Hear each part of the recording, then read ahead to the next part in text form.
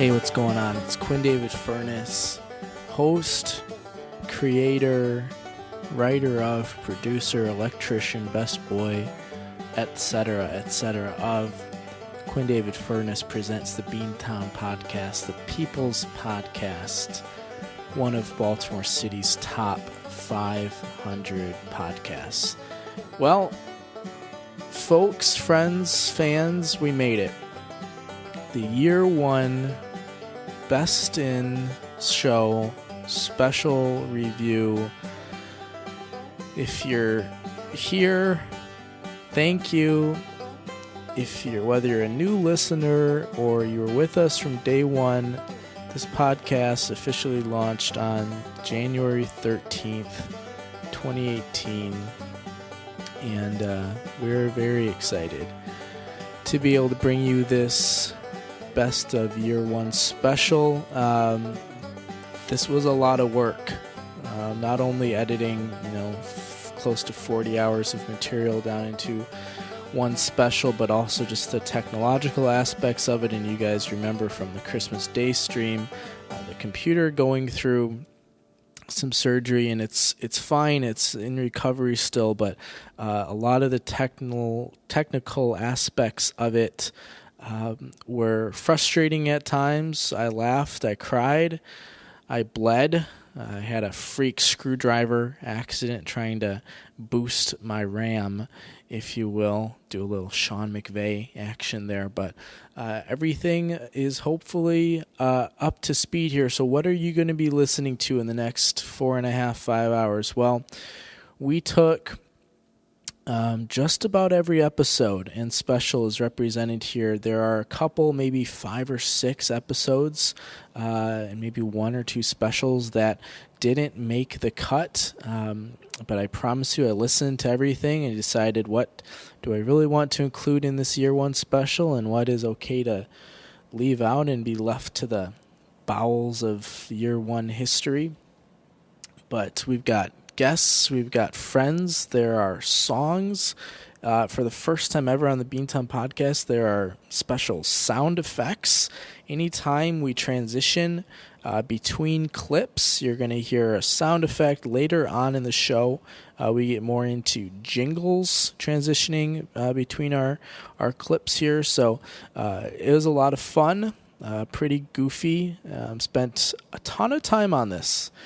So hopefully you can appreciate some of that work, but we start right from the beginning and we move towards the end of the year. We start with our first ever introduction to our first ever episode, and we end with West Virginia and salami. So that's what's going to be taking place in the next 4.5, 5 hours. Anytime you hear one of those sound effects or jingles, it means we're moving to a new clip. Most of the time, it's 1 clip per episode. There are a couple episodes, though, where we have 2 different clips from one episode that we include. Those will still be separated by jingles. So you're probably about to hear about, 50 to 60 distinct clips, varying lengths, short as under 1 minute, as long as 15 minutes. So we're going to try to get some timestamps below in the comments here so you can jump around easily, make it a little bit more user-friendly. But I hope everyone enjoys. I will come back to you at the end, sing a little end-of-the-year song, and next week we'll begin year 2. So without further ado, I hope everyone enjoys the year 1 in review special. Let's go ahead and get started.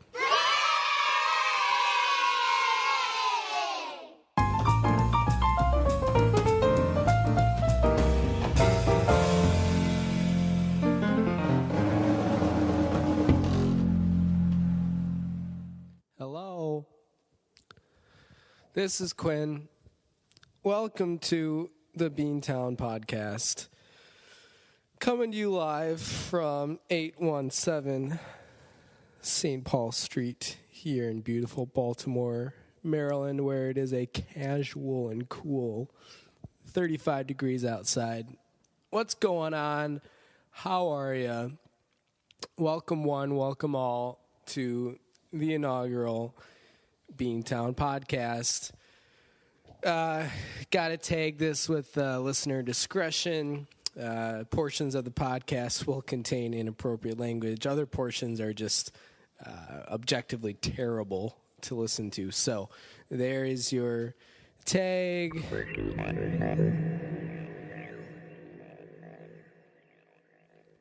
Purpose of this podcast is not to be entertaining, not pretending to be a comedian, so I apologize for that. Honestly, what I'm doing here is just sort of more of a journaling experience for my life, for things that are happening around me, so hopefully I can look back at some point in the future and, give it a listen, see what's been happening.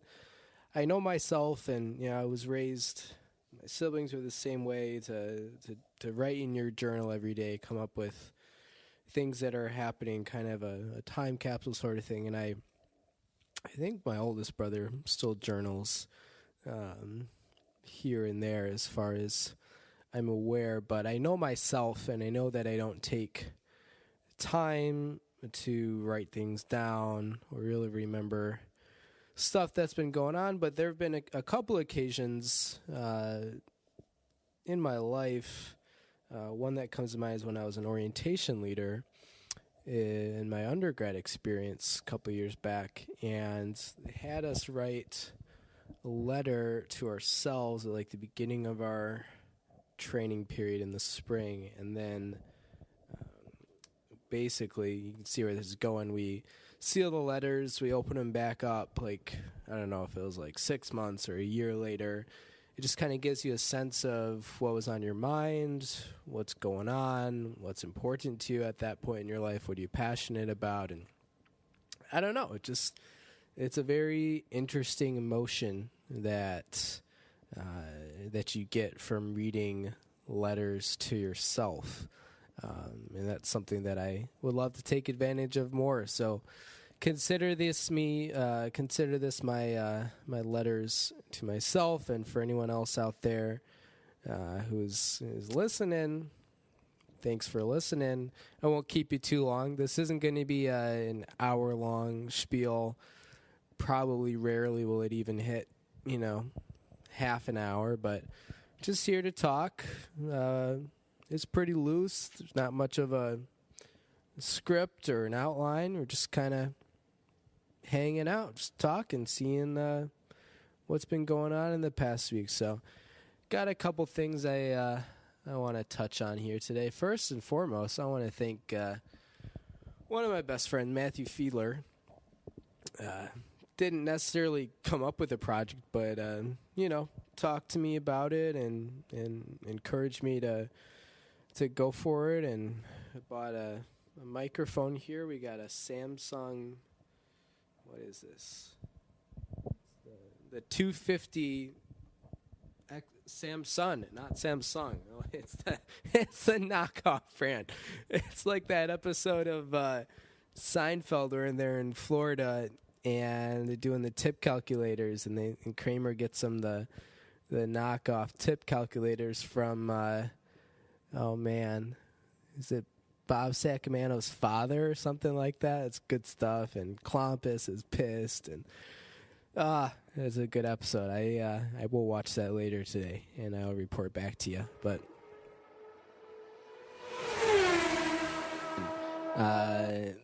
this is already using a pseudonym, so this works. This is Renee from Renee. Isn't that Ren? That's the girl from Even Stevens. What a show. A few quick questions for you. So this is going to be like a lightning round sort of thing, if I'm reading this correctly. Look at these questions. Okay, here we go. You're going to get your money's worth. If a guy sets up a pyramid of empty soda cans and knocks them over with a karate chop, but only his brother is visible at the time, who gets in trouble? I have firsthand experience with that. It's the guy who didn't knock them over. If you were 4'11" and 75 pounds, I know someone like that, what would it take to convince you to agree to a year of unlimited backyard football with a couple of 6+ footers? We were not 6+ feet at the time, but that is a timely question because I wrote as part of my 2017 has been like a series of Facebook statuses from back in December. If you didn't check it out, I encourage you to go look at it. There's some good tidbits in there, all truthful. It's on my personal Facebook page, Quinn Furnace. Probably a ring pop. There's this kid in my class who dresses up like a different animated character each day. I can't help but stare. What do I do? Take pictures, post them on Facebooks, and get a cease and desist letter from her father, who's a lawyer. Next question. My 8-year-old nephew is obsessed with his Metallica beanie and wants to wear it all the time. Should I encourage his good taste or cut him off? He is 8 after all. Answer, make him swim the 500 fly. Last question. My roommate keeps trying to burn notebooks in our backyard wearing nothing but slippers, yellow shorts, and a helmet. How do I tell him it's just not working? My yellow shorts are legendary, and I'm looking at them right now. They're sitting over the back of my chair. This is a real question. If you go to my YouTube page, which is, I believe, Quinn Furnace, you can see those yellow shorts, that helmet in action. I won't tell that whole story of the burning the notebook, but essentially I paid $80 for this collection of loose leaf or like PDF printed pages you could have accessed online in 2 clicks. If he would have given you access to it. That was my lovely professor from grad school who I'm not a fan of. Let's keep it to that. But to answer your question, how do I tell him it's just not working? I would say it's too thick. That's probably what I would say. Tuesday night, I had Russian food at a Russian restaurant for the first time in my life. Never been to a Russian restaurant before. I had a friend from grad school who was in town. That was fun. And you know, I think the kind of default thing here on the podcast would be to just tell a bunch of lame Russian jokes. So I don't want to do that. I don't want to just resort to a bunch of stereotypes. If I just told those jokes, I would just be stalling the whole time. So I did while I was at the restaurant. There were some people at the bar talking, and I try to avoid spoilers. For major movies, TV shows, that sort of thing. I did, unfortunately, have my favorite competition game show spoiled for me. I've been pulling for Ivan this entire season on Dancing with the Czars, but I heard that he had a terrible performance and he got kicked off. So they lopped his head right off, just like in the old days. Hashtag hasta la vista, counselor, am I right? But, when it came time to ordering their food, what the hell do I know about Russian food? I know you got the potatoes and latkes. Is that a Russian thing? I don't know. It sounds like it might be. Couldn't decide, honestly, if I wanted, something sweet, something savory. It's your classic stuck between a rock bottom and off in a hard place type of situation. So eventually I, with the help of my friend, made up my mind, got the machanka, Machanka. It is kind of like this.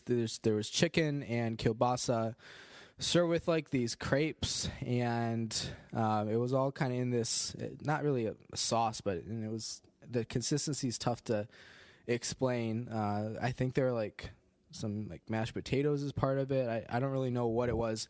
It was pretty good. Honestly, in regards to my expectations, it kind of missed the marks a little bit, but it was fine. So dry month for me. I ended up having just some tea to go with my machanka, but gotta tell you, those Moscow mules looked pretty appetizing over at the bar. So next time, go back there next weekend and get an alcoholic beverage. We were getting ready to leave. I tried to pay the check, but I tell you what, at this restaurant, the checks pay you. It was nuts. Anyways, it was really nice to be able to catch up with that old friend from graduate school. Hashtag Putin the commune back in communism, all right? So.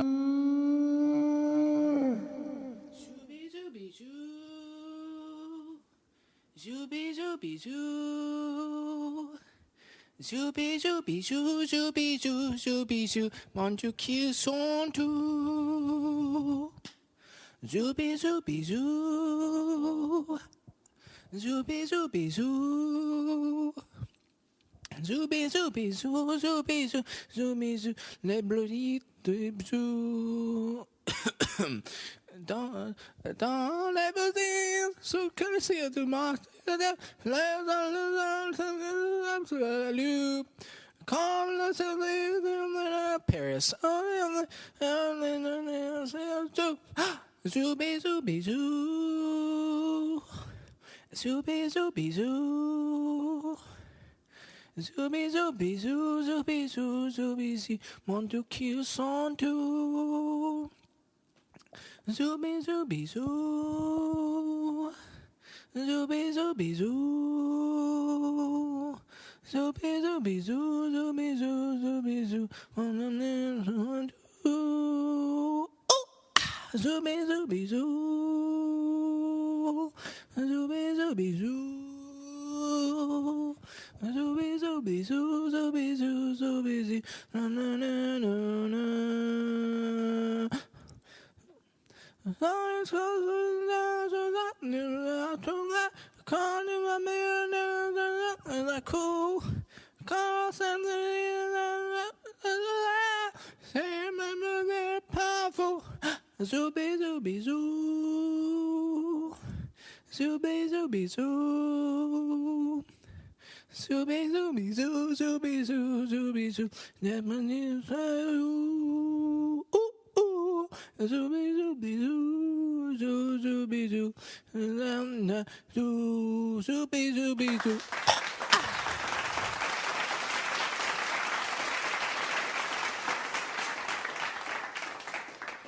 Starting off with some bad news, actually, believe it or not, we have lost a subscriber to the podcast. Our very own mother, Jane Dennison Furness, has decided no more. She's not listening to the podcast after we were talking about some dating tips last week. She wasn't a fan of that. So apparently my own mother has never been on a date before. But yeah, mom's off the podcast, so that's a bummer. But we're gonna plod on anyways. You know, we lost about half of our subscribers after that. We're down from 2 to 1. But I shall persist. Wasn't that that was a big like a Hillary Clinton thing or something? She persisted. Hashtag a couple years back. TBT. This is the first annual Beantown Podcast Pledge Drive Telethon. If you're looking to donate, the phone lines are open, 815-298-7200. If you call and you get a call waiting message, just keep trying. We will get to your phone calls. We'd love to have it. Donate to Venmo, Quinn-Furness. That's Quinn, Quin-Furness, Furness. If you just have questions, comments, or concerns, or you want to air your grievances, you can email us at beantownpodcast@yahoo.com. That's Beantown, BEANTOWN podcast@yahoo.com. We'd love to get in touch with you. We're also on Twitter. We are on Facebook. You know where to find us. There are a million ways to get in touch with us. You know how to find us. Anyways, let's read this week's advice questions, relationship advice. You know you can always send your questions to us.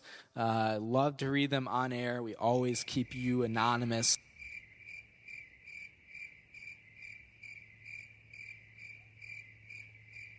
Last one we have is an interesting one that just kind of snuck up on me the other day. A Form 5498. 5498? Yep. Hey, we didn't talk about this in rehearsal, did we? Is this an IRA form? It sure is. IRA contribution information. Now, you only... So tell me this.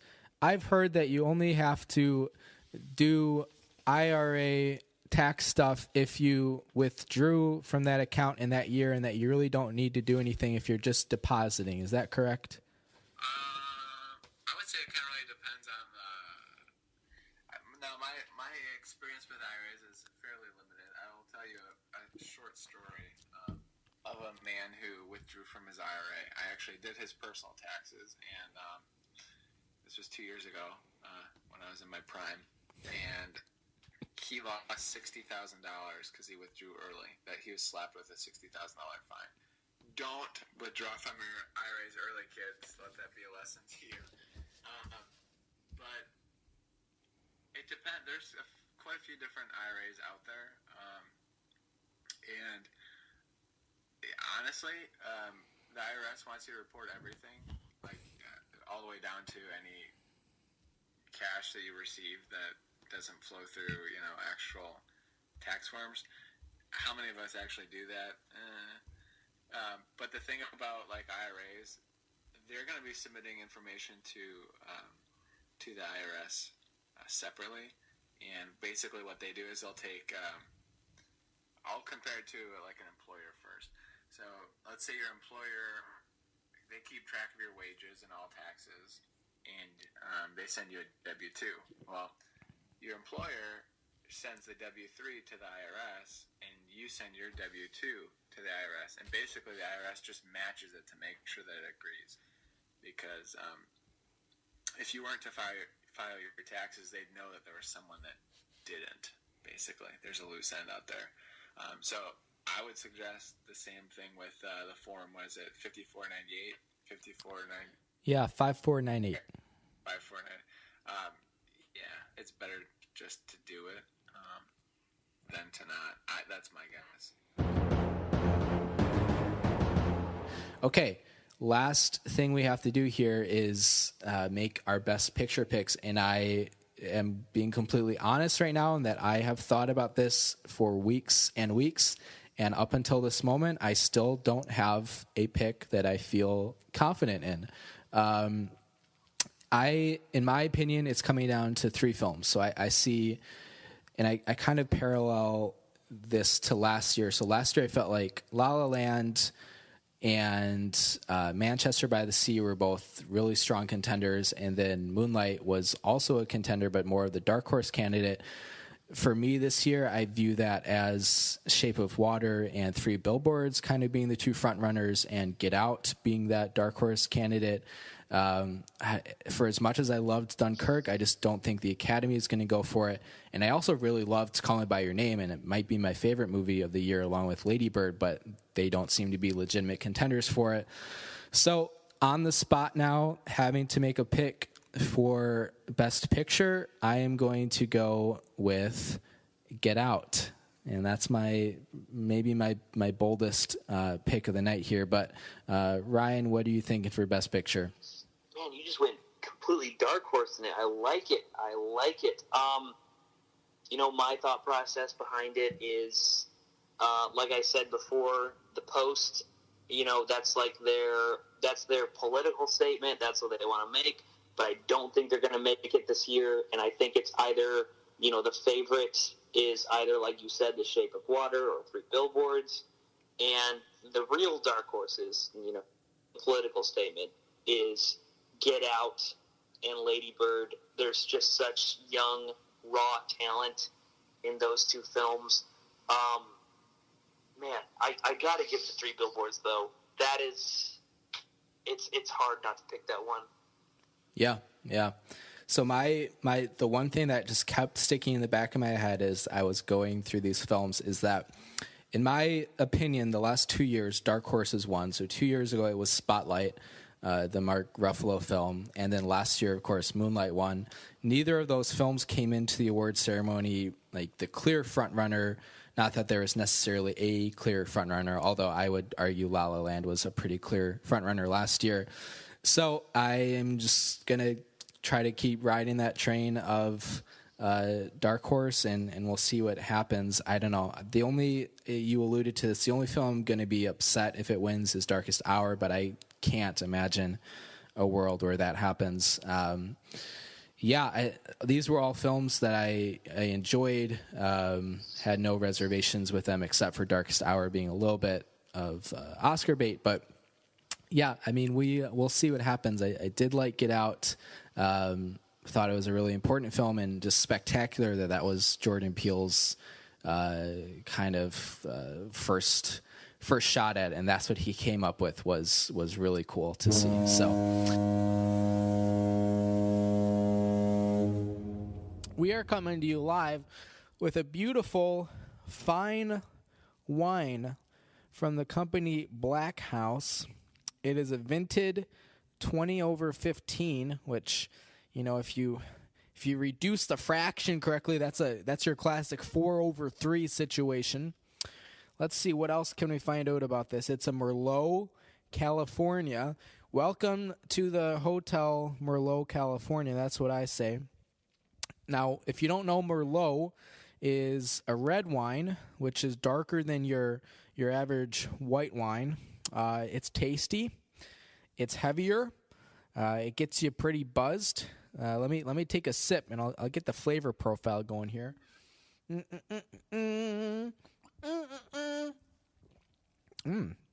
It's tangy, like a peach.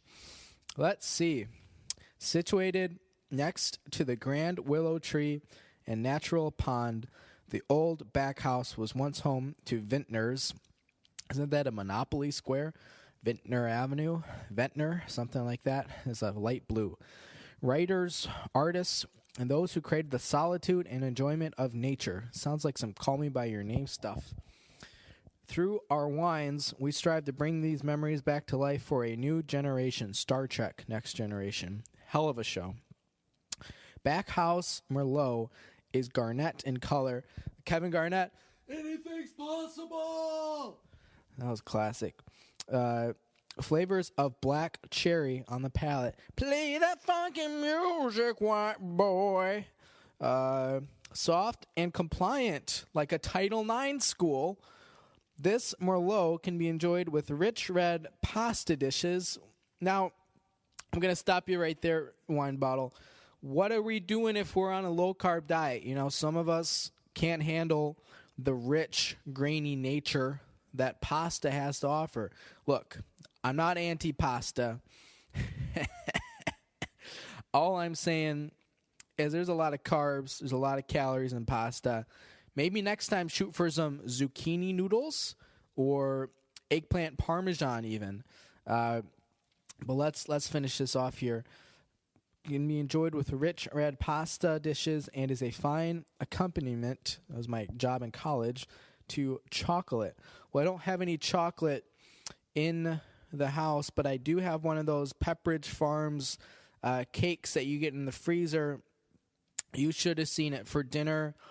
It's not what we had for dinner. We had some fajitas, but had that for dessert. Birthday cake. Love some birthday cake. Don't have any candles, so I took a stick of incense, lit it on one end, and stuck it on the top of the cake, the other end, and sang happy birthday to myself in my apartment and had a slice of cake. So that's how my birthday's been going.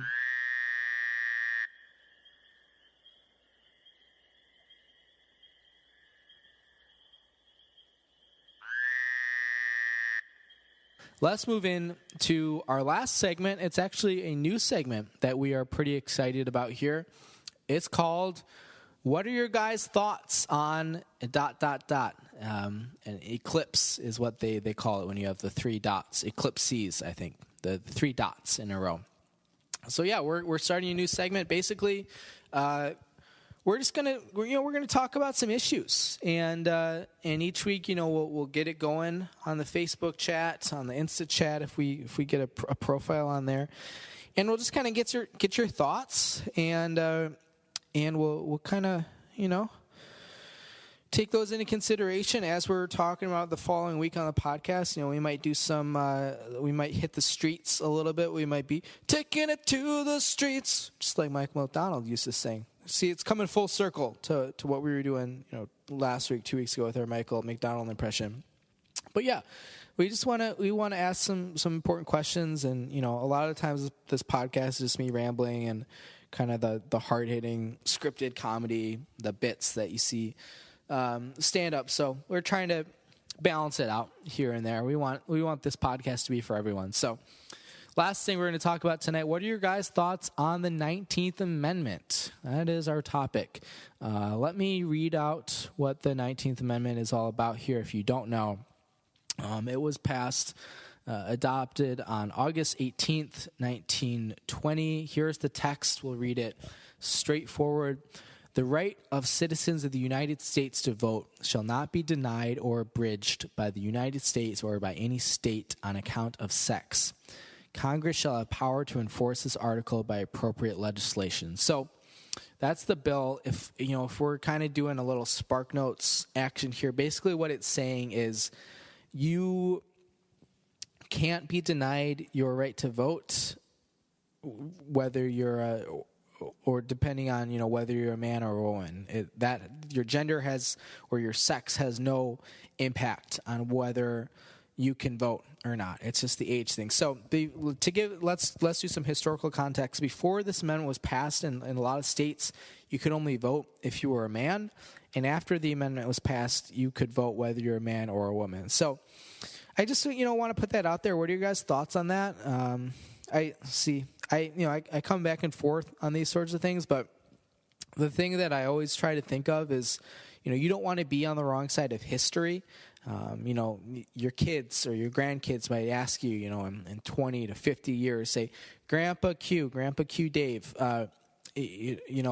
you came out in full force in 2018 and supported the 19th Amendment. Or do you stand by your decision? And I want to say, yeah, I think. Yeah, I support the right of women to vote. I think people are people, and I don't see color and I don't see gender. They should be able to vote, no matter what political party or gender or sex or color they are.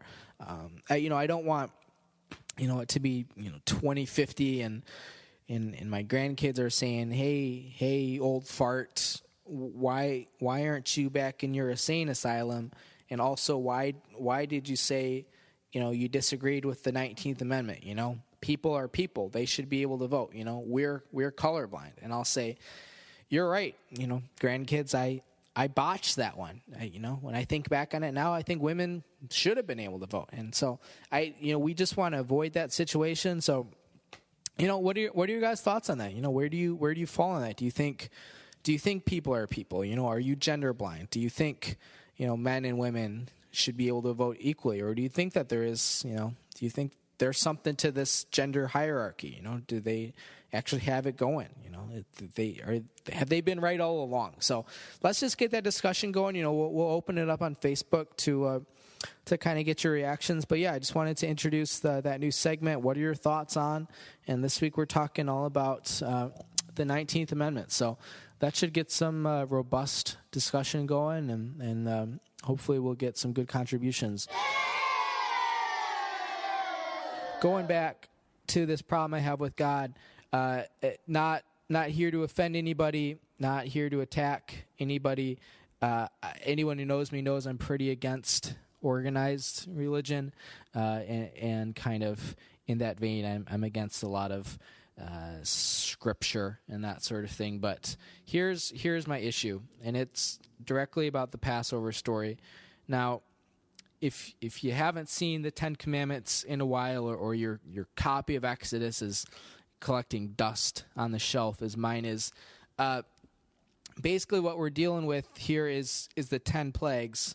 And the 10th plague is God says that he's going to smite all the firstborn Egyptian sons in all of Egypt.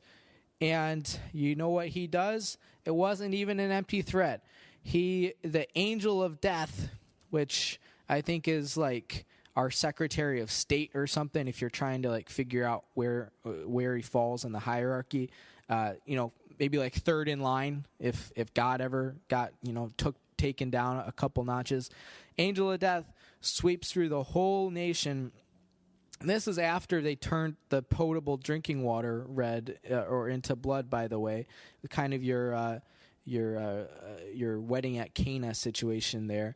And he smites down all the firstborn babies, except for the Israelites, who supposedly are the good guys because they're chosen people, yada yada yada, who are, they're smearing the blood across the top of their doorposts.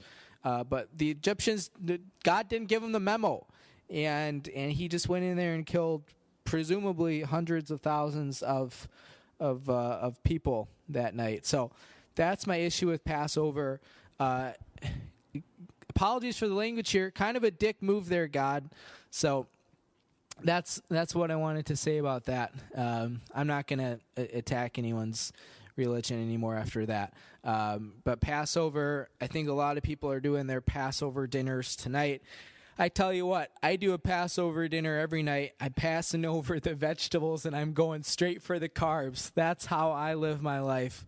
Oh boy, I've been waiting like 2.5 hours to tell that joke since I thought of it at the grocery store this morning.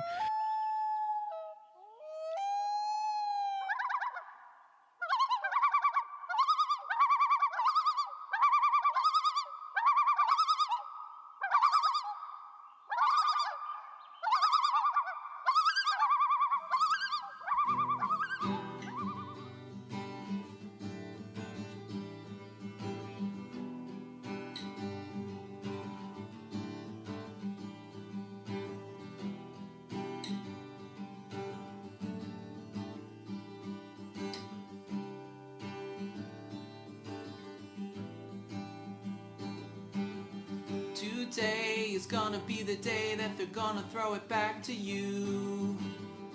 By now you should have somehow realized what you gotta do. I don't believe that anybody feels the way I do about you now.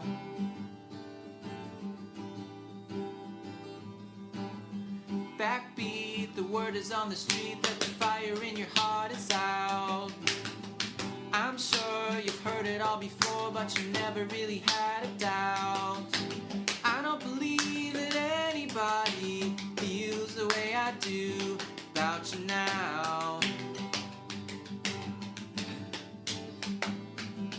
And all the roads we have to walk are winding, and all the lights that lead us there are blinding.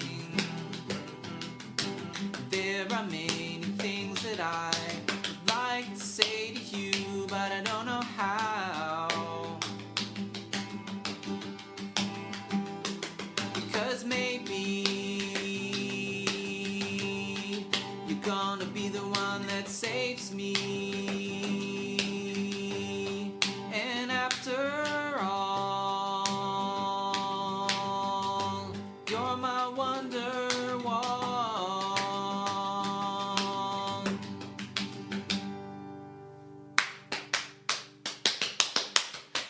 Today was gonna be the day, but they'll never throw it back to you. By now, you should have somehow realized what you're not to do.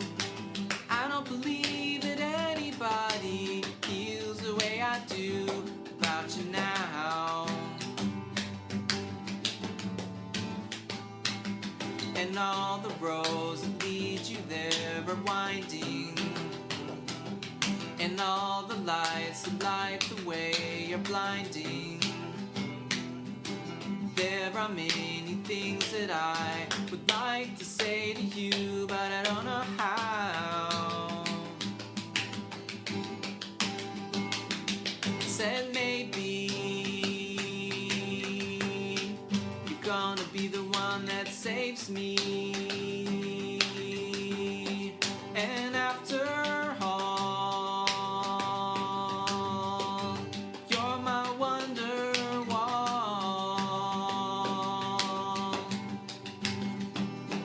I said maybe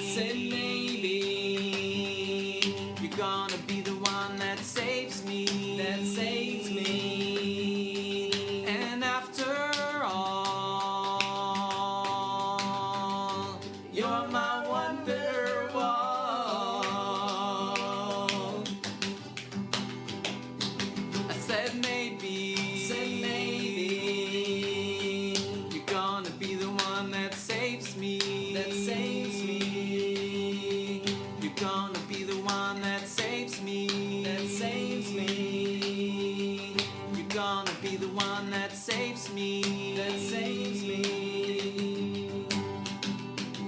Ba-ba-da-ba-ba. Ba-da-da-ba-ba. Ba-da-da-da-da. Ba-da-da-da-da.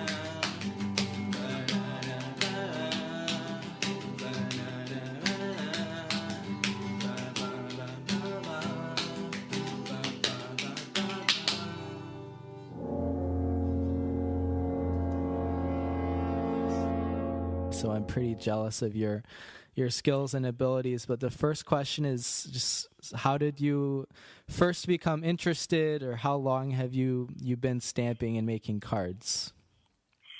Well, I first became interested in 1994 when Grandpa retired and we started going to San Diego.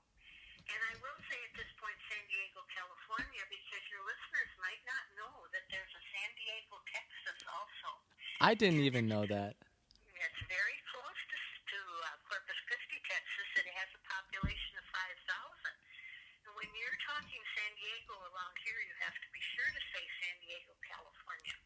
Sure. So we started going in 1994, and while in the winter, just for 4 months to get out of the Minnesota cold, and while we were there, I discovered that their community ed was totally free, and they had an entire book of classes you could take, and one of them was greeting card making. So I went to the first class, which was held in a church. It was once a week on Wednesdays for 2 hours, and I continued to go to that class for the whole 10 years that we went to San Diego, California. Wow. And that's where I learned everything that I knew about stamping. It was just starting then, just starting to get big. So you became a regular at this class. You would probably walk in and they'd be like, "Hey Sal, we got your order already." Yeah, exactly. There were about 15 of us that went every week, and of course I missed them. They went year round, and I only got to go 4 months out of the year. Sure. It was always so much fun to come back and see them all again.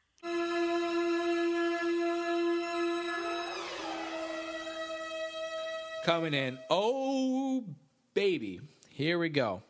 So this is from Ashley B. in Blair, Maryland. Hi, Ashley. Thanks for calling in. So I'm with my boyfriend right now as I'm writing this, and honestly, I'm so bored I had to write this. Oof, that's a tough crowd.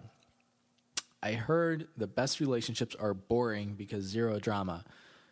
I don't know who told you that, but the drama thing is zero drama, good, boring, bad, right?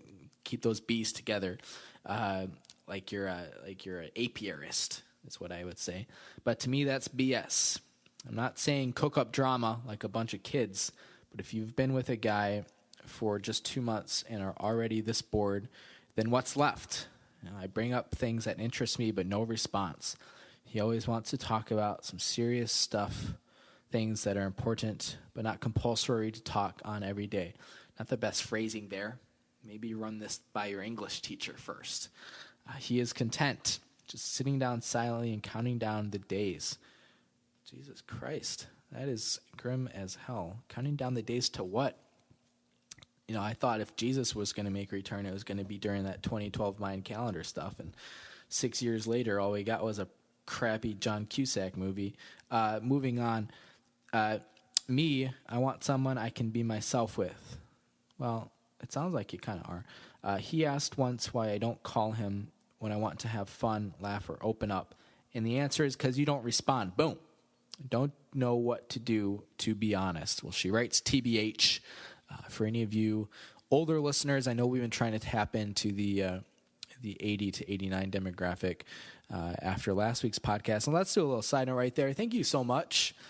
This should not have had to have waited 42 minutes to get in, but thank you to my Grandma Sally for coming on the podcast live last week to talk about stamping, to talk about cruises, to talk about China.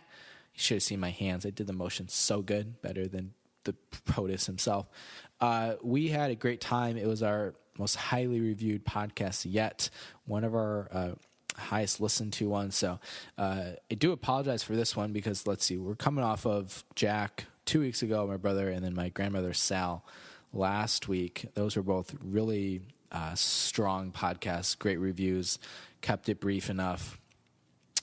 This one has been kind of all over the place, a little bit of a crash and burn type of deal. So I do apologize, but thank you to my grandma last week for coming on. That was fantastic. We are going to be coming to you live. We're going on the road again later this summer for one, maybe two podcasts, probably two. But we're going to be coming to you live out from Alaska/Canada, and we might be able to get my Grandma Sal back on the podcast at that time since she got such great reviews the first time.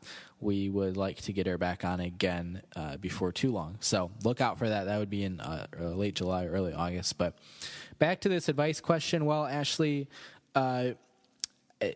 here's what I got to tell you. If you're not happy, then you're not happy. You know, and if you feel like he's this weirdo who's counting down the days until what, which you did not really specify, but it might be time that you get a new boo. You know, this guy doesn't sound like he's got a lot going on, so yeah, give him another chance. You might just want to show him what you wrote here. And, you know, you can have him listen to the podcast, show him this advice. He kind of sounds like a loser, you know, like my favorite Beck song. And as great as that song was, you know, Soy un perdedor, you don't want to date un perdedor. You want to date un champion, you know. So...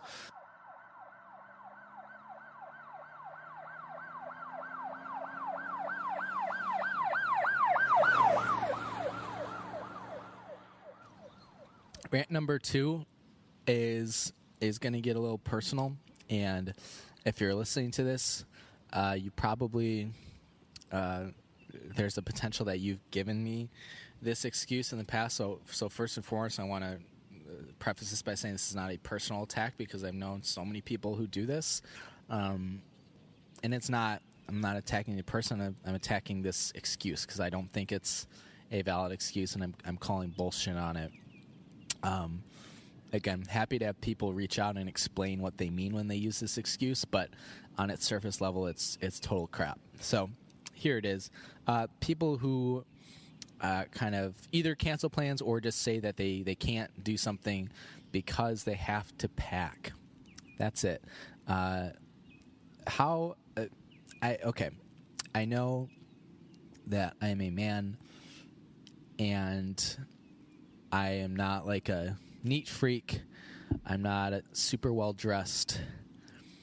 I'm pretty low maintenance. But come on. I was doing this weekend trip to Memphis, and I recognize some of you have longer trips and you're going to different climates. That's fine. If I was coming to Memphis for a week, 7 days, even 2 weeks, this would not change my process drastically. We're talking plus 5 minutes perhaps. I woke up yesterday morning before coming into work at 8:30 a.m. I wake up an extra 15 minutes early, 15 to pack. Why? Because here's what that process looks like for me. And please reach out and tell me what your process looks like for you because I just don't get it. I pull out my suitcase. I pack any work shoes or gym shoes that I might need, depending on what I'm wearing before my flight. I pack 1 or 2 pairs of pants, depending on how long I'm going for. I pack 1 or 2 shirts, depending on how long I'm going for, and underwear and socks and a belt and ties. And in terms of like what I need while I'm actually traveling, I have a book. I make sure I have my music. I have all my chargers and my toiletries. What else are you guys packing that is taking your whole effing night? I don't understand. Like, are people... Am I just weird in that I'm not standing in front of my closet for half an hour, just standing there like, maybe I'll wear this day, or, ooh, I don't know if that matches. get your pants, get your shirt. As long as you don't look like a German tourist, I guarantee you're going to be fine. I don't get it. If you can shed light on that, please go for it.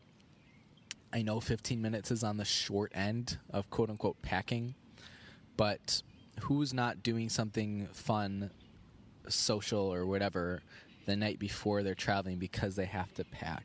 I just don't get it. The way I see it, it's just an excuse for not wanting to do something, and okay, if you don't want to do something, that's fine. Just say, I don't want to do it. I think people try to be a little bit too nice sometimes and dance around the bush, say, hey, I'm not going to be able to make it tonight. But I have to pack. You can't lead with that, right? So that's what I want to say about that. We're going to move on. So I yesterday was tooling around in the morning, didn't really have much to do, had a day off, and decided I would check in, knowing the Orioles were in town, to see how much tickets were for a game. Usually pretty cheap, but it was a weekend, so, in a divisional game. So I was like, oh, well, let's check it out. So two things here. One, learned that they were playing a doubleheader. Game starting at 3:05 p.m., second game scheduled to start half an hour after the first one ends. And also, it was single price admission for both games, which I guess probably has happened before, but that's not the way the Cubs usually do it at Wrigley Field. It's almost always play a game, clear everybody out, gate closes, gate reopens, new tickets, that sort of thing. Camden Yards, it was just a big, long party yesterday. Once you're in for 8 hours of baseball. So I go there. First things first, I buy a ticket online, $9. It's like $11 with all the fees and stuff. Not bad for 2 baseball games. I go to the grocery store. So Camden Yards, if you don't know, if you've never been there, has an extremely liberal food and beverage policy. Like, so liberal, it's like if Cory Booker was the mayor of Chicago or something. And so I go to Eddie's on Eager, get a pack of brats, get a pack of buns, and a Gatorade, one of those, not like the giant ass, 40-ounce things, but like not even the standard size. It's kind of like the bloated size. It's like the kid in middle school who just doesn't know when to stop eating. That's kind of what my Gatorade bottle looked like. I don't know what it is. It's probably like 25 ounces or something. And, boy, off track. I get those things, cook up my brats, seal them in a bag, and take them into the ballpark. And it was so hot. It was like, 90-ish degrees that, the brats weren't great, 5 hours after they were cooked, but it was better than paying $10 for, if I bought 5 even hot dogs at that game, that probably would have cost me, what's a dog at Camden Yards? Probably like $6. So about $30. The dogs or the brats and the buns I bought altogether cost like $7. So we're saving like 80% right there. And yeah, I'm okay with that. Some people are like, oh my God, gross. You cook those brats and you didn't eat them for like another 5 hours. Well, listen here, sister, you got to do what you got to do to save money. So $10 tickets. I paid like $10 total for food. I guess I bought a summer shandy. There's another $8. So that's $28 for 8 hours of baseball and a full day of eating. So I'll take that. That's not so bad. We went. Game 1 was quick, painless. O's won. Game 2, everything started fine. It was just a slower game in general. Then the rain started. If you saw my Snapchat story last night, it was hailing, crazy thunder and lightning. Got a really cool video over M&T Bank Stadium of the lightning, which was kind of a cool visual to see. Game 2 rain delay lasts about an hour. Finally picks back up. The last, 4 innings of that game was just absolutely painful. Relief pitchers so slow. The only team scoring was the Rays. O's got their nuts smashed. It was bad. There was more nut cracking in that one than the Dance of the Sugar Plum Fairy. This is a seasonal joke. But we finally finished up shortly before 10:45 p.m. and I walked out. 8 hours in Camden Yards. And I wasn't sitting in one spot for 8 hours. I was walking around, used the bathroom a couple times, mingled with the fans, as I want to do. But, 8 hours in the ballpark. That was a new record for me. I've gone to a couple games at Wrigley that have gone into extras. I think the longest one, and this is great, this podcast's coming full circle. I recall going to a game on Mother's Day. Probably, what was that, 3 years ago? That was their World Series year? I don't remember. It was either 2 or 3 years ago. Game went into the 13th inning. It was probably about a 4.5, 5 hour game. Javier Baez hit a walk-off home run in the bottom of the 13th. It was awesome. They were wearing pink helmets, I think, and he hit into the left field bleachers where all the moms with their pink T-shirts were. It was awesome, and I was sitting there enjoying it and thinking, "Damn, Mom, you made a great son. He looks good, and he goes to games by himself." And that was the other fun thing about that game. I was there. It's a Sunday afternoon, Wrigley, nice weather, Mother's Day. It's a popular time to go to the ballpark. There with all the moms, and they're getting all their love, and there I am, like a 20-year-old kid, sitting there by myself. So that's pretty typical of the way I operate here. But that was fun. But that was the longest game I think I'd ever been to. Thankfully, neither of these games yesterday went to extra innings. If that second one would have gone at extra innings and it was like, midnight and I was on my 10th hour of baseball, I don't think I would have stayed till the end. I think I would have just walked. But I did. I can say I stayed for an entire doubleheader of baseball with a rain delay. Proud of that. Those Camden Yards. Little PSA for people going to Camden Yards. The ushers there, mostly older, nice, retired people. I say nice loosely. I was at a game, so that I didn't witness this yesterday because I was sitting way up, but I was at a game on Wednesday night, Camden, and it's one thing if you got, your usher stationed like at the top of a section, top of the stairs going into a section, to like ask to see someone's ticket, like that's fine, if whatever, I don't care. You got the right to do that. What they were doing at the ballpark on Wednesday night, they were they were doing random seat checks. You'd have an usher. I witnessed this. I had a great view of this. You just go into the sections, and this isn't behind home plate. This was in the outfield, and just ask to see people's tickets who were sitting there. Not because there was other people who had those seats. These ushers were just doing it randomly. So there's your PSA. If you're going to Camden Yards and you want to try to get better seats, be careful because some of them are pretty judicious. Again, I don't mind if you're doing the, can I see your ticket to make sure you're in the right spot thing. I do kind of mind that if it's after the sixth inning because what's the deal, especially, so these are outfield seats. Wouldn't you want those seats to be filled on TV? Because those are the ones that get shown if there's a home run or something. I don't know. I don't quite understand the logic behind it, especially the random spot checking. But anyways, moving on, that was my Saturday. Spent 8 hours at Camden Yards.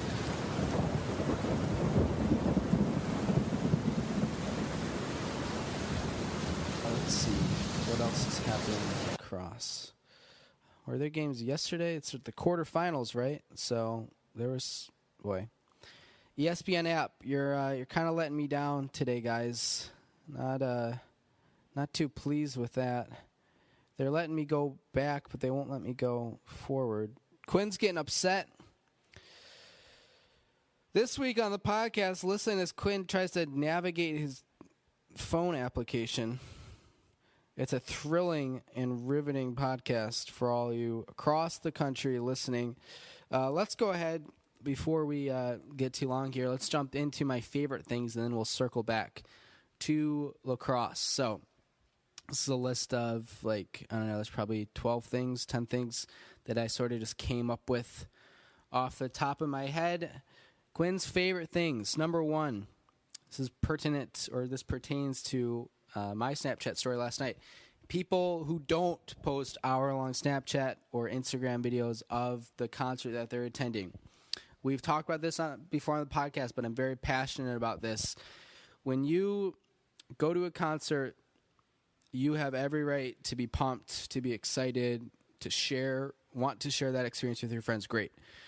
But I don't want to be clicking through your, concert for like 5 minutes of just click, click, click, click, click. That's like 20 minutes of actual watch time.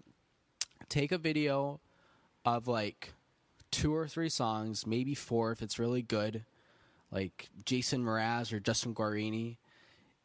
And that's what you get, That's your limit. Nobody wants to see a billion videos.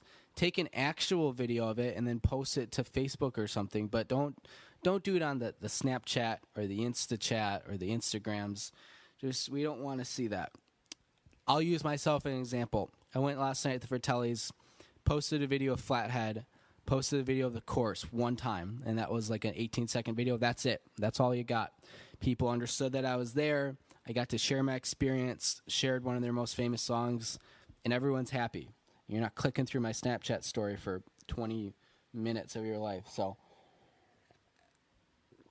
starting on a positive note, my favorite thing, people who don't post those videos. Next favorite thing, going to the movies alone. I love it. I like just being able to chill, especially if it's almost or completely empty theater. Put your feet up, bring your flask, and just have a day. Similarly, going to baseball games alone or with people who understand the game, but considering I don't have any friends, it's usually just me going alone. So I do like going to those things alone. Not that I don't like going with other people. In fact, when I used to live in Chicago, for as many times as I would go to games alone, I would buy a ticket for a friend and take them. But yeah, I don't know. I don't like my least favorite feeling is when I'm at a game with someone and you can tell that they're just not into it and they don't want to be there. But like baseball is your favorite thing and you really want to be there, so trying to find that balance is never fun. It's always a little uncomfortable. So I don't mind going alone. Something else, one of my favorite things, my 10-year-old's iPod. It is an iPod Nano, is that what we're calling it? It's green. It's got a screen and then a little wheel under it.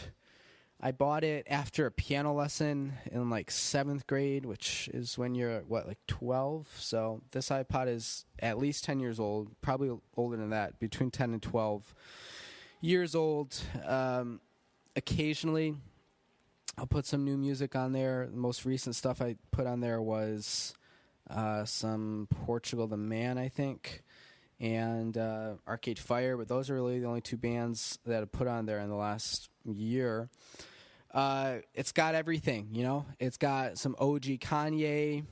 It's got some Kelly Clarkson. I've got Sinatra on there. I have Beethoven on there. Yeah, I got the B-52s. This iPod has everything you could ever want. None of that modern Cardi B or Bruno Mars shit, although I do have one Bruno Mars song. What was his original one? Girl, you're amazing, just the way you are. Her hair, it's the stars, but they're not shining. Her eyes fall perfectly without her trying. She's so beautiful, I tell her every day. I got that song on there, but not the new stuff. Not the Super Bowl Bruno Mars, Hashtag not my Bruno Mars. So, big fan of my 10-year-old iPod. It has been through multiple marathons. It's been through a lot of other races. It has moved across the country. It has flown across the country. It has been to Africa. Yeah, love my iPod. And I don't know, it's had its ups and downs in terms of usability and functionality. The battery life is not great right now, but I can probably still get a solid 4 or 5 hours out of it. Less if I'm shuffling all the time. But yeah, big fan. Next, Southern gospel music. Now, for as much as time as I've dedicated on this podcast to just railing on Scripture and the concept of organized religion, I tell you what, those Southern gospels, they know how to make some music. If you don't know them, go check out the Gaither Vocal Band and then some of their solo stuff, whether it's David Phelps, who is one of the best voices I've ever heard.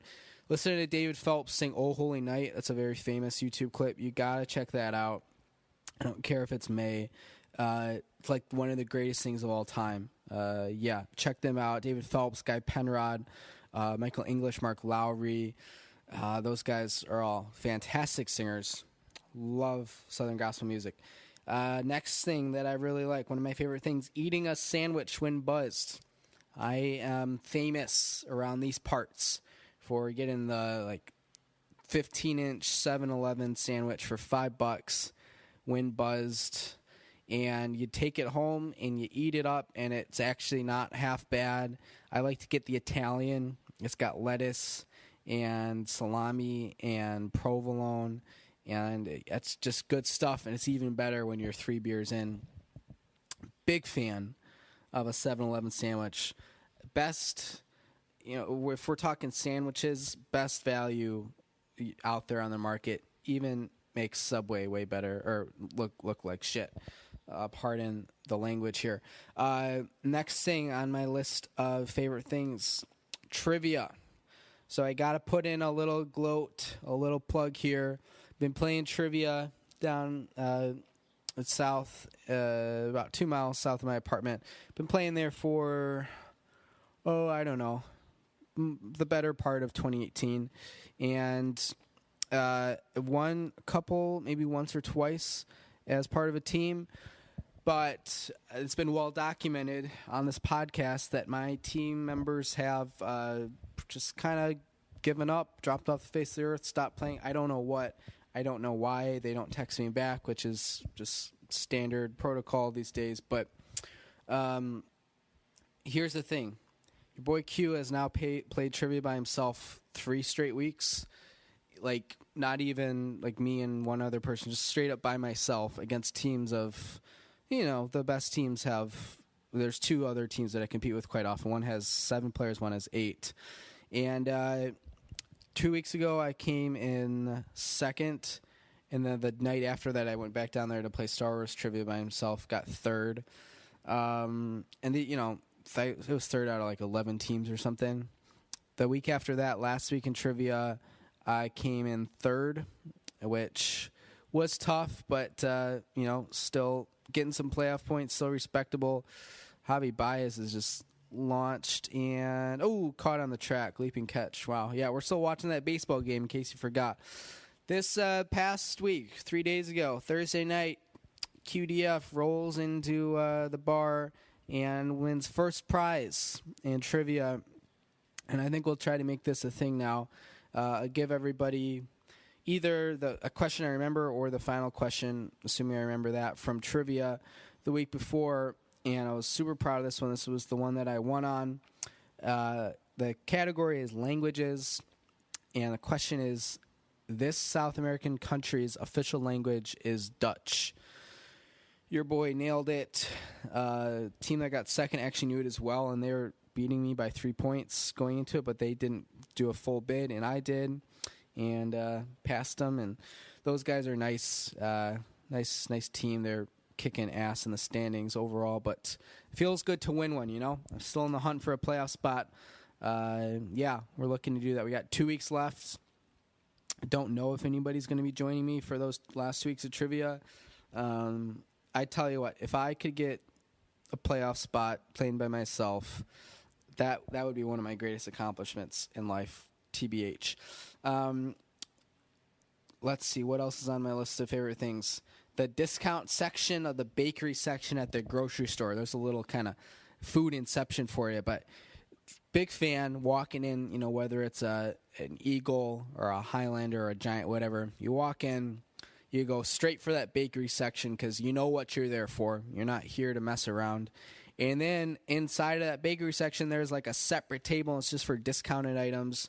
We're talking brownies, danishes, the cookies with detachable frosting. You can sometimes pick those things up for like $1.50. Oh, man, you don't need to even have dinner that day because you got it there for $1.50. That's what I'm talking about. We're talking flour, we're talking sugar, we're talking eggs, and we're talking milk, and we're talking butter. 5 things you need to be happy in life right there. That's like nirvanic for me, the discount section of the bakery section at the grocery store.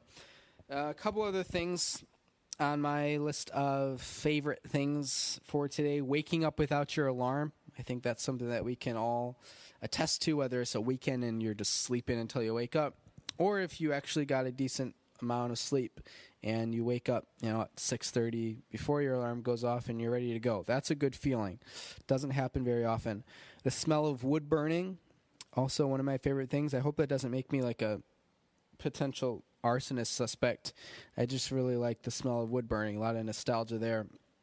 Last thing on the list for today before we move into our next segment, my tiger blanket, which is it's pretty famous worldwide and particularly in my apartment. People come from all over the country to see the tiger blanket, and it's hanging majestically above my bed. Everybody says that they like it. I'm just a very likable guy.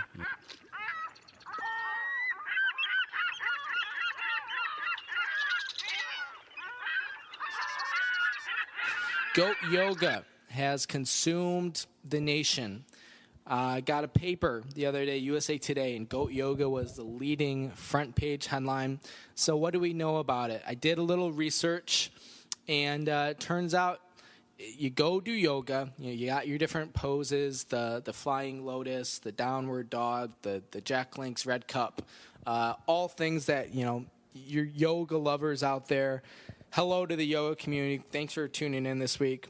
Stuff you guys know and love. But here's where it gets interesting. If you've ever gone to like a pig roast or a barbecue or a goat roast, you know that yoga can work up an appetite. So you go do goat yoga. Here's the great thing.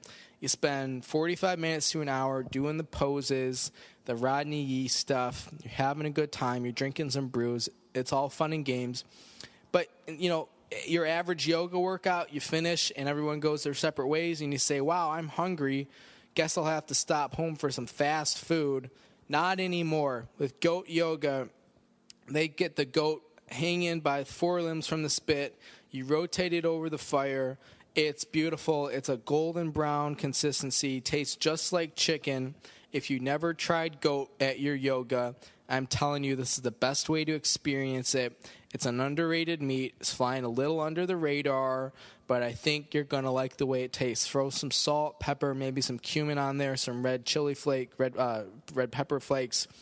It's going to be lit. I tell you what. So goat yoga, if you haven't tried it, really good opportunity. You're going to leave feeling satisfied. That hunger is going to be gone. Perfect blend of spices, 23 flavors. It's all good stuff. It's all on how you season it. That's your preview on goat yoga.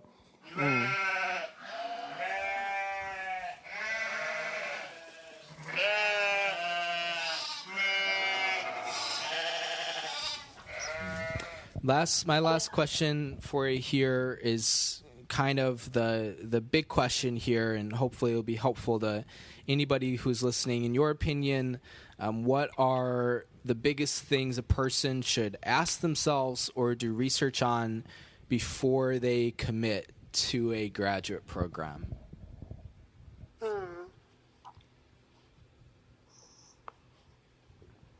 I would say definitely research on how much time it would generally take to do work, and ask yourself if you have that time to kind of hunker down and really get that work done, because it's a really big, crucial thing that you can, like, find the time. So do you have any, like, outstanding obligations that might get in the way of that? Because if so, then it might take a little longer to get your degree done and everything. Like, there's definitely nothing wrong with that. And I guess just, like, asking yourself, like, do you really need to go to grad school, like, for the, I guess, career trek that you're gunning for? So if you're doing something in your field, do you feel that it's relevant for you, or if it's beneficial for you to have a graduate degree under your belt? Because more often than not, especially in today's job market and everything, it's very much, it's I would say, like, it's very it's not as important as it used to be, where if you want to go to a specific sect of your potential career field, that you might need, like, a higher educational degree and whatnot. But at the same time, like, there's so many opportunities now in the job market where you can kind of make it with a bachelor's degree, or you can apply your knowledge and skills and abilities that you've picked up with your bachelor's degree into a completely different field that might be perfect for you, and that you really don't want to budge out of, because you feel like you can grow in wherever you are. So it's, like, a really big option if you feel that graduate school is an intermediate step between you and your career goals, or you feel like graduate school is, like, that necessary step to get to where you need to get to. That, and I feel like, do you feel like your mental state allows for you to pursue graduate school? Because it's such a taxing process to do graduate work. I would say that if you have, like, some kind of disposition to not focus on work as much, or you have that kind of disposition where you get easily distracted or easily frustrated, then you might want to take those extra precautions to make sure that when you are faced with those, like, more tumultuous times and those more, like, stressful nights of having to cram all these different papers or cram all this information for an exam, that you're going to have the ability to do it, instead of, like, failing out of a class or having to redo a quarter or a semester. I think it's really important to kind of think about those things. And in terms of, like, graduate programs, it might be good to just research the school in general and kind of see. I don't know if there's, like, different resources online where you can just kind of see, like, what people are saying about the programs that they've been in, or if there's any kind of, like, anecdotal evidence of a person who's been part of that program. Or it's easy to just kind of ask around with friends and family and even faculty if you can be connected with someone who's currently in that program. I find that's really helpful too. I've spoken to a lot of people that are interested in my program outside of school, and I've, like, basically gave them the rundown. I'm like, listen, it's really difficult. It's nothing like undergrad. So it's really good to get that insider's perspective, especially, like, it's way more helpful too if it's unbiased, because sometimes you'll have people that's like, no, I love graduate school. Graduate school is, like, my whole world, which is nothing wrong with that. But I feel like it just doesn't really capture that other side of it, where it's like, there is that stress, there is that potential for burning out, and yeah, that's what I would say on the matter. So go on an online date last night, and we're meeting up right around my apartment, scheduled for 7 o'clock. So I get there 7 o'clock on time, because I'm an on-time type of guy. And I get an outdoor table. It's a beautiful night. Order my beer. I get there first. So the girl texts me and says that she's running like 10 minutes behind. I'm like, okay, this is fine. She's driving from the next town over. So I understand. That's okay. So it gets to be about 7:15, and waiting there and not hearing much. Eventually, she pulls up beside she's on the street, and I'm sitting on the sidewalk in a table, but there isn't parking right there. So she yells, "Hey Quinn, this is our first time meeting actually," and I say, "Yeah, hey, just go find a parking spot. Here I am." And she's like, "Well, where am I supposed to park?" And I'm like, first thought is, figure it out yourself. But I'm like, yeah, I'm like a nice person, People say I'm nice. So, like, if you go 2 blocks south down the street, easy street parking. It's pay to park, but you have to pay after 8 o'clock, and it's already close to 7:30. You're going to be perfectly fine just sitting there the whole night. You don't have to pay at all. Even if you wanted to pay to be better safe than sorry, it's going to cost you, I think, $1 maybe. So, yeah, just go down there, go park. I'll be here, 5 minutes when you come back. So, I sit there, and we're like texting, and she's like, "I can't find a spot," which is ridiculous because I had just walked by there, and I knew that there were spots. Keep going. It's like 7:30 now. 7:35, and I'm like, are you okay? Are you alive? Do you want me to send up a smoke signal or a semaphore signal or something? Like, what can I do? What can Brown do for you? And she's like, man, I still can't find a spot, which it's been over half an hour at this point. It's frustrating. But anyways, I give her explicit directions to 3 different areas within like 2 blocks of where I am, where I know that there's parking. One is at a monument, one is in the parking lot of a coffee shop. Like all these places have open parking, I know all the time, because every time I need to park around my apartment, I go to these places. And nothing. Thing that pissed me off, she kept saying, the GPS is taking me in a crazy direction. What are you using your what did you put in your GPS? Like, what are you looking for? Here's how you park in any situation. You show up to the place. If there's parking there, you park. If not, you make concentric circles. It's the George Costanza technique. It's very intuitive. It's very straightforward. You drive in circles around, expanding as you need to until you find a spot. What are you using your GPS for? Like, where is your GPS taking you, and what are you searching for? I don't understand.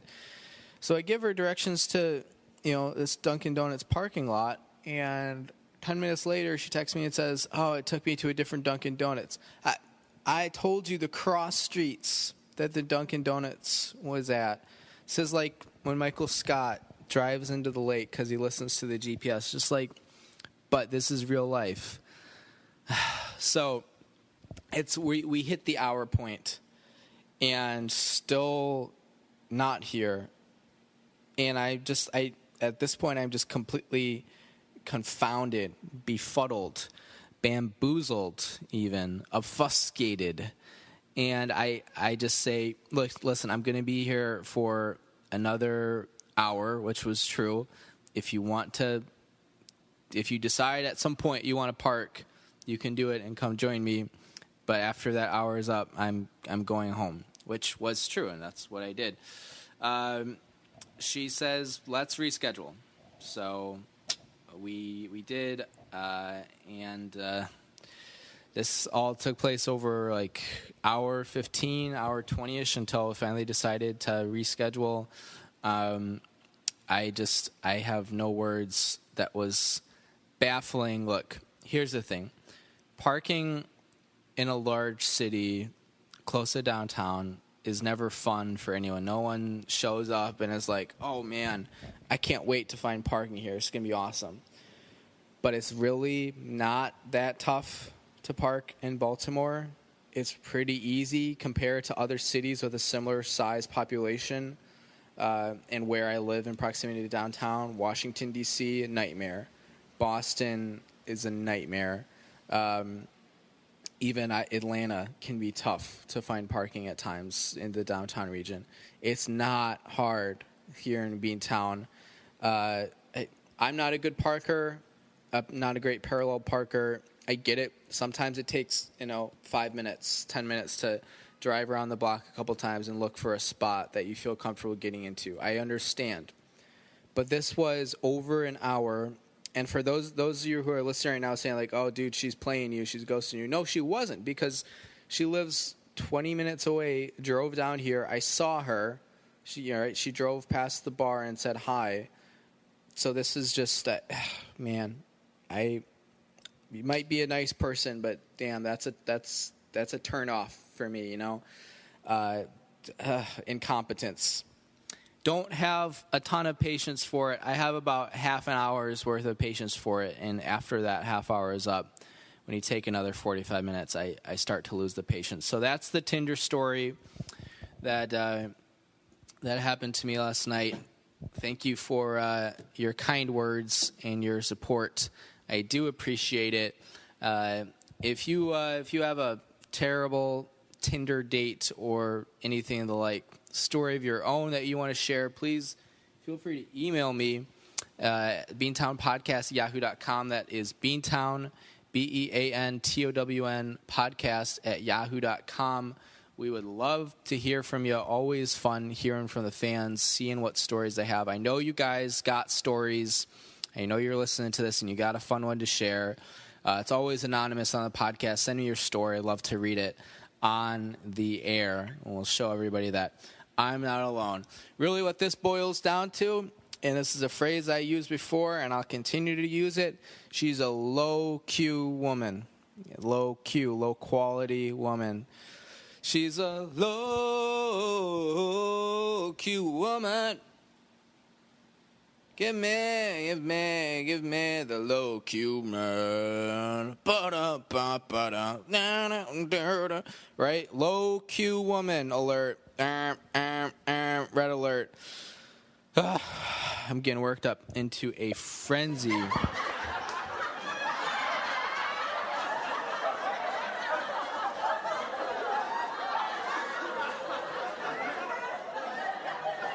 In honor of Justify going for the Triple Crown, and in honor of horses everywhere, I thought it would be fun, and I've actually been talking about doing this for a while, and I've been thinking about this for a while. We are going to do our top 10 list of horse names created by yours truly.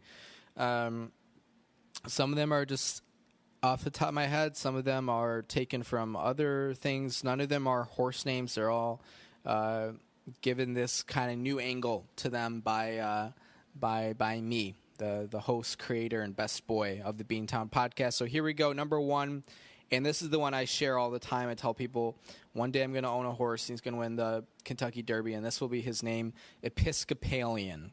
That's number one. It's got that edgy, multi-syllabic one-word thing going for it. It's got the religious aspect. You all know this is a very religious podcast. And the fans who listen to it, follow it religiously. And I thank you, my fans, for liking and supporting and subscribing to this podcast. If you're listening on YouTube, go ahead, hit subscribe right there on the right underneath the screen. If you're on iTunes, we'd love to have your support. You can like the tracks on SoundCloud. You can follow our page on Facebook. We are on Twitter. We are at BeantownCast, at BEANTOWN cast. Short for podcast. It's lingo I use to save time.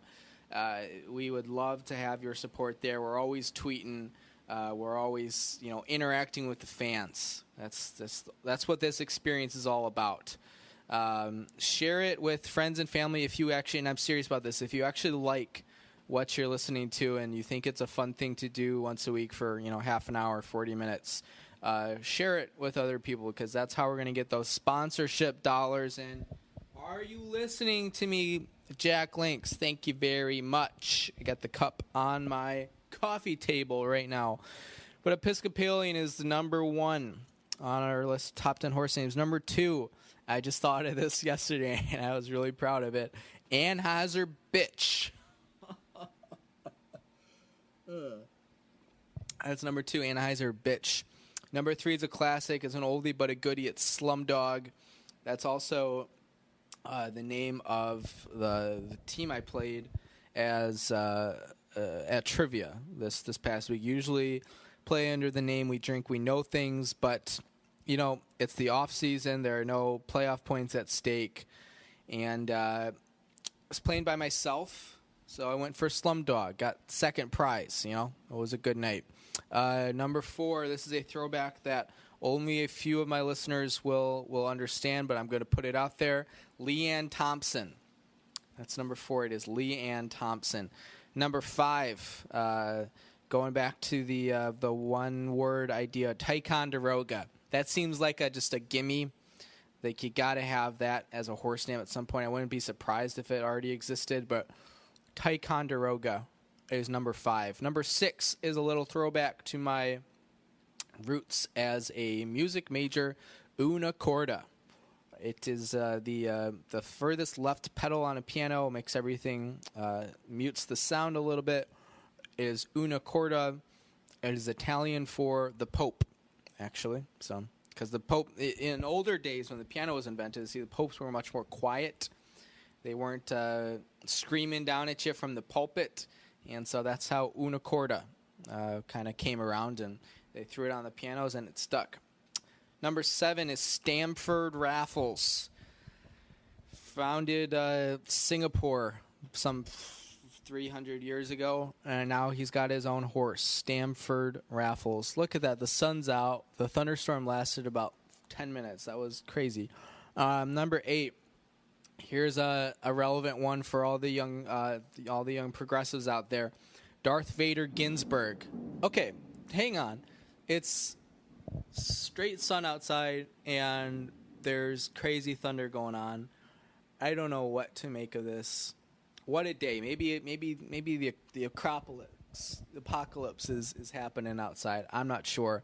Number 8 was Darth Vader Ginsburg. Might have to get the rights from Disney before I can do that. I'm not sure. But Disney, you know where to find me. I'm at the Beantown Cast, or excuse me, at Beantown Cast. We are Beantown Podcast, yahoo.com. Of course, RBG, new doc, just came out on Ruth Bader Ginsburg. I haven't seen it, but I've heard good things. Number 9 is a mud dauber. Mud dauber. That's an insect that I just actually learned about the other day. It's like a wasp, but it's different.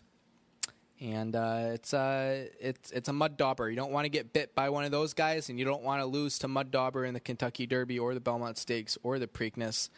Number 10, the final on the list of top 10 horse names is Richard Hidalgo.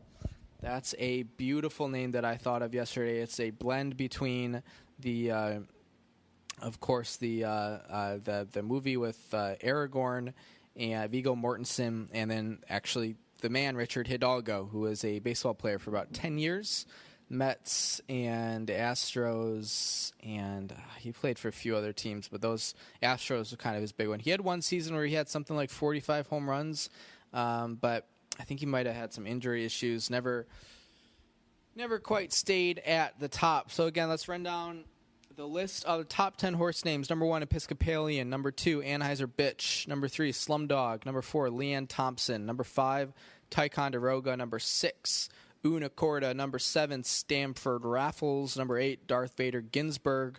9 is Mud Dauber, and we finish it off, number 10, with the man, the myth, the legend, Richard Hidalgo.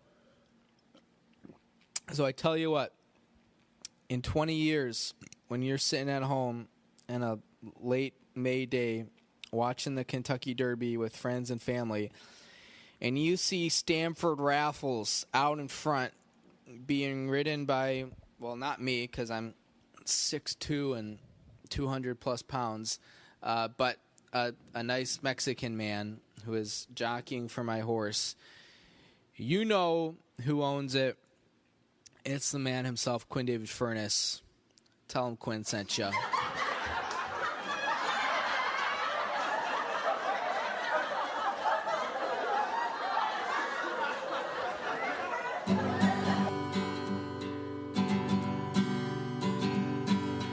Dad, oh what a dad. So glad you're not dead. So glad you're my alive dad. Dad, if you were dead, you'd be like a mummy. That'd be really weird. So happy Father's Day to my dad. Happy Father's Day. Love you, Pops. Happy Father's Day to my dad. Happy Father's Day. I love you, Pops. Dad, you took me to Orlando, and then you got food poisoning. That really sucked. Dad, that's the last time we went to any Bob Evans south of the Mason-Dixon line. Happy Father's Day to my dad. Happy Father's Day. Love you, Pops. Happy Father's Day to my dad. Happy Father's Day. Love you, Pops. Here's something you're really gonna like. Little scat solo. Here we go. Beep bop bop ba doo. Beep bop ba da bop. Beep ba da bop ba da boop. Biddy biddy bop bop ba da bop. Ba da ba da bop ba da bop bop. Ba da ba da bop bop ba da bop. Wee ba da bop bop ba da bop ba da bop bop ba da boop boop. Oh, biddy ba da bop ba da bop bop ba da bop bop. Ba da ba da bop bop ba da bop. Ba da ba da bop bop ba doo. Ba da bop bop bop bop bop ba da. It's not Jason Mraz. It's just Quinn David Furness, and this is my podcast. Hey, happy Father's Day to my dad. Happy Father's Day. Love you, Pops. Happy Father's Day to my dad. Happy Father's Day. Love you, Pops. I love you, Jason Mraz. And I love you, Bob Evans. And I don't actually hate mummies. I think mummies are kind of cool. Think mummies are kind of cool. Oh, mummies, I love you too.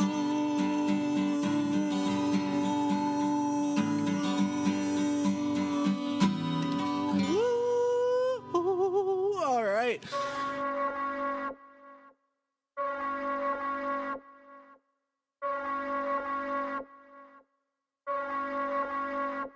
We are going to get right into it with our lead story. Left.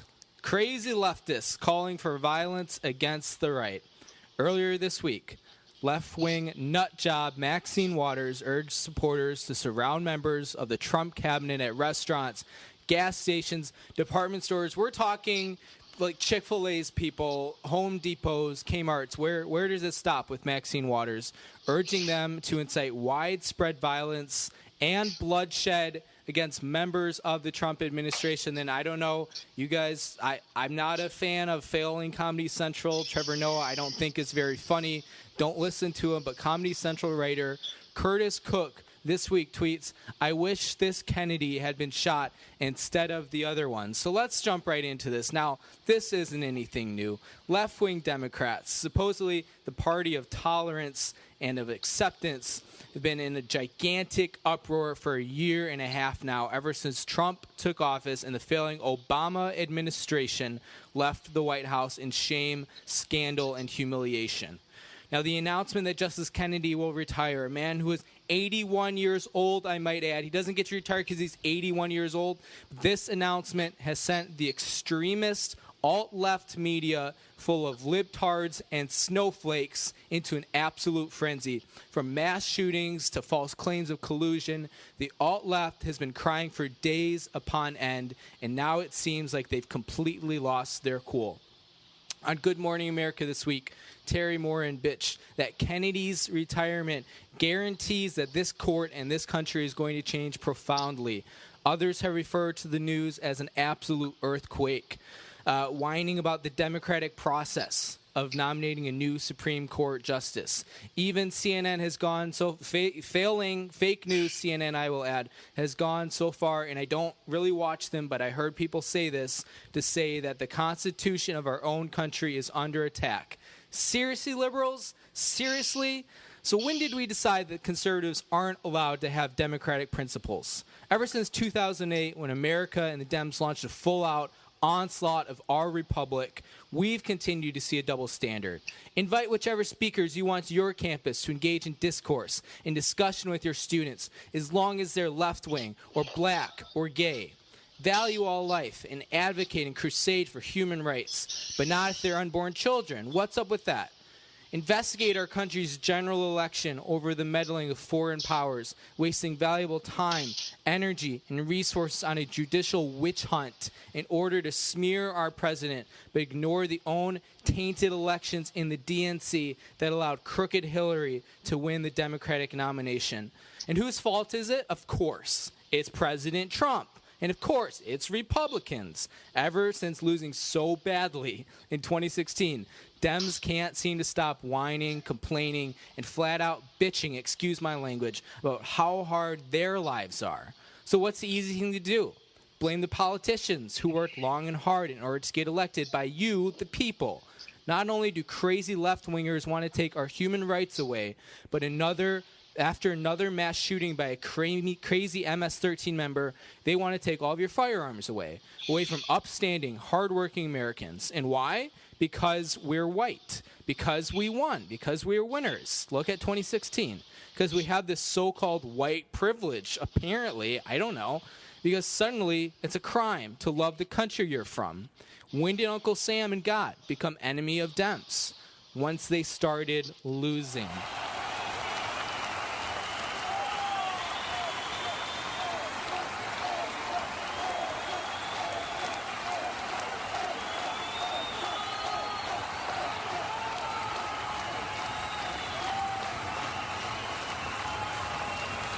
Well, let me tell this story, otherwise we're going to be here for an hour, because the story is pretty extensive, and I know I told all you guys right after it happened, and I told my friends in the moment, but 1 year later I realized that's the type of thing that you'll forget the finer details before too long if you don't actually write it down or record it somewhere. So that's really the purpose of what I'm doing here, but I think it's an entertaining story. So flashback to July 6th. I work in the morning. My job in Evanston is my last shift ever there. And I go pick up the budget truck. And first sign of trouble, I had requested like the smallest truck that they can give you because I really didn't have very much. I had like a bookcase, a dresser, a twin bed mattress, and like a couple boxes, and that's really what I had. I didn't have much. A desk that I had stolen from DePaul. What's the statute of limitations on that stuff? I know we're gonna find out. I don't think anyone important from DePaul's. I think if you've had it for 1 year, it's yours. Okay, that's good because I have it for 2. I have 3 actually, almost now.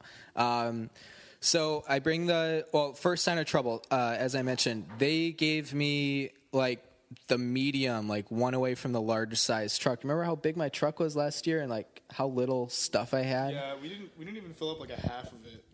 Which might seem like a good problem to have, but it's not when you like, I don't have like all the straps and stuff to like keep that stuff in place. So now I'm trying to drive from Chicago to the East Coast, like stuff sloshing around. And yeah, that was the first indication that things could go south. So bring it down to Rogers Park. Dear friend Sean, who is a absolute trooper, saved my ass twice with moving. Really do appreciate that, Sean. Helped me load up the truck. I think I got some JB Albertos or Giordano's actually. Yeah. Good one, Sean. Okay, so let's recreate that instant replay. Yeah, crickets. I should clarify that like Quinn finishes his last shift at Northwestern, and then he gets home, and I basically have like I've been out of bed for like 15 minutes. Classic. And so Quinn looks at me, and I look at him, and then we just start loading stuff up. Yeah, it was a hot day, as it tends to be in early July in Chicago.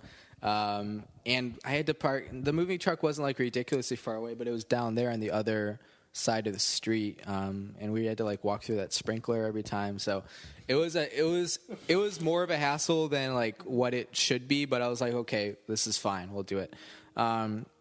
We do that. We have some pizza. I think I took the rest of the pizza, and I had to drive to Muncie, that night because I was staying with a girl out there.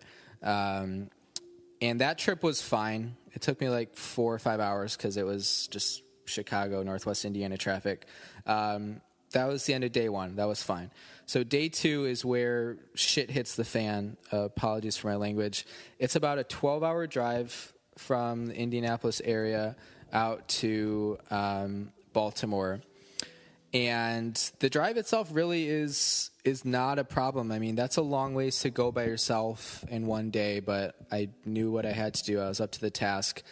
And you have like this nervous energy the whole time too, because you're going to a new place, a new city I've never been to, like starting a new job. This is all very exciting, all very fresh. So I was tired, I was hot, but I had a positive attitude.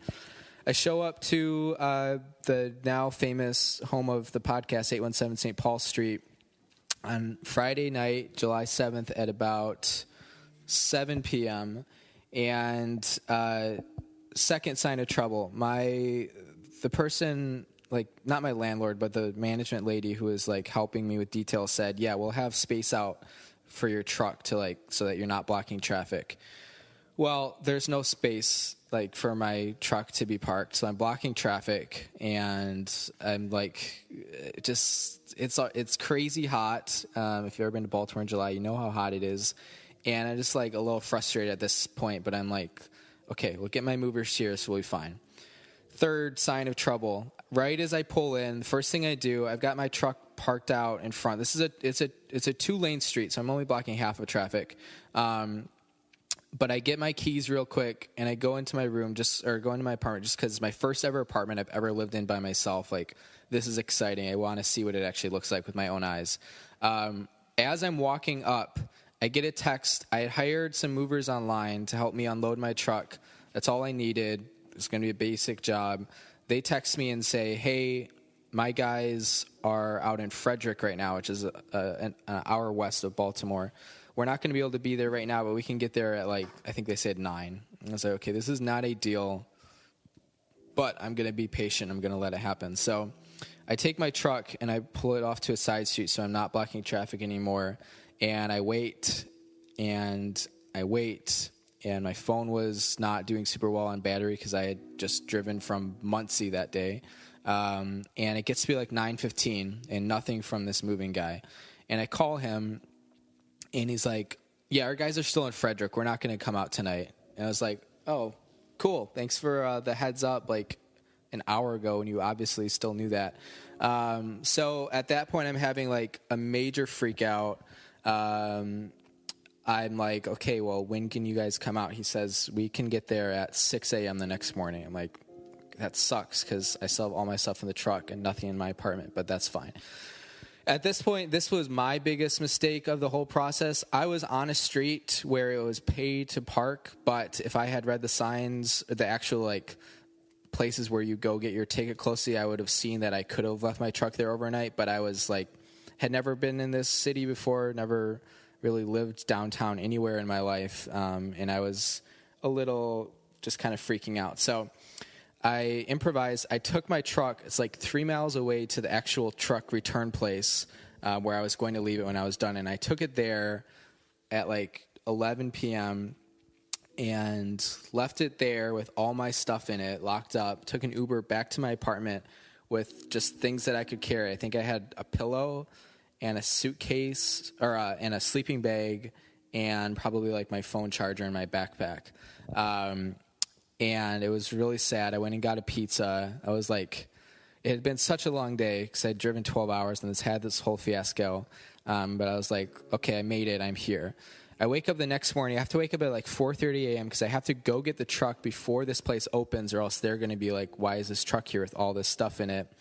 Take it back to my apartment and meet the guys there who are going to help me unload. So I go grab my truck, 5 a.m., drive it back to my apartment, and I get there and I'm like, okay, I have all this stuff in the back of the truck. I can unload some of this by myself because I had plenty of boxes that were one-man jobs.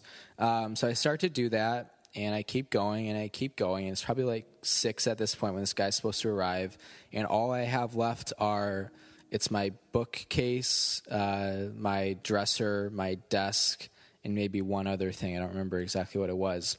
But things that, Sean, from you and I having to move those things twice, those are pretty heavy-duty objects. Yeah, definitely not one-person jobs. Yeah, that's straight up not one-person jobs.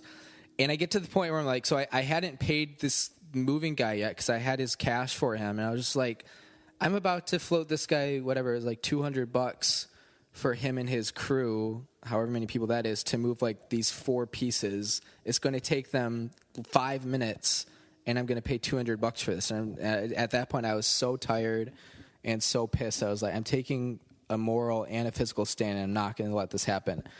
So I do what no man should ever do, and I exercise my muscles, my back, my legs in ways that you shouldn't have to do. You have to go up 2 sets of steps to get to the elevator in my apartment, and I managed to do that with the dresser, the bookshelf, all that stuff. And my back and my arms and my hamstrings were pretty, not only sore, but they had tweaked themselves quite a bit, that I was not in good shape for about a week after that. But I was I did it. So I get in the truck. As I'm driving away, this guy calls me, and he's like, yo, we're just pulling up. Where are you? And I was just like, sorry, dude. Basically, fuck you. That's not what I said, but that's what I wanted to say. I drive the truck. I return it back to the place. I take one final Uber back to my apartment, and then from there I had 2 days, 48 hours before I was starting work, unloaded a bunch of stuff, was super sweaty. I hadn't showered in 3 days, and the rest is sort of history. But that was the long-winded version of my moving experience last year. I did not have to move this year, which I'm infinitely thankful for, because moving is a pain in the butt, as these guys here at Farwell are about to experience again. But that was my moving story. I've lived in Baltimore for exactly 1 year now. It's been full of ups and downs, but I'm happy to be back here in Chicago this weekend to celebrate.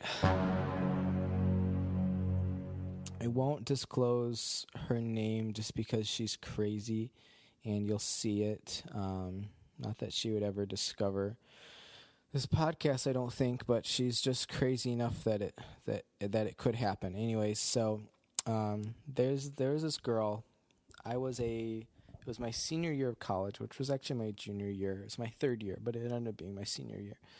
And I had basically maxed out the music theory, music history, musicology classes in the undergraduate curriculum where I went to school.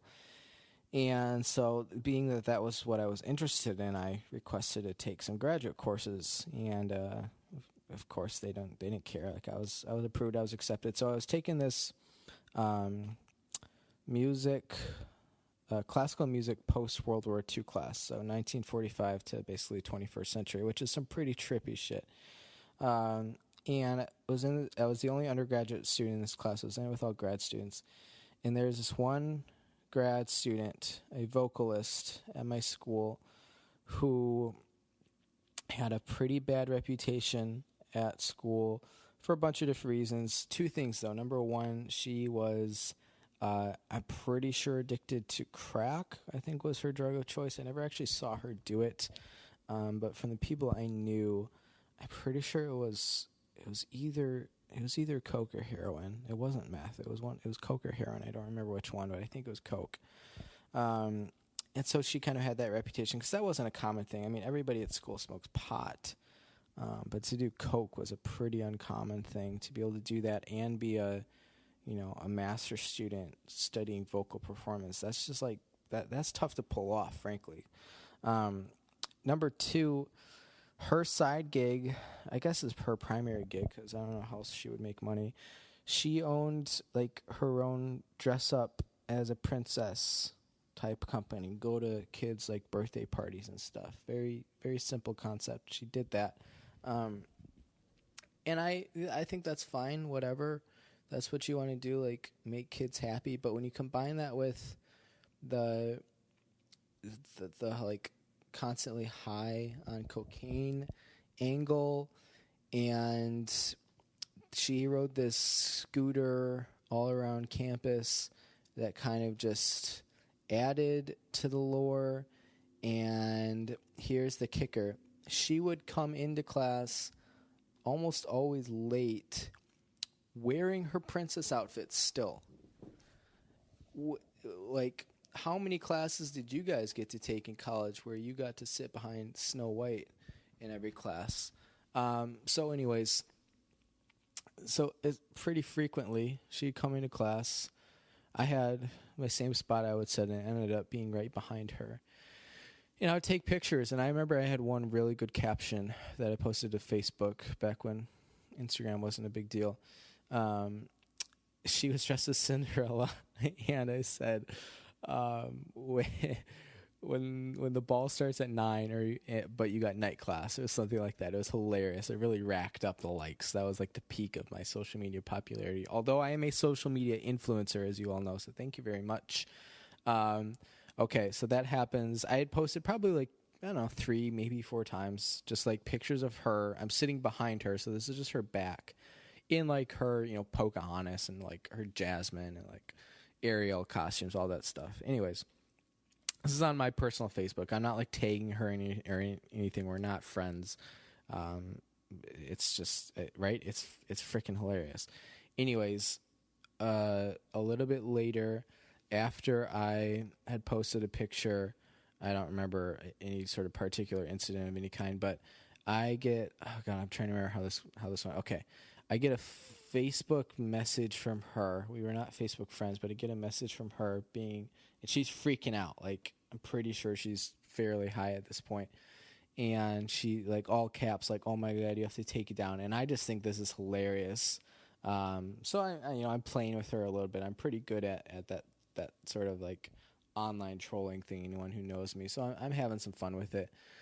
Next thing I know, I'm getting a Facebook or like an email from her dad, who is like some sort of uppity rich somebody, which actually after the fact made a lot of sense, because I'm pretty sure she was like not actually a good singer and probably failing most of those classes because she was high on drugs.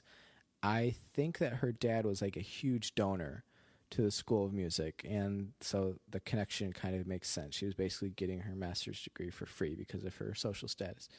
Anyways, when I get that letter from her dad, I'm just like, okay, this isn't worth it. Like, whatever. I got my likes. Okay, let's take it down. So I take it down, and right, I'm thinking, okay, that's like the end of it. Whatever. This was fun. Cool. Next thing up. Well, that wasn't the end of it. I got 3 separate emails next. I got one from our professor, which was just like the most embarrassing thing because he was the head of the musicianship department, and like one of the faculty members I was closer with on campus was like a very chill dude. It was like super nice. Had always been good to me.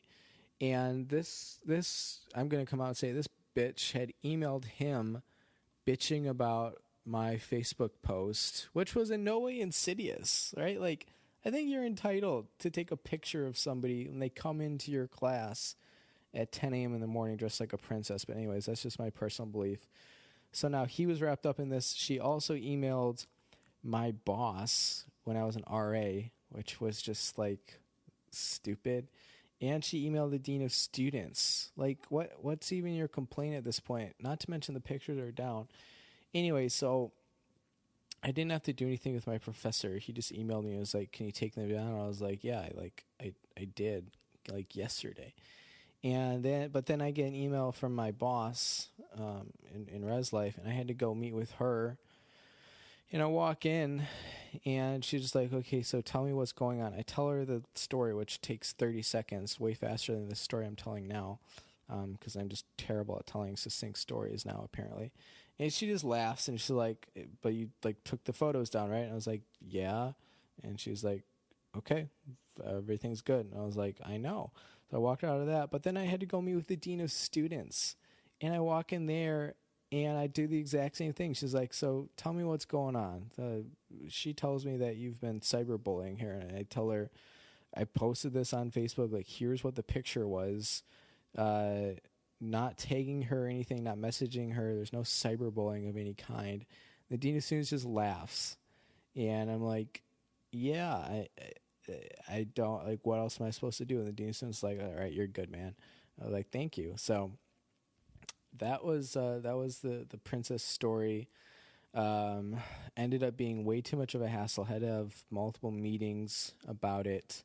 But it was probably the peak of my social media fame. So if you guys want, if you think I should re-upload a photo, I can go ahead and go find it, because I still have it on my Facebook. I just changed the viewing settings so that only I can see it, so that one day I could make that glorious return. Because here's the thing, she found out, I think because friends of a friend or something like that. I wasn't Facebook friends with her, and I'm pretty sure that I'm even further removed. I'm really not friends with, I don't know, we could go on Facebook, we might have like one or two mutual friends, but they're not people who I think I talk to, and I'm sure she doesn't talk to them. Anyway, so if you guys liked it, I'll re-upload. I think the Cinderella photo is the one I have. I'll put that back up there. That would be fun. Stuff Like That There, that's a classic song. If you don't know Bette Midler doing Stuff Like That There from For the Boys, I want some hugging and some stuff like that there. Stuff like that there. I want some loving, hugging, touching, stuff. I want some stuff like that there. Bette Midler is unforgettable, as was that rendition. Watch this. This podcast is not going to get taken down for the Killers. Apparently, it's going to be for Bette Midler now, although Bette's a saint. I know she's not doing it. It's probably Obama cronies or something. All this Russian, wiretapping and stuff. They're probably just going for the Beantown podcast. So, mercy. Did not expect to be singing Bette Midler on this podcast.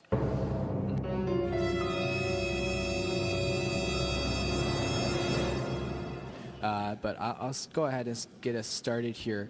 So the state of Alaska, everyone knows it's big. It's a big place, about half the size of Canada, all that good stuff. Did you know that the state of Alaska is actually larger than the rest of the 49 states combined? And here's the thing. So if you're looking at a map, all of a sudden you're thinking, hold up, that doesn't sound right. It's because in school you probably learned about maps. And the way they're drawn, you can look at a map, and depending on the longitudinal effect, you might see Greenland, and it looks like it's the size of about Vermont. But in real life, Greenland is a big place, so it kind of works the same thing with Alaska. When you get up here, it's pretty large, pretty tough to navigate. There's only, I think, 12 highways. So there's your first fun fact of the day. Another good one we learned, we were spending some time at Denali National Park this week. Denali is the tallest mountain in North America, about 20,000 feet high in that range. You can actually see 3 continents from Denali, which is really exciting. North America, of course, Asia, because you just look across the way, and there's Russia. And then actually a lot of people don't know this, but if you're up there and the Earth curves long enough, you can actually see Europe. I think it's down to Iceland or something. It's good stuff. We weren't able to get up to Denali. It usually takes, from what we read, about 3 weeks to do it, and we were only there for about 2 days. So it would have been a trek. We would have had to hire some sled dogs, but maybe next time. I don't know. You guys got any fun facts you want to throw out there for the listeners? Walt is a PhD student in geography, so he should know some of this stuff. What do you guys think?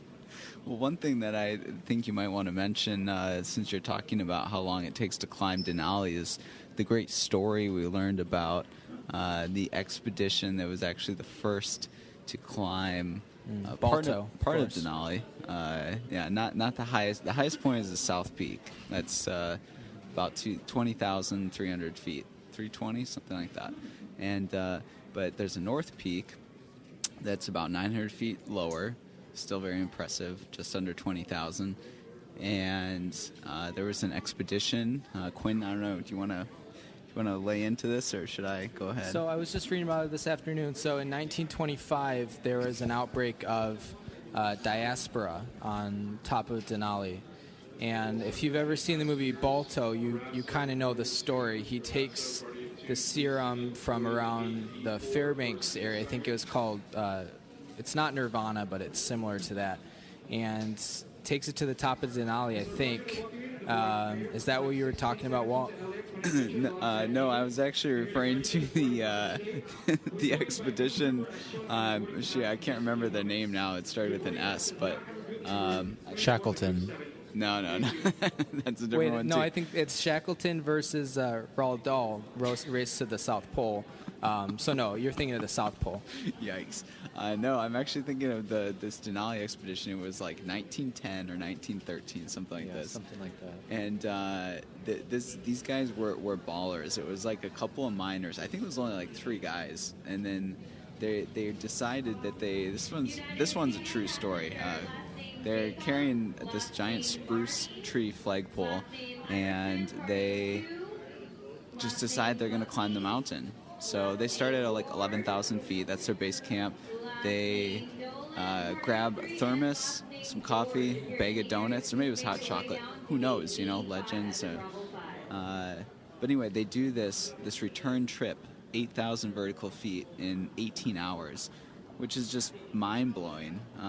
Up and down. Yeah. So, I don't know. To me, that was maybe the funnest, if you will, fact from the couple of days in Denali, I think. That's a pretty fun fact.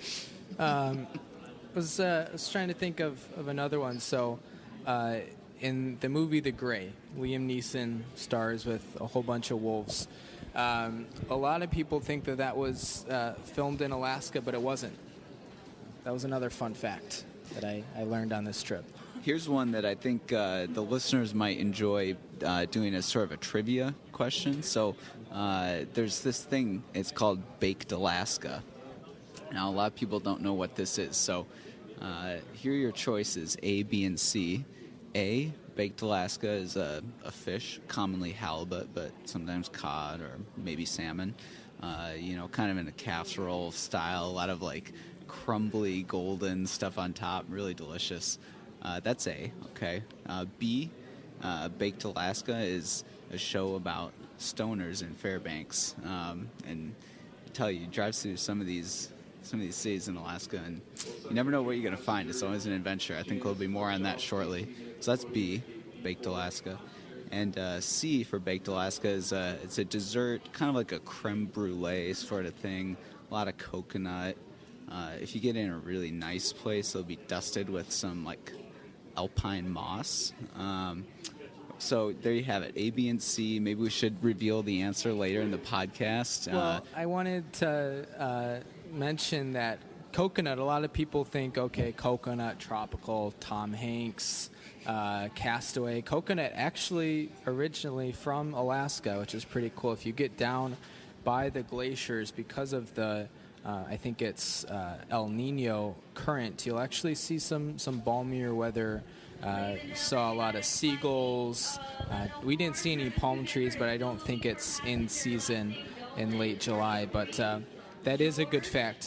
This is a little bit kind of like trivia time or quiz time, whatever they call it on the Car Ride Convos podcast. So Ryan and Kristen, when if you make it this far, a little homage to you guys, your inspiring podcasts all across the world. We will reveal the answer in a little bit here. I think Walt was hinting at a little bit of an adventure that we had last night. So we're leaving Denali around, 7 o'clock or so. And we're not super hungry yet, but at some point, it's closer to a 4-hour drive to Anchorage. We're going to be looking for some sort of food along the way. So you get going and you're driving down, and a lot of people don't realize this, but there aren't as many towns or people in Alaska. You might think, oh, it's Alaska, it's kind of out there. It might be more like the suburbs. No, it's a little bit more retro. It's not the word I'm looking for. Rural. It's a little retro too. We've seen some cool VW vans. But anyway, so we're driving along, and we've got the iPad, which goes in and out of a 4G LTE service. So we're looking for potential places to go, and the first problem we encounter is that even though it's a Friday night, there aren't that many places in the state of Alaska that are open past 9 o'clock. Sometimes you get lucky, you see one that's open till 10 o'clock. So this is kind of what we're up against here. And we find a couple different places dealing with a lot of closures. Eventually we identify the Willow Trading Post, which is kind of like a dive bar with food that has no website, no menu or anything, but really good reviews on Facebook mostly. So we're saying, okay, we'll do this. It's about 3 hours, 2.5, 3 hours from Denali. So we hop on down there, and everything's good. We find it fine. We get out. We're walking in. It's like, what is it? It's about 9:30, 10 at this point. Because I think our problem was that the kitchen ended up being closed at 9. So we walk in, super excited to get some food. And immediately, before we even get to the door, this lady opens the door. And my first thought was that she was just leaving. But no, she says, I don't even remember what her opening line was, but something about this guy named Travis Webb. And there were a lot of expletives thrown in. Something like, Travis Webb, you effing something better. You better not come into my bar. And we were all taken a little aback. I think there was a little bit of nervous energy already going into this dive bar in very rural Alaska, not quite feeling like we fit in. I had been wearing my Baltimore Ravens shirt, which had caused a lot of trouble among the local Browns, a lot of consternation, and Patriots fans. Another fun fact about Alaska: people do not like the Baltimore Ravens. I've been wearing my Central Oregon Community College Bobcat sweater without any issue, but people do not like the Baltimore Ravens. But anyways, thankfully, I am not Travis Webb. I am Quinn David Furness, host of the Beantown podcast, which I told her.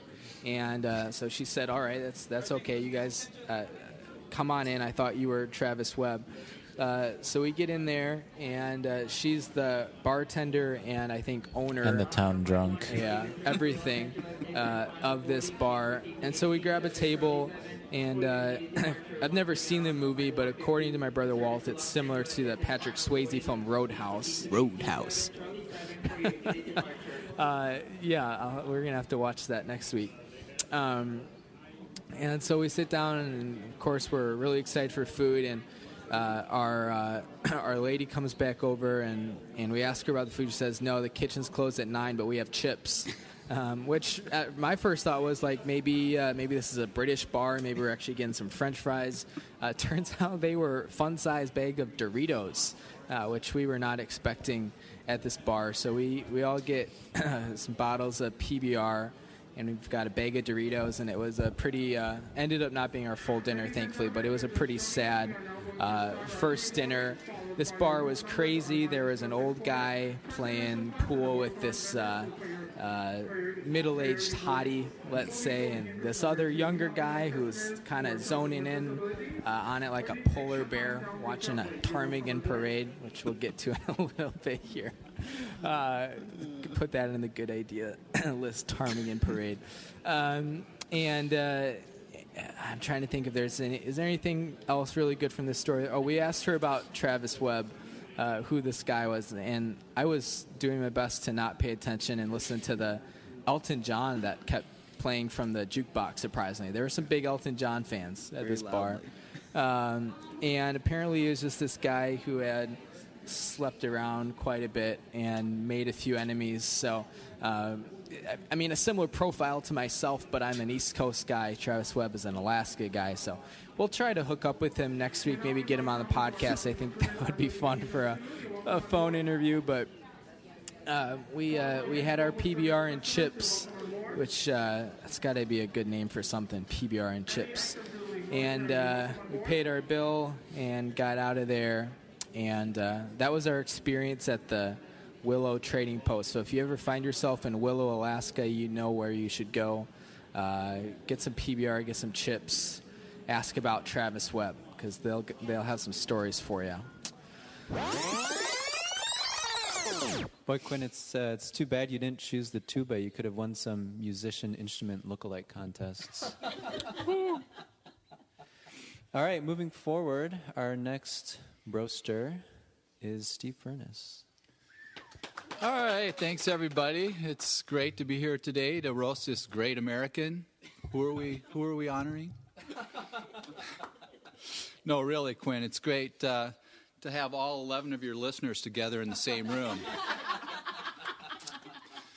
You know, you mentioned Jack Links earlier, and Jack Links and the Beantown podcast have a lot in common. They both give me indigestion. I see you guys were playing bananagrams earlier today. You know, last night Quinn accidentally ate a couple of those bananagram tiles.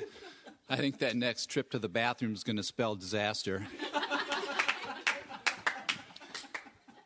Just kidding, Quinn. You know, I know you're a great guy because you tell me all the time. You know, as you can see, Quinn's a big guy. He's always been a big guy. I remember when Quinn was born, the nurse went to weigh him and put him on the scale, and a piece of paper popped out that said, 1 at a time, please.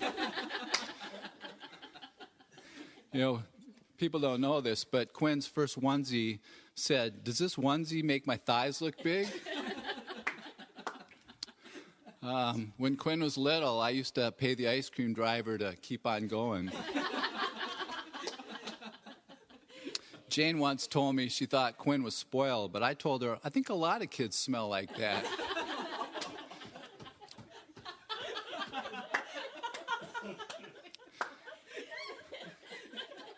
You know, we always used to let Quinn take the family picture when he was a kid. That way he wouldn't be in the shot. But now Quinn's all grown up, and I hear he started dating. I guess that last date didn't go so well. The girl showed up with pigtails under her arms. Quinn's got a good job now, but it hasn't always been that way. You know, Quinn was fired from his first job as a proofreader for the M&M company. His next job was working at a fire hydrant factory, but he had to quit because you couldn't park anywhere near that place. All kidding aside, Quinn's grown into a fine young man, and we're very proud of him and glad to spend this week together. So keep up the good work.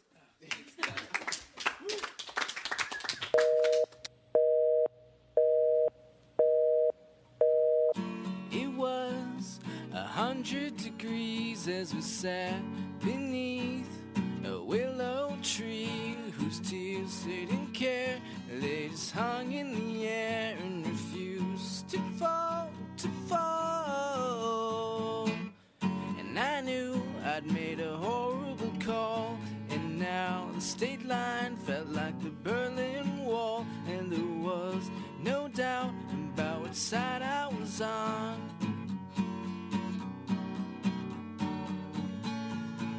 'Cause I built you a home in my heart with rotten wood, that decayed from the start.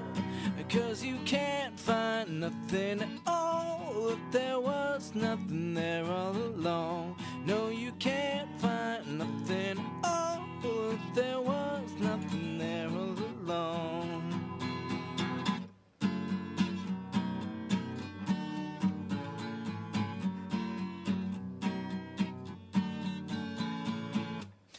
And I braked treacherous streets and kids strung out on homemade speed, and we shared a bed in which I could not sleep at all. 'Cause at night the sun in retreat made the skyline look like crooked teeth in the mouth of a man who was devouring his bowl.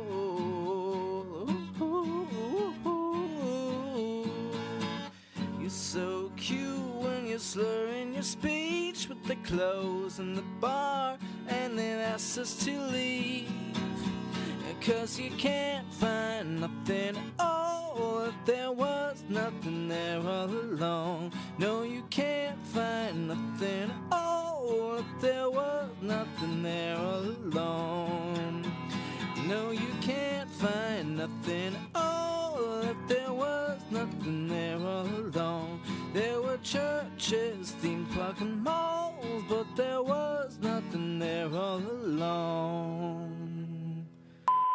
You guys have any good food on your way down, like Sparrow Pizza or Chipotle or something unique to that northeastern experience? That was a sad story because I feel like one thing that we've also said many a time, because at one point when I was traveling from Syracuse, or I had a travel assignment in Syracuse, New York, and I was driving back to Boston almost every weekend, which is like a 4.5-hour drive.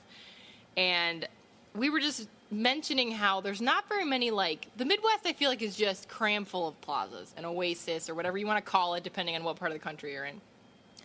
And there's a part of Massachusetts for sure where you have like one, and then there's not one for another like 2 or 3 hours. Upstate New York is pretty dead. I don't know what is it, if it's 90 or which highway it is that goes like by Syracuse. But I remember I drove from Chicago to Boston one time, and there's just like nothing there in upstate New York, and like no highway exits for like 20 miles. Yeah, it's exactly. just not what you expect. And the one that we decided to stop at because I was starving was one that had a Roy Rogers, which is a dumpster fire of like all food, trash food, instant diarrhea. Yeah. Cinnabon, which not terrible, but not good road food. I mean, and then a Nathan's, which is hot dogs, which was like advertising all these like chili, cheese, bacon ranch, something. Perfect for the car. Right. I mean, that's what we were saying, is that all this food, like, this is just a disaster waiting to happen. Like, why do they not have food that's actually travel worthy? But so we decided to stop there. Kind of found a little marketplace that had like just like safe like sandwiches and like safe sandwiches. And I got just like hummus and pretzels or something. Yeah. But then the very next stop, Ryan was devastated because pretty much stop after stop they had a Pizza Hut Express, which is like his favorite thing because personal pan pizzas is like his jam, and he was just torn up about it the rest of the way. God himself curates the Pizza Hut Expresses around the United States and blesses them with his eternal blessings, okay?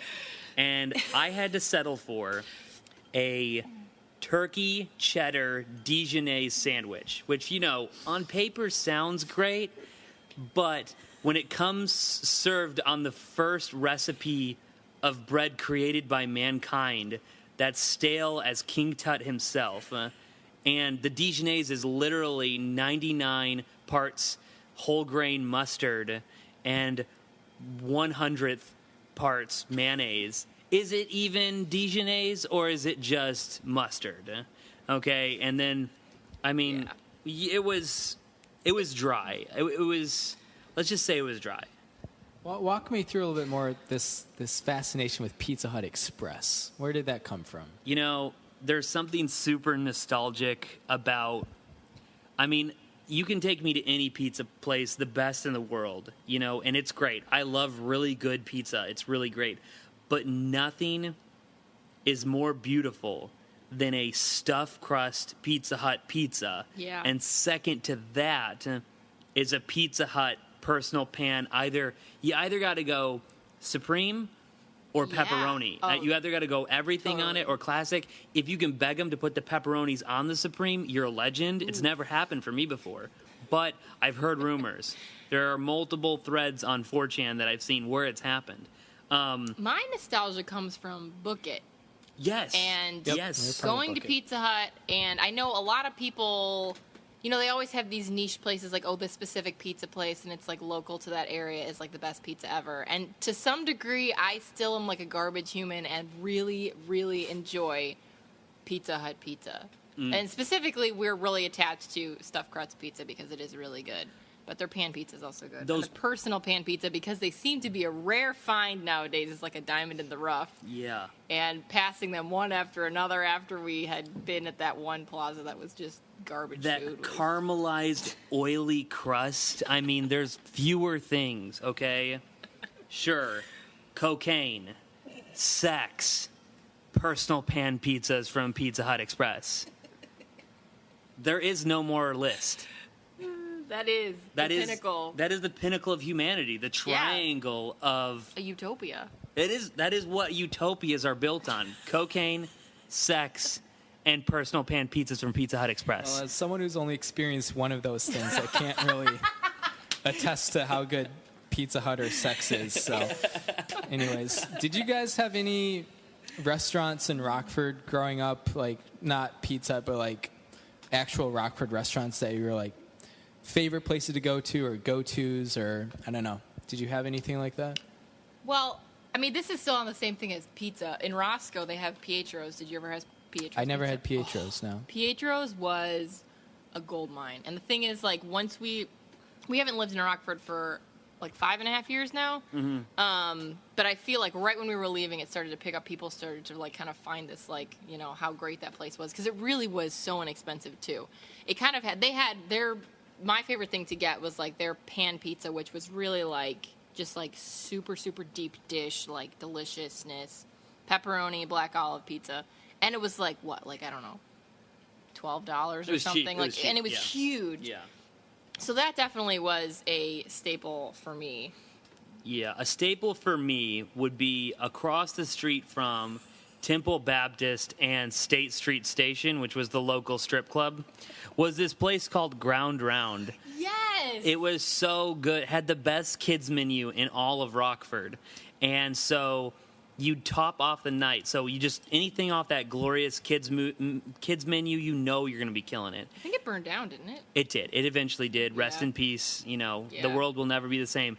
But for dessert, you got a free kids gummy worm Oreo sundae. I think they were called like mud pies or something. Yeah. And they were served, or maybe it was the ice cream. Maybe there was two different things I'm talking about. But one of them was served in a plastic MLB baseball helmet bowl that you could keep for yourself. In Rockford? In Rockford. And they only had two teams, and it was either the Cleveland Indians or the Baltimore Orioles. What? That's the only one. Bullshit. You would never get a Cubs one even if you tried. And those are the only two teams. That's so Rockford. It's so Rockford. But it was so great, and then it burned down, and then my life would never be the same. My mom literally, we pulled into Hallstrom one Tuesday morning, and she's like, I don't want to be here. Do you want to leave? And I was like, okay. And we went to have lunch at the Ground Round and then just went home. It was probably one of the greatest days of my life. Any day at the Ground Round is a great day. Yeah, I know. We used to go to Lino's Lino's so good. like we weren't allowed to trick or treat growing up. Okay. And so Halloween we would always go to Lino's and then go to Toys R Us, rest in peace, to like get a Game Boy game or something. But yeah, I remember growing up, just because of the way like the infrequency that we went there, like once a year, it was a tradition. I always thought Lino's was like the greatest Italian place on earth, and it's like $12 for like spaghetti or something, which is like cheaper than Olive Garden now. So I mean, it was still a solid place, but after having gone to some other Italian places, I think Lino's probably isn't as great as I thought it once was. We're sorry, the number you have dialed is not in service at this time. The NFL season starts in 3 weeks, and for those of you who don't know, we have a family league made up of Ferneye, Denison, Rue, and I guess Johnson's now. The Great White North is going into season 13, unbelievably, in what promises to be the most spooktacular season yet. I'm pretty confident that the Gary Busey Halloween Kia commercial is going to pop up in at least 1 or 2 notes a week. But we're very blessed to be joined by the commissioner himself. It's kind of like being the Queen of England. You know, it's more of a title, and you don't really have any power, but we respect you anyways. So, Uncle Andy, if you could tell us a little bit about what it's like to be a fantasy football commissioner for those of us listeners who've never had that experience before. It's an almost unbelievably weighty and stressful position. I mean, every year it takes months of preparation. You know, a lot of flack from every side. No one's ever happy. You know, but you do it because you love the game. You do it because of family. You do it because of tradition. You do it because you just are the only one that really can do it because nobody else is good enough, I guess is the way to put it. But I'll tell you what, thinking back on 13 years, we've had a lot of fun. And I mean, thinking back 13 years ago, you and Jack and Walt, I mean, you guys were kids, and you know, and remember when I used to do the recaps, tried to do the recaps of the pregame, prognostications and, the games when they were done. And this was, we did everything online, but there's a lot more things out there now that will, auto-populate with a lot of, pseudo, newspaper column recaps. But we've had a lot of fun, and boy, you guys have done a great job of taking it, you and Walt especially. Once in a while, Jack will get in there. Usually he's not as verbose, but when he does jump in, it's high qual. It's great. I think I recall. It's been an awesome time. I honestly look forward to it. I can't imagine actually not having it now. That's something we're going to have to make sure we do, from here to eternity, Yeah. I'm glad you mentioned that about Jack. I think I recall one note maybe 6 or 7 years ago where he did a little Rapper's Delight, Sugar Hill Gang, something going on with fantasy football lyrics. But yeah, doesn't post a ton, but when he does, you can tell it's quality content. Speaking of good memories or great moments, what have been some of your, excuse me as I belch into the microphones, what have been some of your favorite memories or moments from 12 years of the Great White North? Any as specific as you want or as broad as you want? And you mentioned some things already, but what have you really liked about it? I'll tell you what, the year that Grandpa's team won, I think it was 2009, won the Super Bowl. That was pretty fun because, Grandpa, you can never have enough tight ends and not fully understanding how fantasy football works. When he drafted like 4 or 5 of them, you're like, oh, this could get a little dicey. But the year that he won, that was a lot of fun. The games where you would have something like 176 to 161 or something, and Walt would be able to rattle off, probably the year and week of whatever season it was. But some of those games where you're like, everything was just hitting on every cylinder for each team. Some of those, incredible high-scoring games were a lot of fun to watch. The ties, which once again Walter always seems to fall into. It's king of ties, yeah. It's like a trap, You just can't help but walk into them. Some of the controversy, I think, is too strong of a word, but we've been in the playoffs. We've had a tie, and we have to go to the rule book, and then we're kind of going, the rule book is a little bit ambiguous even on this one. Those have always been fun in the fact that we've always been, really very competitive, but good sports throughout it has been great. The comments, like we were talking about, you go back sometimes and you read some of them, and you just laugh. And I have to tell you this, Quinn, your Auntie Wendy, who is not a football fan. I mean, she's like, okay, great, the Packers won, but who really cares?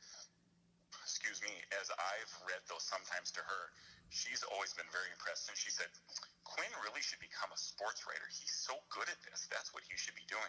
So I'm just telling you, if you ever fail miserably at all these ventures in your life, just remember Auntie Wendy thinks that you'd be a great sports writer, kind of a Dave Barry for the NFL or something like that. So hey, we're all rooting for you, and especially your auntie there. So she's always appreciated your wit and insight. But those are some of the things that come to mind from a 30,000 foot level over the years. Well, I appreciate hearing that. And speaking of handsome and industrious, I will mention that I opened up my first ever. This is a true story.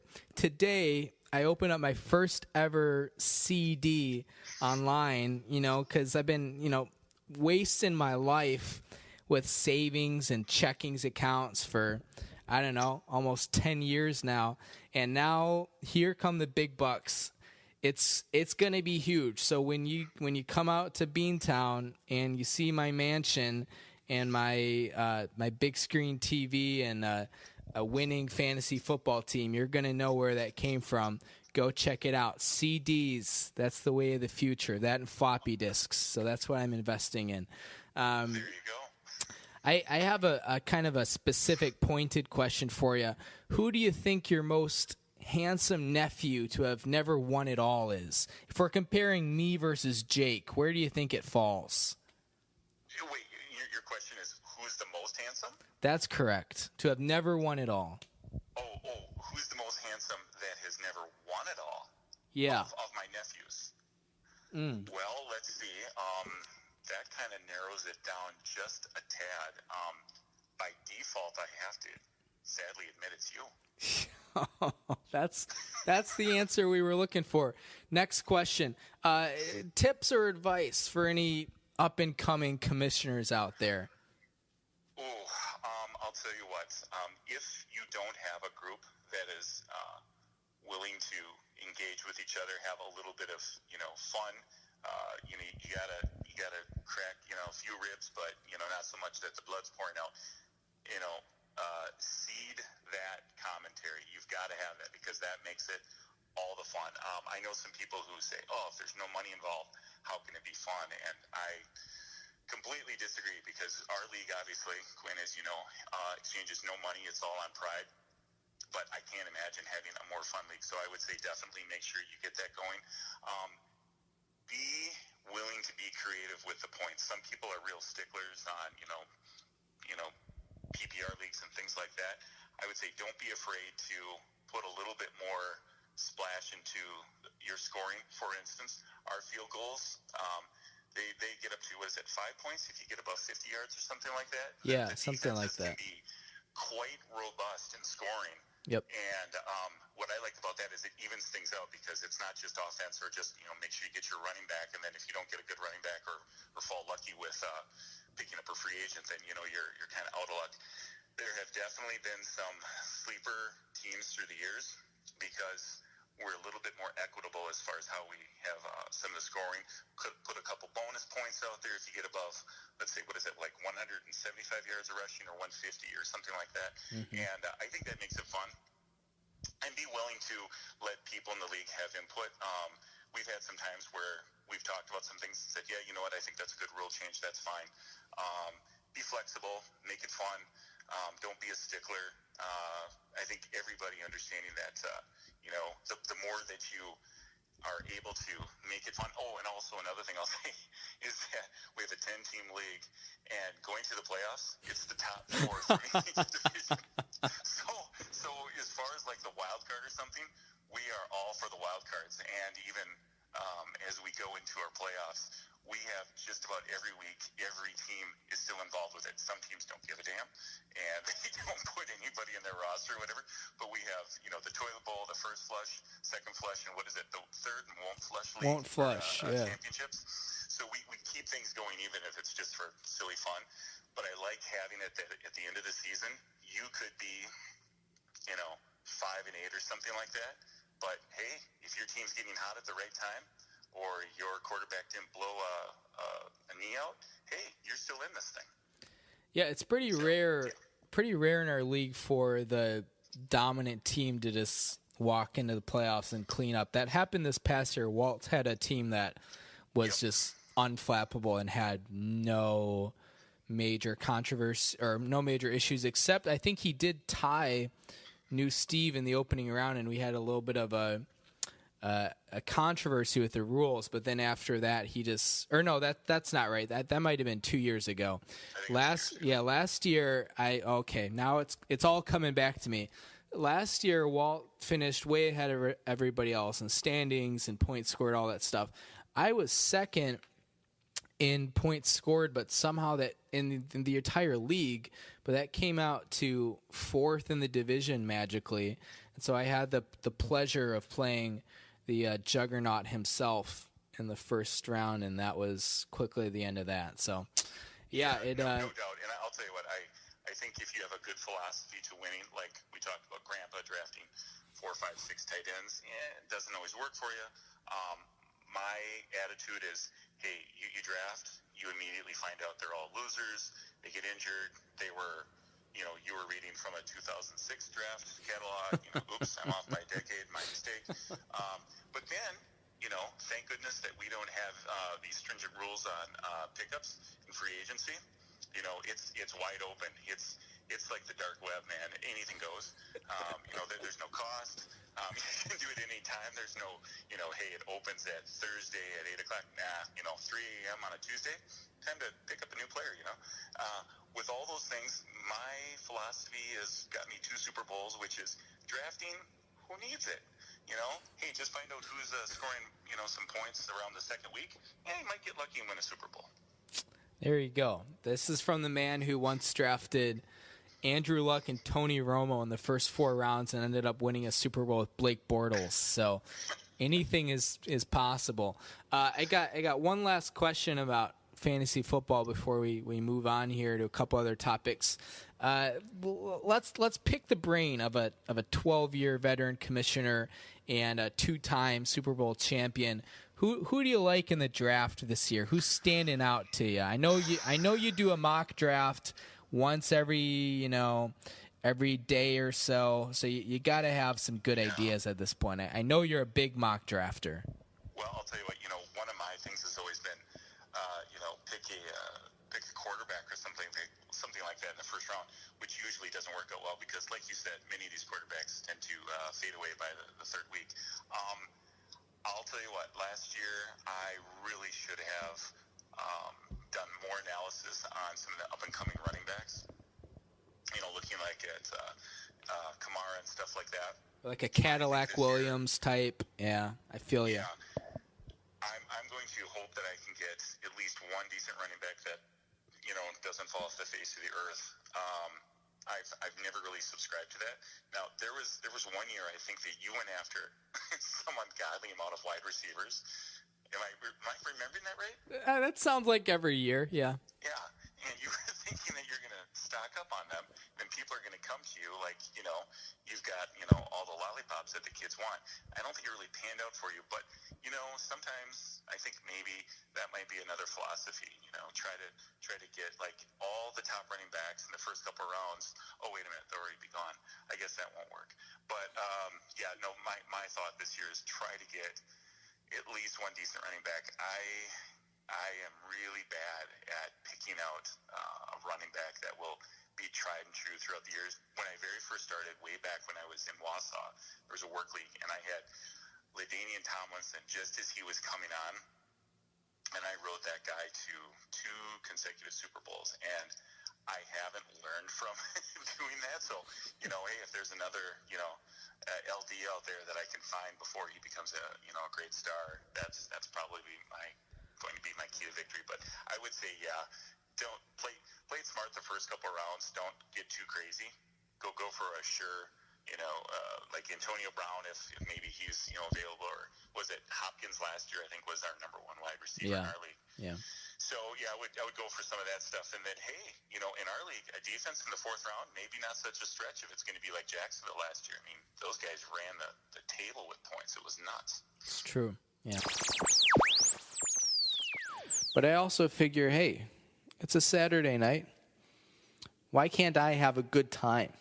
Even though I'm going to be by myself, none of my friends that I reached out to were available, so I was just kind of doing me in more ways than one. But I go to Benny's Beverage Depot, a Chicago institution, the place to get your liquor and your libel and your beer and your libations, all that stuff. And I'm thinking, wine is what I'm looking for, because I had been drinking a lot of beer. I hadn't had a bottle of wine in a while, so I say let's do some wine. Let's do a nice oaky, gravelly red to pair with my pizza. And I say gravelly, and you might think that I'm just being foolish. No, this wine that I ended up getting last night, you can read the flavor profile from the producer on the little next to the price before you buy anything. This wine, I swear to God, the secondary tastes, I don't remember exactly what all of them were, but one of them was gravelly. So if any of my listeners out there are winists or brewers or apiarists, let me know, and you can explain gravelly to me. How do you even make a wine gravelly? What's that process like? Anyways, I digest. The wine situation is that I don't have a corkscrew that I travel with. I don't know if you can fly TSA with a corkscrew. I've never actually looked that up. I would guess not, although really who knows. Long story short, I don't have one.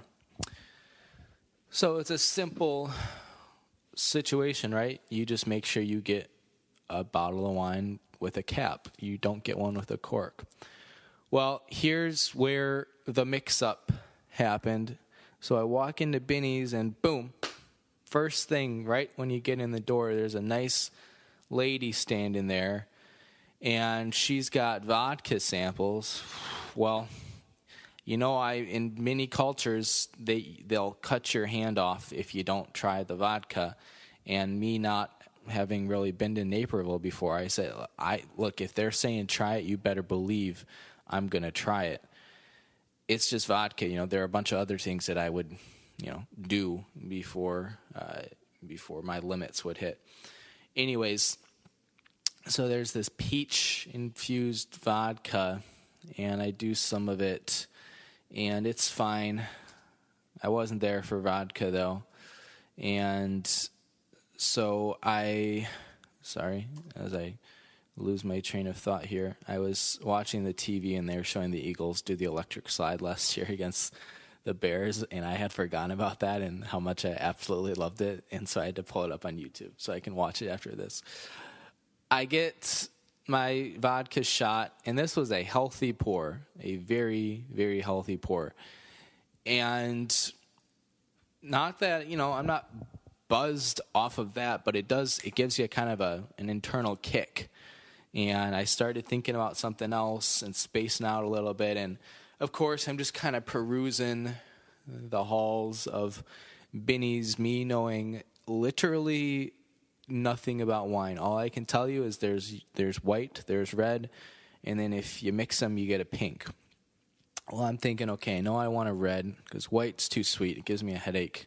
If I'm pairing it with pizza, I really want a red. So I had completely forgotten about the entire cork versus cap situation. You all know where this story's going. I find a wine that looks pretty cool. It's Lion brand. I want to feel like the king of the jungle when I'm drinking my wine. And, of course, I get back to my hotel. And actually, it wasn't like, pull it out, like time to drink. It was, I actually got in my car right after I'd purchased it, and I realized what I had done. Of course, I got a bottle of wine with a cork in it. So I watch a couple YouTube videos, just getting some different ideas for how to get the cork out of a wine bottle when you don't have a corkscrew. And there are some options that are relatively straightforward, like if you have, one of them was physically like a hook that you might have in your wall that you can take out, and it's like a screw. Other ones are like hammer and nail. Well, turns out in most Midwestern hotels, they don't provide a hammer and nail. I don't want to talk about it. Anyways, the next kind of viable option here was, they say put your car key, insert a car key into the cork at a 45-degree angle, which is a lot tougher than that might sound on paper. So I do that, and the problem is I got this cork that's, 100% all-natural West African ivory, and so this thing just crumbles right away when I start to do that. And basically what I'm doing is just digging a hole into the center of this cork, and the car key's not staying, and the cork's not moving at all. Not that it's supposed to at this stage, but I'm not going to be able to get any grip on that. So that idea is out the window. The next option is to kind of put a hole in it as I was doing, and then there's something you can do with a shoestring where you tie a knot. And then basically what you try to do is stick it in there as far as possible. But now that I think about it, I don't remember exactly how it works. Long story short, I didn't have any shoestrings that are thin enough to be able to pull anything off like that. So that option was a bust. The next thing they say is to wrap a towel around your wine bottle, around the sides and the bottom, and bang it up against the wall. Well, here's my issue there. I'm in a hotel that has about 6 floors full of people, And I just, not really feeling that option, because I did it a couple times and I tried out a couple different surfaces, doors, floors, tables. No matter what I do, it's crazy loud, even with the towel, and I'm really not seeing any change. The next option, as laid out by the internet, is to hold the wine bottle upside down, same thing with a towel, wrap it around the sides, wrap it around the bottom, and smack it with your shoe. And, well, I haven't been lifting lately, so I'm feeling a little weak. And after about probably 2 minutes of smacking, we had seen 0 millimeter movement with the wine bottle. So that option is off the table. And at this point, I'm really getting desperate, because what I wanted to do was get the wine bottle out, not get it further in. So we're kind of left with one option here, right? And that is get the wine bottle into the bottle of wine. It was kind of my last resort. It was not what I wanted to do. But alas, that's where we were. So, next thing, and this didn't seem like it was going to be the tough part about it, but it turned out to be the tough part, was, it's really tight in there. It's really wedged in there. How am I supposed to push this all the way down? And it's not like you just got to give it one firm blow. It is a series of repeated blows, because you got to get it all the way out of that neck. So I tried out a couple different things. I was using some podcasting materials. I tried to use the handle on the door. Eventually, I got lucky. I went into the closet. Quinn came out of the closet, as he's known to do. And I get the coat hanger out. And these coat hangers were wood with a couple wires to help. Not even wires, like steel, I don't know what you'd call it, to kind of help with the framework. Anyways, there was one hanger in there that was already kind of busted. And part of the wood and a rod at the bottom that you would hang it on, the dowel, whatever you want to call it, was already like out of the wire. And so I was able to use that, and it kind of looked like I was, in the old Revolutionary War days when you shoot your gun and then you got to put the gunpowder back in there. That's what it felt like, and that's what it looked like. So I did that, and it took a really, really long time, and I had to do some different things with the towel to make it more padded for my hand that was pushing, because it wasn't a very comfortable situation. And it was making progress. It was very slow progress. It wasn't just like stick it in there and push. It was like a series of repeated jabs. And the whole time I'm just like mashing up this cork, mashing it all together, and also trying to get it down in there. And eventually, finally, thank God, after probably an entire process that was close to an hour, I got it. And I drank about half of it, and then I fell asleep. So I've got the other half waiting for me this afternoon. Looking forward to that in the fridge. Are you, how do you feel about the lyrics on this song? I have it up here, and I have it up here. Double time. Excellent. Double time. I can't look at both of the same. All right. This is song number 2 of 4. We will keep it at 4 unless we get divine inspiration. Maybe we could play a hymn or something. Hymns and hers. Okay. That's good. Take number 2. Thank you. You ready? Oh, yeah. But okay, hold on. You see what I have to deal with. No, okay, so I was kind of ready. Hold on. This is live air. I know it is. All right, go ahead. Fans are clamoring. Yeah, I know, but I'm not going to start if you're not ready. Go ahead.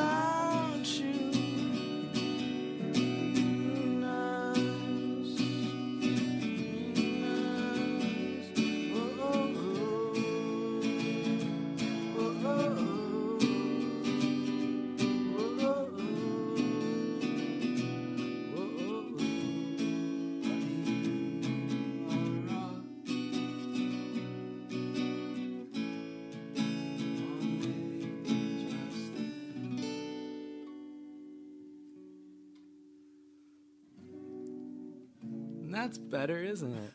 No. You sounded amazing. I get performance anxiety. I think that's what it is. Yeah, this is the biggest stage you've had. Biggest stage I've had. In days.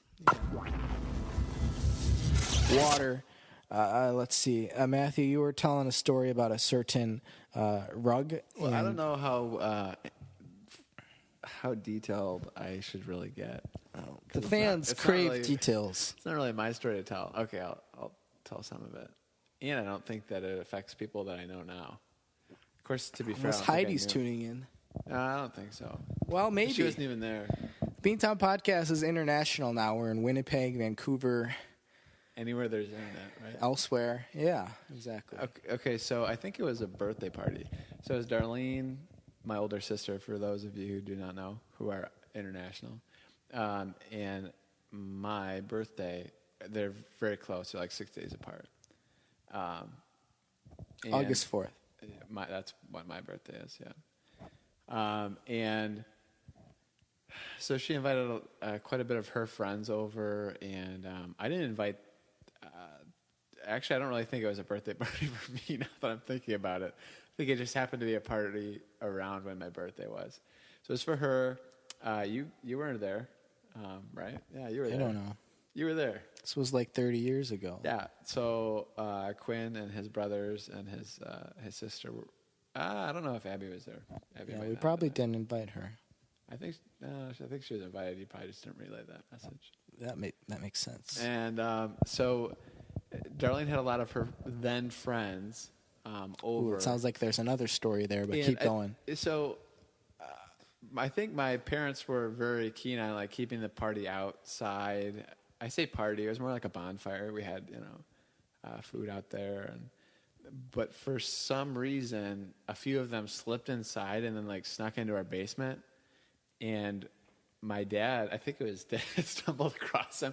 He came downstairs to flip the light on, and they were engaged in, to keep it light, some form of yoga pose on our rug. And it just got awkward. There was one person watching and two people engaging in yoga. And that's as far as I'll probably go. And ever since then, the baby-making rug has been, we don't have it anymore. This is a different rug, by the way, if I remember correctly. Donated it to charity, I hope. And they were never invited. Or the Children's Hospital, just to complete the circle of life. But yeah, so there's a story. It's not super exciting, but it did happen and it scarred us all. Do you know the song "The Party's Over" in parentheses "Hopelessly in Love" by Journey? Because I imagine that's what your dad was singing after that. The party's over. I've gone away. It's kind of a deeper Journey cut, but if anyone's listening out there, for all five of you, go ahead and listen to Journey, "Hopelessly in Love." It's actually a really underrated song. Matthew, you wanna vamp for a little bit? You're leaving me to... Yeah, well, 30 seconds and I'll be back. Okay, wow, you're a quick peer. I'm not going to wash my hands. Well, could you please just... I'll try. I'm okay with sitting here in silence for an extra few seconds. No dead air. I guess this is our seventh inning stretch. Not for me, of course, but for Quinn. For those of you that are still listening, thanks for still listening. Wow, I really ran out of things to talk about pretty quickly. If you guys have not checked out the Beantown Unplugged segment that was shot earlier, we're doing this subsequent to that, but it probably hit the internet a little bit quicker. So that should be up, and I think that's up on the Beantown Podcast Facebook page, and I'll have to double check on Quinn's posting strategy if that's also put out there on Twitter as well. But if you want to see some old classics get slightly butchered, then go ahead and check that out. The butchering wasn't so much on Quinn's part, but there were some higher falsetto and backing vocals that were pretty rough, as well as just overall guitar playing. But be sure to check that out. Also, you can email the Beantown Podcast at beantown@yahoo.com.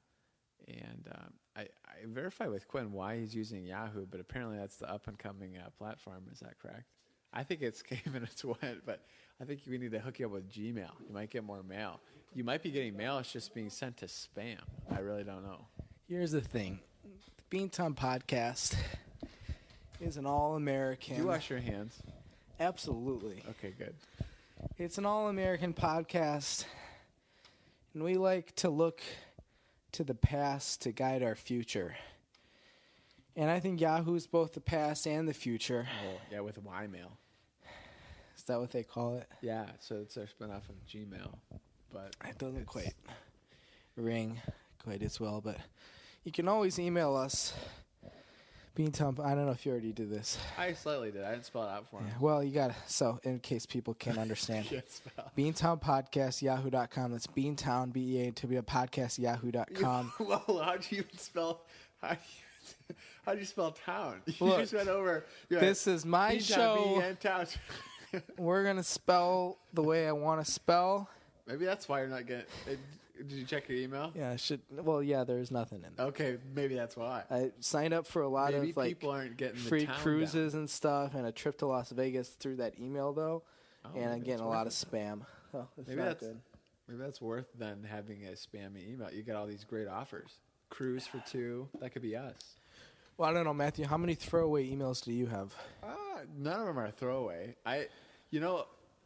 Unfortunately, there's another Matthew Fiedler out there who took it. And this is a big question that I have. I'm going to go on a mini rant here. I won't take up too much airtime, but so once we have children and they have children and they have children, what happens? Do they like phase out emails? Like, you know what I mean? I think we're going to run out of there'll be a process, if there isn't already one, for identifying people who have passed and removing their... Yeah, because like what that'll have... I'm sure there's at some level somewhere something like that exists. It hasn't had to have been a thing yet because... It hasn't been considering the internet's only been around for 30 years. It's in its infancy. But, yeah, in the next 50 years, that will definitely become a major... I don't think necessarily a problem because I think it's an easy problem to identify. Yeah. Maybe not a super easy one to solve, but I think there are some smart people out there. They'll figure out how to do those things. So, yeah, I have background checks and stuff. Maybe 3 personal emails, and they're all variations of my name, and then just like a number at the end. But what are you using? Oh, the Gmail. For? Yeah. So what are the other 2? What are their purposes? Oh, they're all Gmail. They're just different emails. But like, why? Why do you have 3 different Gmail ones? Because one I never check, one I never check, and then one I use. So what's the purpose of having the other 2? Spammy like stuff. If you have to sign up for something, you just do it. Okay, that's what we call a throwaway. Yeah, that's why I said that. Okay, so I asked you how many throwaways you have, and you said none. No. I said, I mean, throwing them We're going to have to listen back to the tape on this one.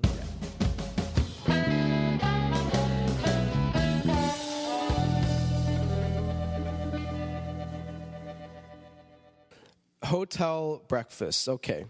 So I get it. You get to the fancier chains. It's not a Holiday Inn anymore. You're not going to have the free breakfast. Great. Whatever. I get it.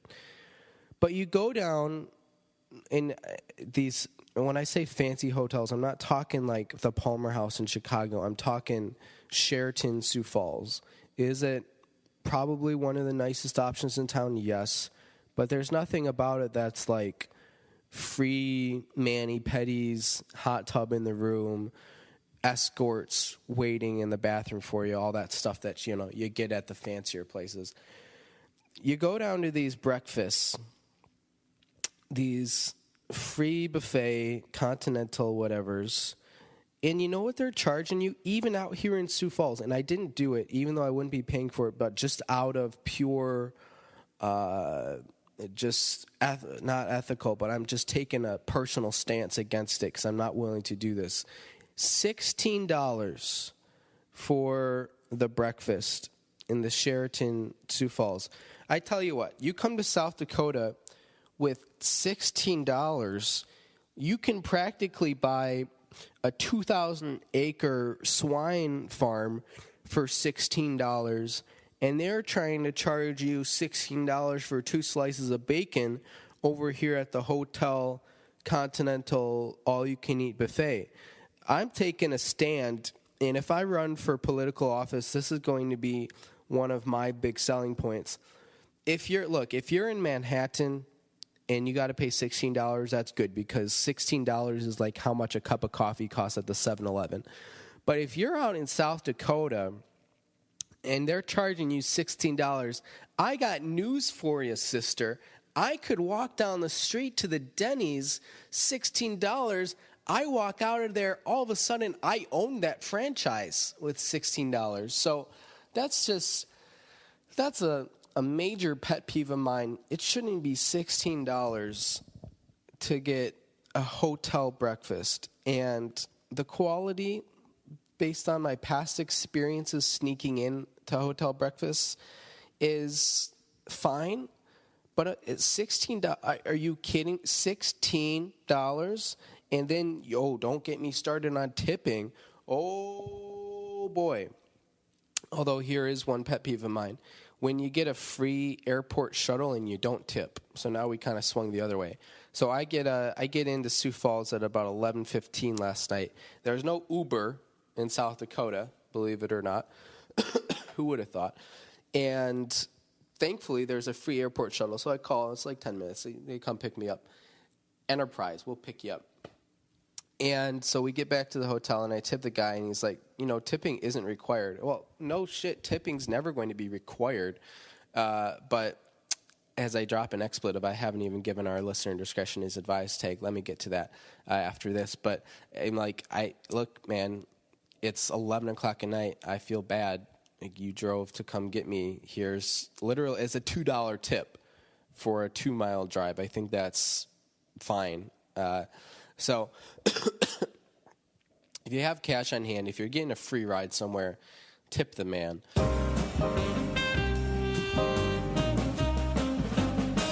Haley been texting me all week. She's like, Quinn, when can I be on the podcast? When can I do it? I'm like, patience. I'll be there on Saturday.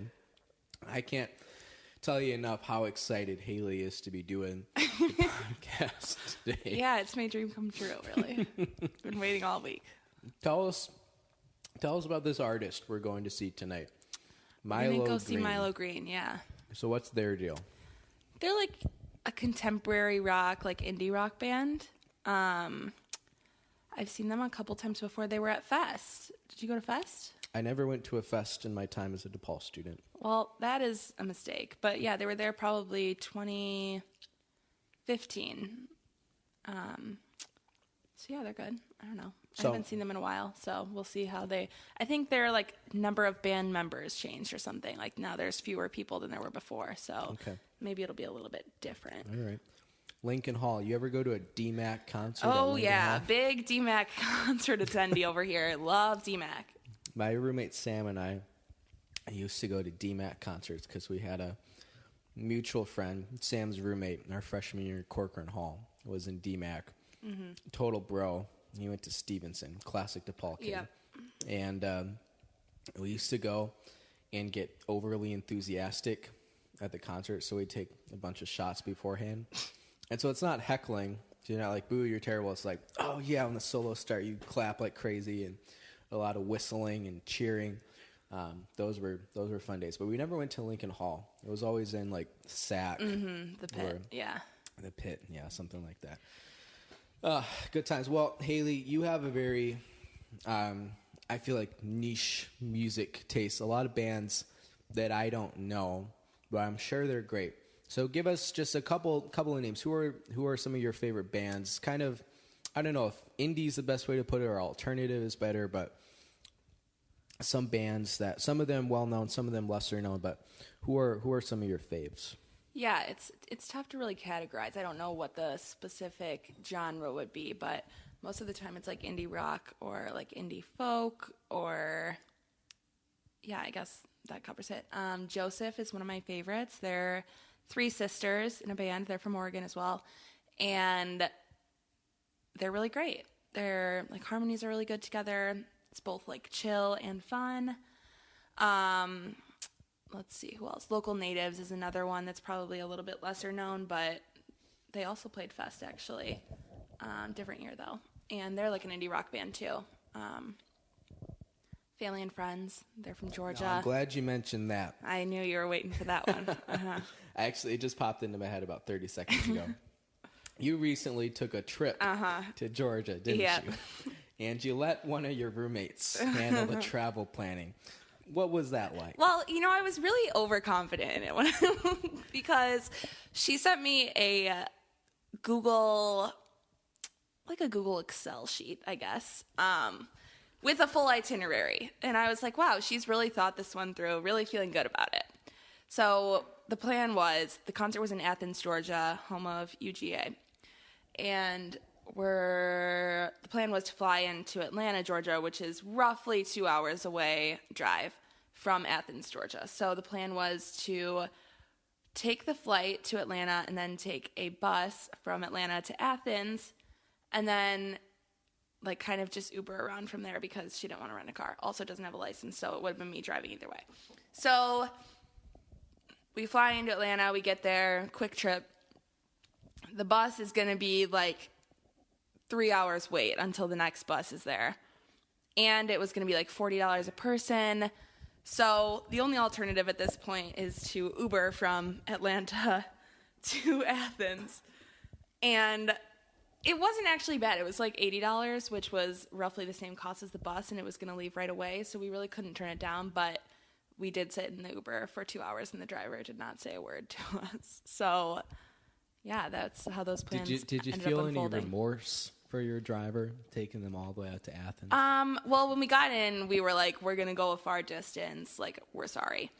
And he was like, oh, no, I like this drive. So we were like, okay, cool. But then, and at first he was like, what do you guys want to listen to? We're like, cool, we're on a road trip now. We're, ready for it.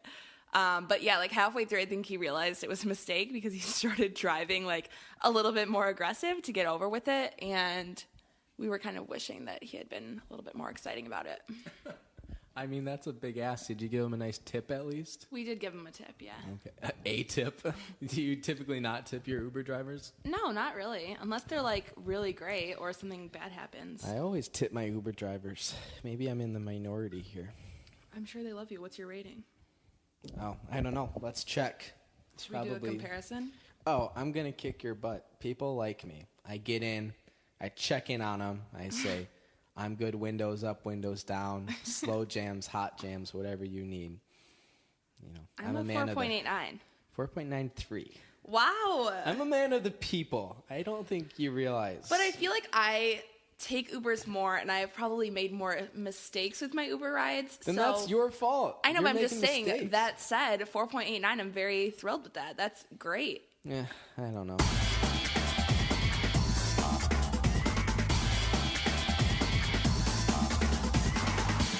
All by myself, just like the Celine Dion song. What's that? You're going to sing Celine Dion to close out the podcast? Don't mind if I do. I'm glad you asked. Thanks for listening. We'll come to you live next week. When I was young, I never needed anyone. Maybe I could do a Celine Dion impression. Making love was just for fun. This is going to be like, those days are done. If Eddie Vedder and Celine Dion had a baby. Living alone. I think of all the friends I've known. Apologies. When I dial the telephone, nobody's home. You know who else is Canadian? Celine Dion. It's been a very Canadian podcast. I also have been listening to a lot of Arcade Fire. But here we go. You're by myself. Pipes are bad today. You're by myself anymore. Gotta use falsetto. You're by myself. Don't wanna be all by myself anymore. One more. Hard to be sure. Sometimes I feel so insecure. Love so distant and obscure remains the cure. Is there a key change in this? We got a instrumental solo. That's not what you expect. Listen, check this out. Oh man, this is some great stuff. You know, this melody is from Rachmaninoff's Piano Concerto No. 2 in C minor. Is that the key it's in? Go check it out. Second movement. It's absolutely beautiful. Oh, by myself, don't wanna be all by myself anymore. All by myself, don't wanna be all by myself anymore. It's a really good piano concerto. C minor, I think. It's either C or F, but I think it's C minor. And it's got 3 movements. The first one is very dark, romantic, moody. The second one is this melody, but it's really pretty, really good piano and orchestra duet. The third one is an absolute banger, one of the most romantic pieces of music of all time. Rachmaninoff Piano Concerto No. 2. Listen to it when you're feeling sexy. Maybe you have sex to that song. But for now, you can have sex to this one. Oh, we're back in. I never needed anyone. Don't have sex to the Beantown podcast. That'd be weird. And making love is just for fun. What if I had sex to the Beantown podcast? That'd be weird. Those days are done.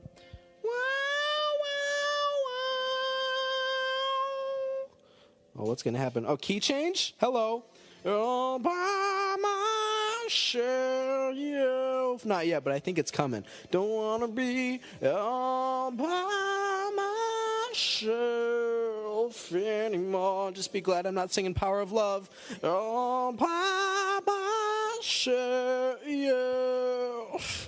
Don't want to be all by myself anymore.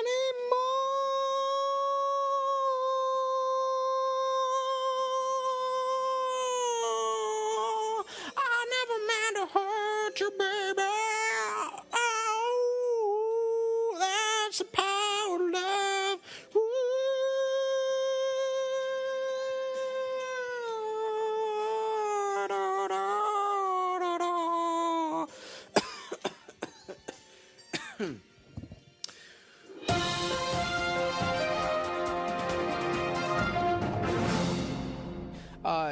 I talked about this in a fantasy football note earlier this week, which I know everyone read because, obviously.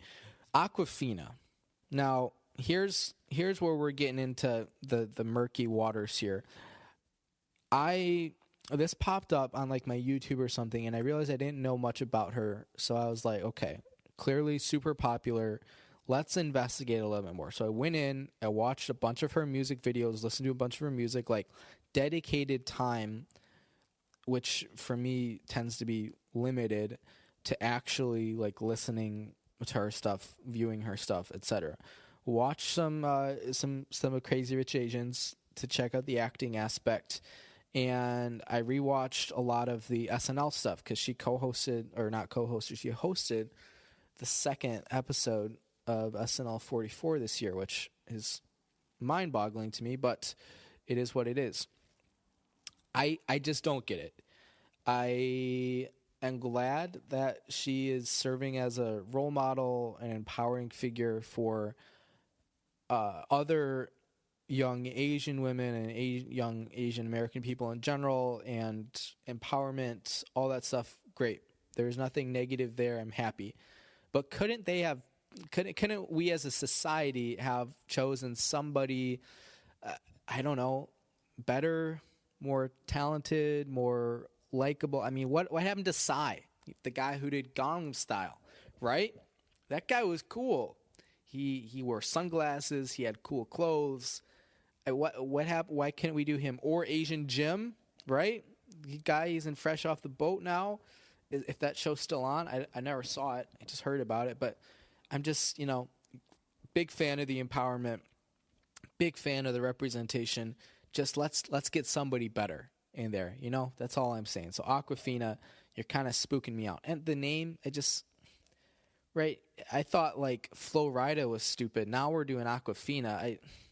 Bottled water is N Essel gonna come out next? I don't. It's frustrating.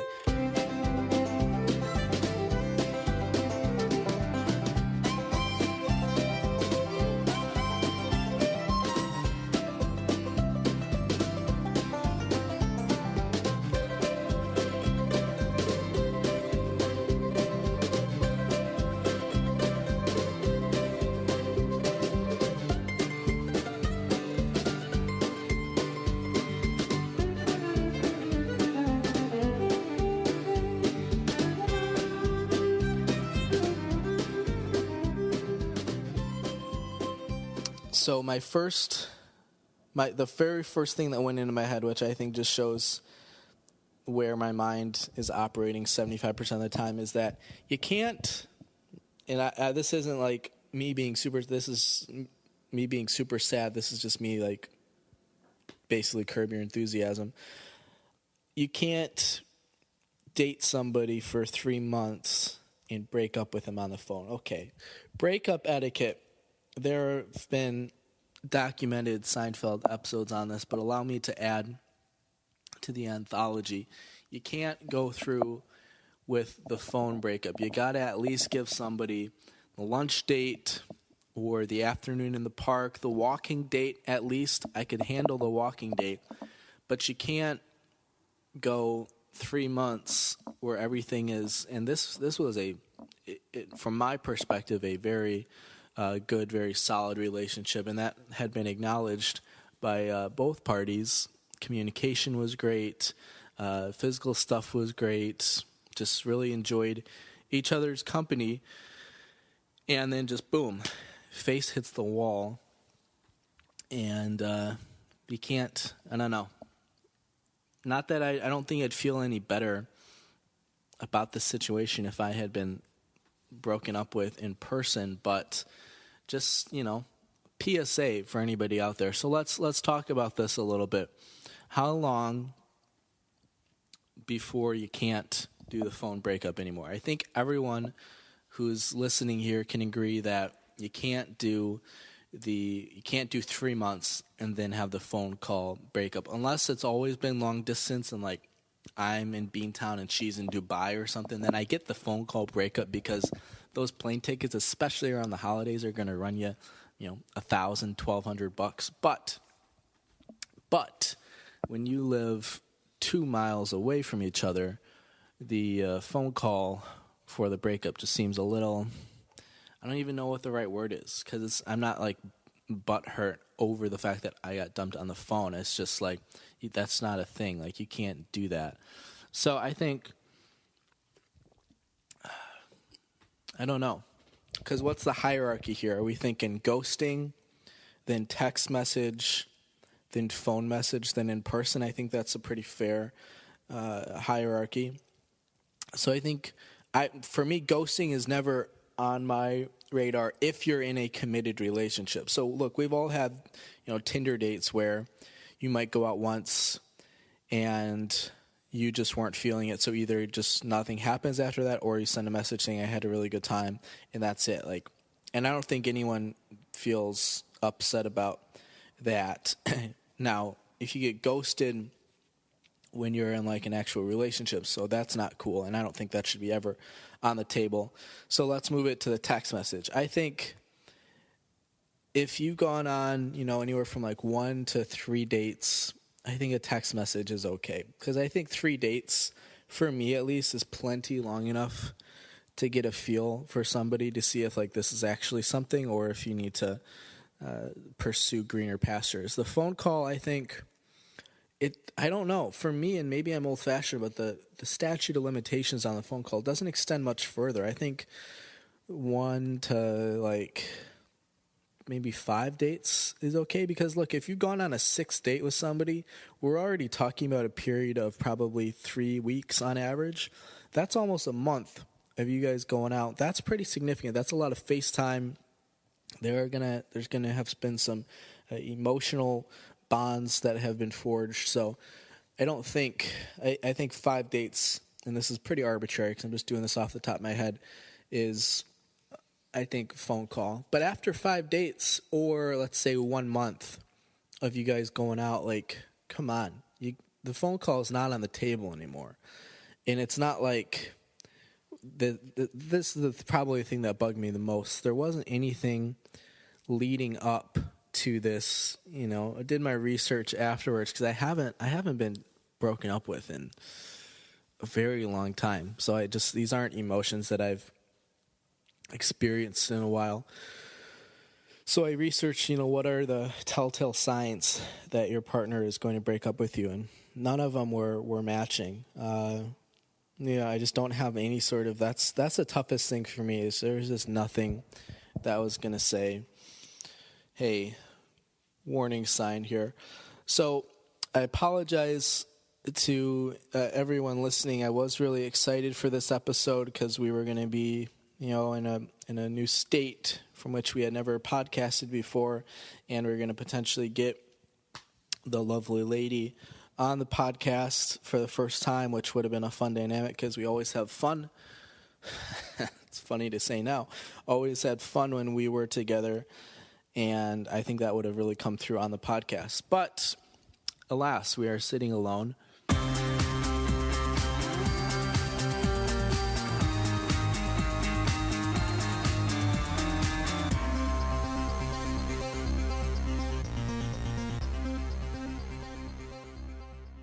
First, though, we are going to be doing an ad from one of our new sponsors. So, check this out. Here we go.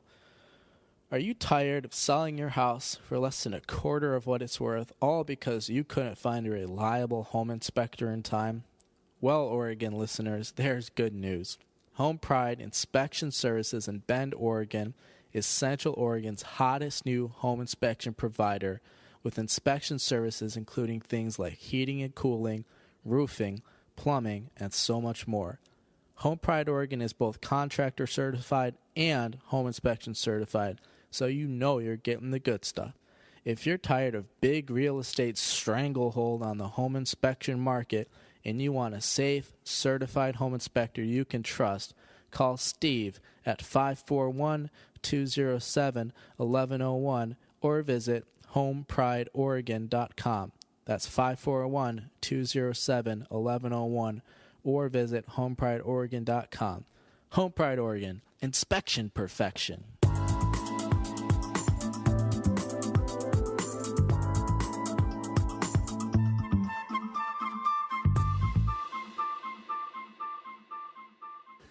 Welcome to the Beantown Podcast, Thanksgiving edition. How's everyone doing? This is Quinn David Furness. This is my podcast, also known as the People's Podcast, one of Baltimore City's top 500 podcasts. We are pretty lucky this morning to be joined by one of my much older aunts, Auntie Anna. What's going on? How are you doing? I'm doing well. We just had a great Thanksgiving, right? With 17 people around the table. I'd say it was good. Yeah. No, it was great, Quinn. It was great. Yeah. Okay. Well, Auntie Anna, thank you so much for coming on the podcast. It's always a pleasure when we can get family on, before people get too old. We want them to be able to experience everything that Beantown Podcast has to offer. So, Auntie, I think you mentioned you were going to get us started with a song. No, I did not mention that, but I was singing this morning because I have a 2-year-old grandson, so we were singing Kookaburra Sits on the Old Gum Tree. Do you know that one? Well, that's a classic song. Would you sing with me, Quinn? I think that was Bob Dylan. Yeah. Are you ready? Yeah. All right, give us a pitch. Okay. Kookaburra sits on the old gum tree, Mary, Mary, king of the bushes. You're not singing. Laugh, Kookaburra, laugh, Kookaburra gay, your life must be. Quinn, you just mumbled Was through. that about gay kookaburras? You go to Baltimore, that means something completely different. I will leave that to your friends in Baltimore. It was an innocent childhood song. Classic Auntie. Classic Auntie. Auntie Anna, you have mentioned before that you're going to be spending some time in the country of, how are we going to pronounce it? Guyana in the next couple of months here. So why don't you give us a quick little country profile? Most people don't know that Guyana exists in the world. So what's it like down there in South Africa, where Guyana is? South America. It's similar. Similar, South America. Yes, I was recently there. It was my first visit to South America, and Guyana is the only English-speaking country on the continent, and it's one of 3 Guyanas, right? We have what was formerly British Guyana, which is the Guyana I visited, and then directly east of Guyana is Suriname, which is considered Dutch Guyana, right? And the language there is Dutch, right? And then further east is French Guyana, which is actually part of France, and where French is spoken. So it's linguistically, it's a really interesting area, and there's a fabulous Guyanese Creole, which I did not understand a word of. The people were warm, as was the temperature. It's a developing nation that has recently discovered oil, and they're preparing for an oil boom. And there's one large federal university that's invited my husband to come and help them start a chemical engineering program. So we spent a couple of days in the capital, Georgetown, which is a lovely little colonial town. But like most developing nations, it has some growing pains. Named after King George? That's what I was told. That is Do you what know I was which told. one? No, on my question, I did pose that question to my guide, and I asked if it was the same King George that the colonies, the American colonies, fought against, and they kind of demurred. So I have yet to do my research to affirm my supposition. Sounds like corporate greed or something like that. Possibly. Colonial greed. Colonial greed, definitely. But they have a really still intact Amerindian population and fairly pristine rainforest. So it's an ecotourism haven destination. So the next time I return to the country, I'm looking forward to exploring the non-urban, the rural side of the country. And is there anything interesting or unique about the cuisine in Guyana that you noticed when you were there? Yeah, well, it was a really short stay, but I'm told they're famous for their pepper pot, which is, stewed meat. There's ethnically, it's a very interesting country because there's still this large Amerindian population, descendants of slaves brought from Africa, a huge Indian population. So the food reminded me a little bit of South Africa, so there was this Indian influence. Lots of curries. Not really many colonial folks left, although now there'll be an influx with the interest in oil. And with you coming, that's going to basically double the population. Pretty much, yeah. You mentioned South Africa, where Guyana is located. No, how is your South African accent? Myself, I don't think I have one. Ooh, I think that's something worth practicing, because when you're in Guyana, you'll want to be able to have conversations with people who live there. But Quinn, you come from a geographically literate family. Why do you keep mistaking South America for South Africa? Well, they're pretty close. If you look on a map, they're only on a map usually, maybe like half a foot apart. Is that it? So really not too bad. If that works for you. This is our Thanksgiving episode, and Auntie, you were growing up in kind of Depression era. I'm wondering if you could talk a little bit more about what Thanksgivings were like for you growing up, Hoover administration, Coolidge administration, of back then. That was my mother and my father. No, growing up in the 60s in northern Wisconsin, which was not Hoover, Coolidge. It was more Nixon and Watergate. So I grew up in a hunting family in the woods of northern Wisconsin. So Thanksgiving meant you hoped the hunters returned in time to enjoy the Thanksgiving feast. And we often had to keep that turkey warm until they finally showed up, often with towing a buck or a doe, right? And you'd have to quickly eat, because then you'd have to dress the deer, right? That really dominated our Thanksgivings, this whole hunting ethos. We're recording a podcast. No, it's fine. We like the ambient noise. Yeah, so we're having lots of fun because my 2-year-old grandson is here. Yeah. Very good. And he's got a couple different names, so I was under the impression that Tsunami is what we were calling him. But when I showed up here, a new name emerged, something like Chunky Salsa. It means caterpillar in South African, I think.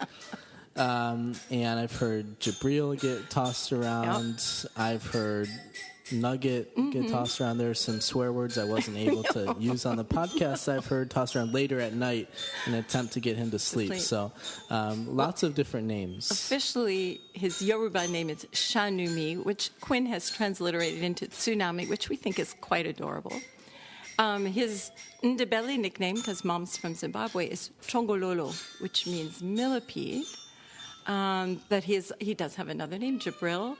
And, yeah, he's just adorable. He's over there playing the xylophone. Isn't that sweet, Quinn? If he ever plays baseball, they're going to have to get him a couple different jerseys to put his full name on. I think so. That'd be good. Yeah. Some soccer players just have one name, like Ronaldo or Ronaldinho. Pele, but if Chungo ever plays soccer, he's going to be the opposite. He's going to have like 10 different names. I agree. So, well, he merits them all. He's adorable. Yeah, very good.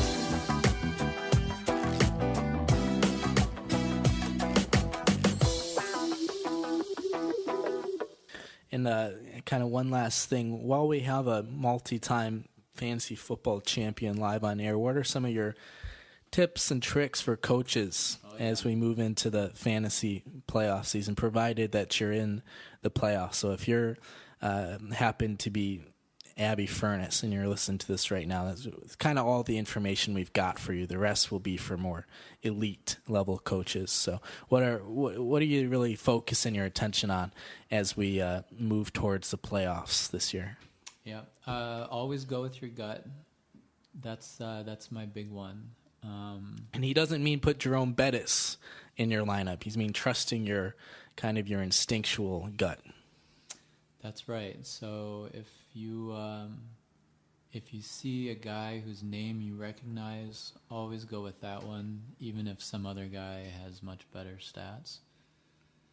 That's one of my personal rules. Something I learned along the way is always check before you trade for someone to make sure that they're not on IR, because that can come back to bite you. Never underestimate a good smile. So when you look at the guy's pictures, you're trying to choose if you want to pick up someone or drop someone. You can often tell just by looking at them, if they're going to be the right fit for your team. Have you seen Tyreek Hill's picture this year? No, I haven't. Oh, I'll pull it up. I think there's a reason why he's leading all wide receivers. Well, yeah, I've no one to blame but myself then. Because these are things that a lot of coaches don't really look into. But, oh boy. Well, I don't know if he would have made the cut for my team. If anyone has the opportunity, just Google Tyreek Hill's 2018 team photo. He's a gem. Not the most. Love that guy. He's like 5'9", but runs a pretty quick 4.40. Jack, do you ever run a 4.40 at any time in your life? I know you used to run track. Yeah, no, is that 440 yards? No, it's a 40 yards or 40 meters, excuse me. But 440 is like a really good time to get on the 40 meters. A 4-second 40 meter? Yeah. Or 4 seconds and 4.4 seconds? It's one of those two. We'll do some research on this after. No, I ran I guess I ran the 400. I wasn't very good at track, so I doubt I ever did that. Well, you only had 1 year of experience. That's true. You were the rookie. Yeah. And coming off an ACL injury. They should have made a 30 for 30 about you. That's right. Or a 40 by 40, apparently.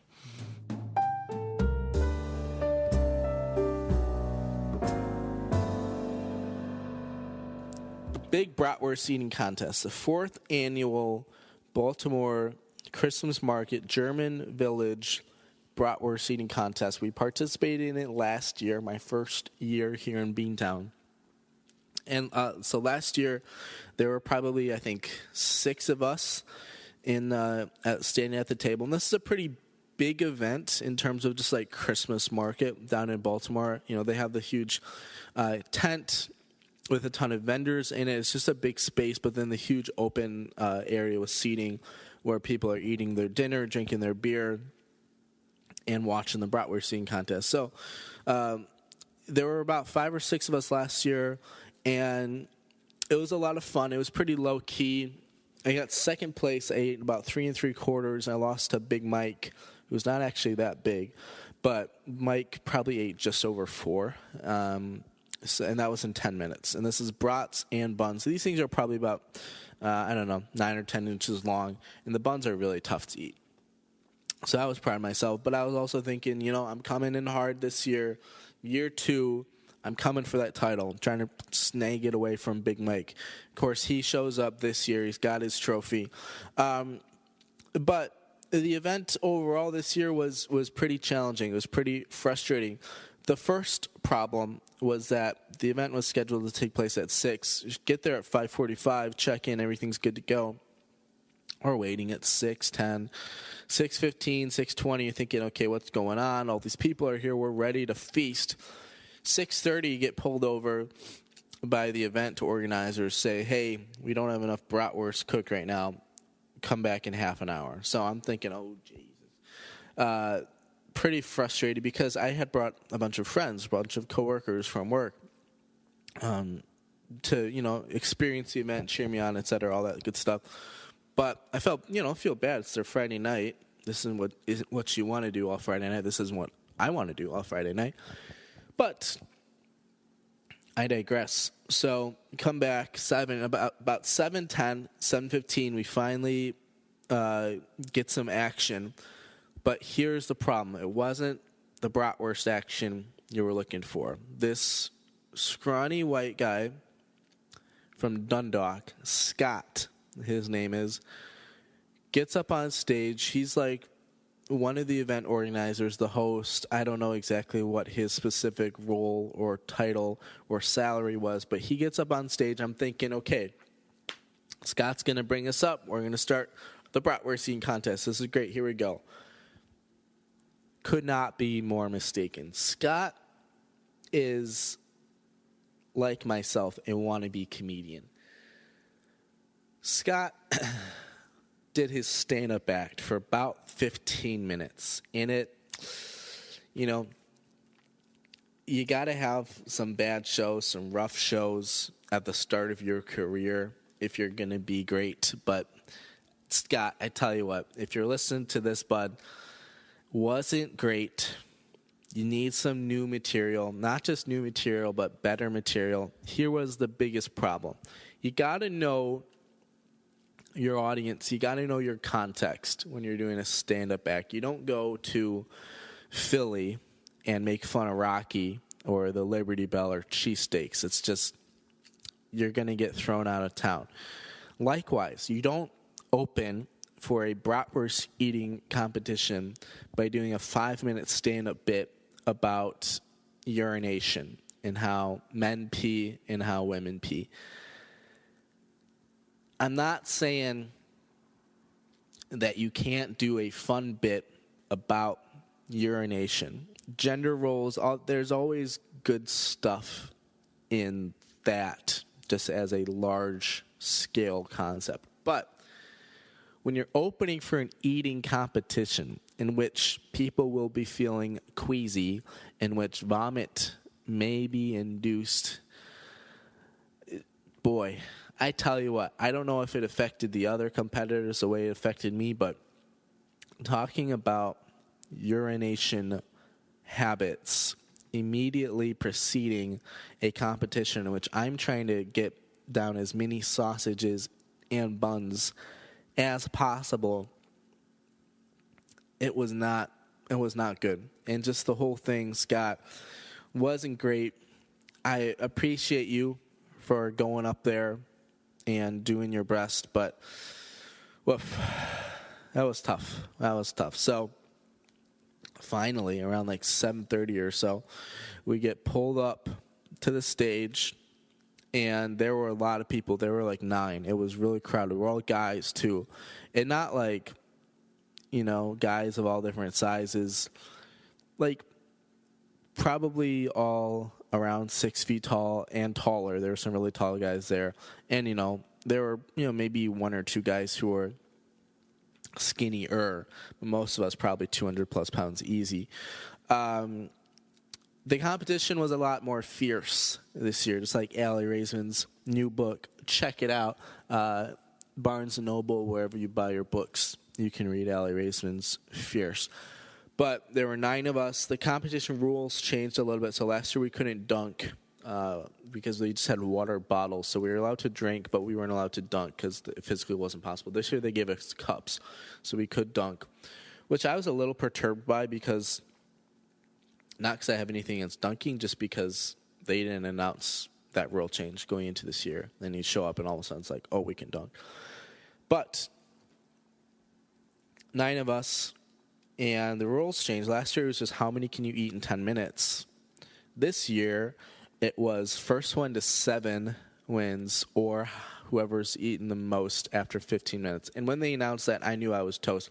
The only chance that I potentially had was winning a sprint, the 10-minute track, the 10-minute circuit. Even then I wasn't going to have a chance. But I knew that if it was just how many can you get down, it wasn't going to go well. One, I've been dieting the last 5 weeks or so, and my stomach has shrunk considerably. My appetite, particularly around dinner time, much lower than what it usually is. But number 2, the whole Scott urine bit just really threw me for a loop. So even before it started, I knew it wasn't going to happen. But we get going, and there are some big guys. There's Gomez, who worked for T-Mobile. I was 2 positions down from him, so I could see him pretty well. After I hit about 2, I knew that I wasn't going anywhere, that I was just having fun at this point. And I felt bad because you want to put on a good show, but I also really didn't want to puke. It's just, if I was just like doing this at home and puking, it'd be like, yeah, okay, I can, whatever. But you're in front of a crowd of probably 200 people. Not exactly what I wanted to do. So I'm looking over at Gomez as, we get to like the 7-8 minute mark, and he's on Bratwurst like number 4 or 5. And I'm thinking, because I was only at like 3 at this point. I'm like cheering for Gomez now. The guys on either side of me also were like out of it. So now, Gomez is just killing these, and we're thinking, oh, this guy's got it. Like, here's our new champion. So the defending champion, Mike, was all the way on the other end. We couldn't see how he was doing, but I knew, last year he had just over 4 in 10 minutes. So I'm thinking, another 5 minutes. He's not going to be able to eat 2 in those 5 minutes. So he's probably maxing out at about 5. That's just how our stomachs work. And I'm already seeing Gomez working on number 5. So I'm thinking, okay, Gomez, here's our guy. And the competition is getting, towards the end. We're at about the 13, 14-minute mark, so about 1 minute left, 1.5 minutes left, and all of a sudden it's over. Announced that 7 have been eaten. I'm looking over at Gomez, and he's not on his 7th yet. And so I was pretty shocked. And there's another guy, like 2 slots down from Gomez, who had eaten 7. And this guy just he was probably about 6'3", 6'4", probably weighed a solid amount, but he wasn't fat. He's just muscular. I don't remember what his name was. We can check the tape, but he made us all look foolish. I don't know exactly how many Mike ate. I ate about 3.5. I could have pushed myself to 4 and maybe thrown up, maybe not. But knowing that Gomez was already on 5, 6, I was like, there's no, this is silly. So all in all, I don't have, overall placements. I finished with about 3.5. I know I beat the 2 guys on either side of me because they kind of gave up before I did. But I think out of the 9, probably finished about 4th or 5th. I know the highest I possibly went was 3rd because I knew the guy who won obviously won, and then Gomez was way ahead of me. I couldn't see anything else going on. Judging by how they were acting, though, they probably had more than I did. So I think 4th or 5th is probably pretty accurate. So not the 2nd place finish we got last year. Definitely a little bit disappointed. But I will say that I didn't expect to do as well this year because of the diet. And then Scott's stand-up bit really took it to a whole new level. But I'm proud of myself, and I want to thank my friends and my coworkers for coming out to support. If you want to see the video, so this is something that I was really happy to have, because last year all we had was an Instagram live story. In that 24 hours, it wasn't even on my Instagram page because I didn't have an Instagram page. But I was able to get it captured on my phone this year. I haven't gone back and watched the full tape, but it is on my Facebook page, but it's also on the YouTube page. So if you're listening to Beantown Podcast on YouTube right now, you can physically just click into my page. You can find it. If you're not, just find me, Quinn Furnace, on YouTube. And the footage is there. It's the full contest, about 15 minutes long. So you can see that. I got a chance to promote the podcast a little bit in the middle of the podcast, or in the middle of the competition, after I knew that I was going to have no chance of winning. Scott gave me a little platform to support the podcast. So always good to get that out there. But that was the Bratwurst eating contest.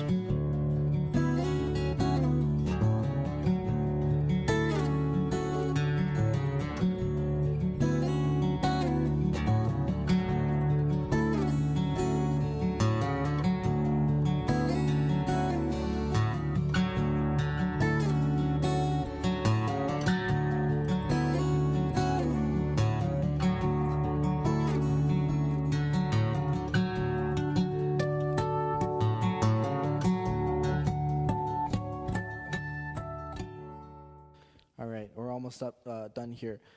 I like the word cook because, while it's not technically a palindrome, it sounds like it should be one. Megan, what are some of your favorite palindromes this holiday season? Oh. Just thinking long and hard about this one, just like waking up on Christmas morning. Except not in Megan's case, as we learned earlier.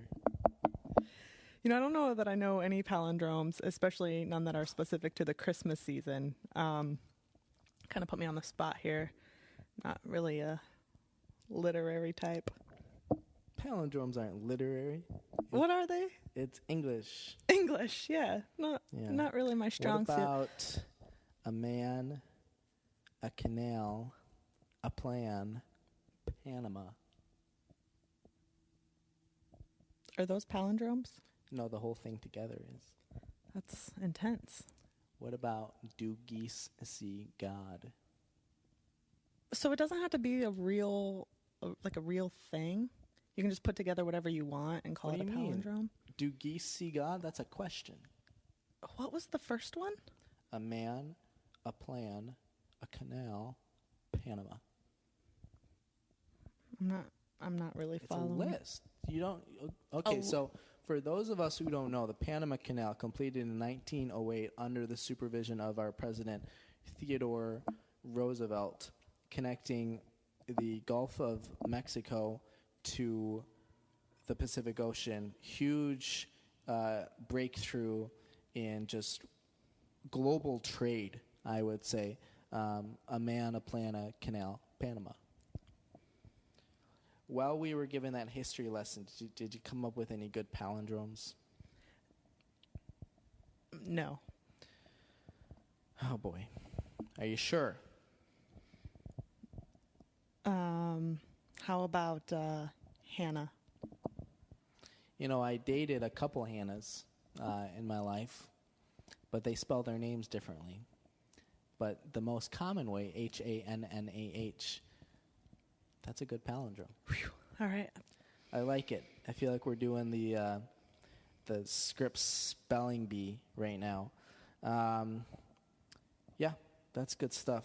I'm actually doing some Google searching to find some other cool palindromes. While I'm doing that, Megan, you want to vamp a little bit, maybe tell us, practice some of your stand-up or something. Actually, I did want to bring up, I know you were talking about Jesus and his disciples earlier, and saw this really great tweet that I feel like needs a little bit of recognition on that subject. All right. So it's Jesus drunk at the Last Supper, waving a baguette wildly, saying, "You want a piece of me?" Now, for those of us who don't know, Jesus has often been described as his body being bread and his blood being wine, which I always thought kind of harkened back to the whole Silence of the Lambs cannibalistic thing. But, for some of those hardcore Christians out there, your Joel Osteens and your Megan Lundgrens of the world, it works for them. So, I don't know. I wouldn't want to eat my Savior if I were you, but, that's what they say. I found a really good palindrome. Doc, note I dissent. A fast never prevents a fatness. I diet on cod. Just really unimpressed with the whole palindrome thing in general. I'm sorry. I'm not getting on board. We got one last question for you, Megan. Do you believe in God? No. Worst holiday correspondent ever. Doesn't even know the reason for the season.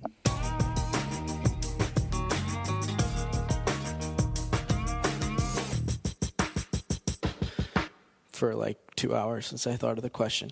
Brothers, the 2009 film starring Tobey Maguire, Natalie Portman, and Jake Gyllenhaal. Are you surprised Tobey didn't get an Oscar nomination for this? I'm surprised Tobey didn't get an Oscar nomination for Spider-Man 1. Now, okay, we're going to go down a rabbit hole here because you're talking to the biggest Sam Raimi fan you've ever met.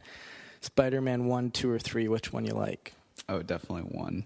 Better than 2. Yeah, I know that I've been called out on this before for not really appreciating the genius of Alfred Molina's Doc Ock. I think maybe upon subsequent watching I might end up appreciating it more, but I don't know, there's just something magical about Norman Osborn.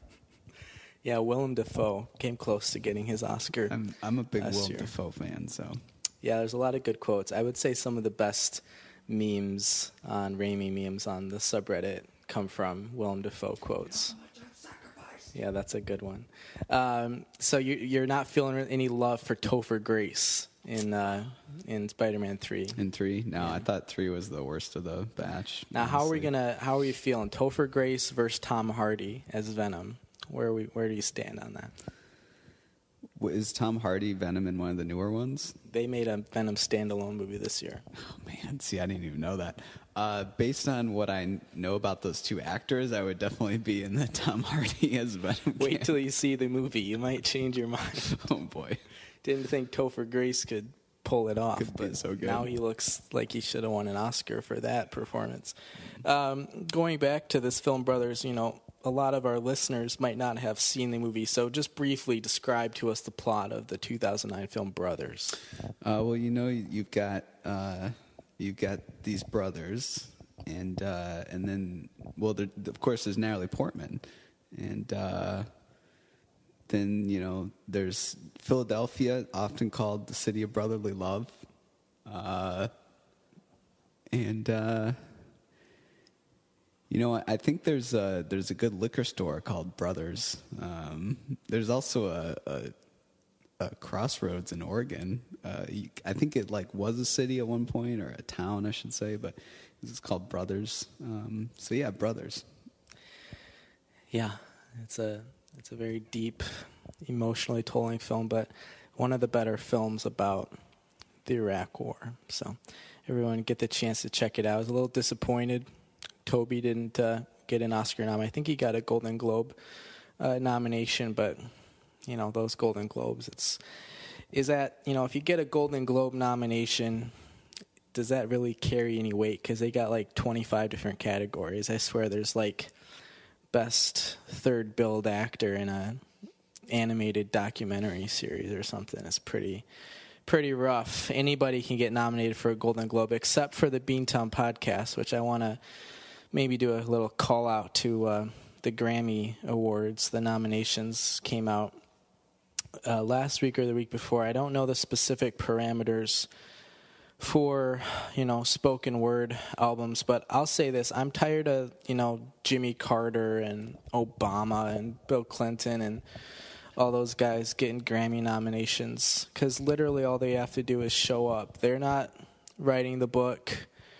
They're just famous because they happen to become president, and now they're getting Grammy nominations for it. So, yeah, we're a little salty. I would say the Beantown podcast, just in general, has been kind of stifled in year one. I know we were talking to Ryan Ligon and Kristen English, hosts of the Car Ride Convos podcast, a couple months back when the invites went out to PodCon, which is in Seattle next month, and absolutely no mention of the Car Ride Convos podcast or the Beantown podcast. So I actually wrote them a letter using kind of their online feedback form. They never even emailed back, so I don't know. It's all politics when it comes time to podcasting, but here's the thing, though. Aren't you planning on doing a like Beantown year in review, best of year one, like in January here?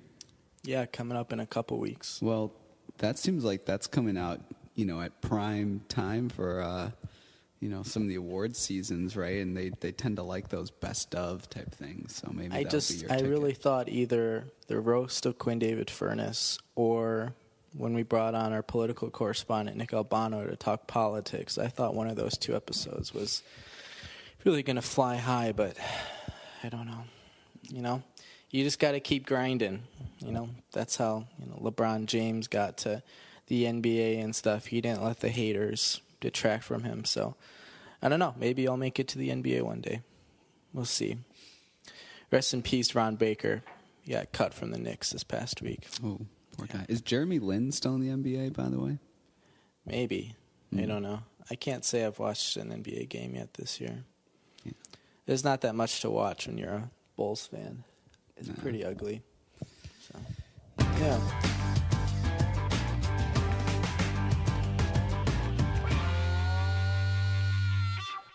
But now we're fortunate to be joined by a fellow podcaster who's been on the Beantown podcast once. It was a Beantown Unplugged special you might have listened to by the name of The Roast of Quinn David Furness, one of our more popular entries from year one.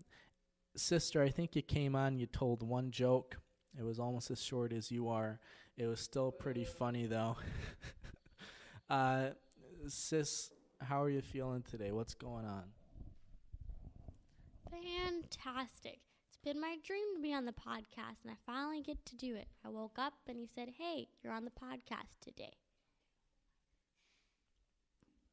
What else? Keep going.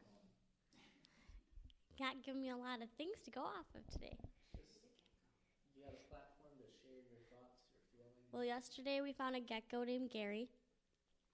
Jack caught him underneath the bed, and Mom made us let him go. And then what happened? We talked to him for a little bit, saw his little beady eyes, his ears, his breathing. As I recall, Walt and I may have killed you and Jack in a game of 500 yesterday. I'm not quite sure. Walt's another fellow podcast person, follower, liker, and he's also our brother. First podcast, then brother. Just kidding. All right, you're losing them, so try to amp up the material a little bit. All right, Sister Sally. So you brought up the concept of geckos. I like where you're going with that. Now, we've been in need of an animal expert on the Beantown podcast for about a year now. We're not going to be able to get any live animals in here right now unless Mom finishes her glass of breakfast bourbon. But, Sister, why don't you take us through the 5 different kind of categories of animals and share with us which one is your favorite. So you got your mammals. What makes a mammal a mammal? They don't lay eggs and they're warm-blooded. What's going on? They have fur, skin, hair.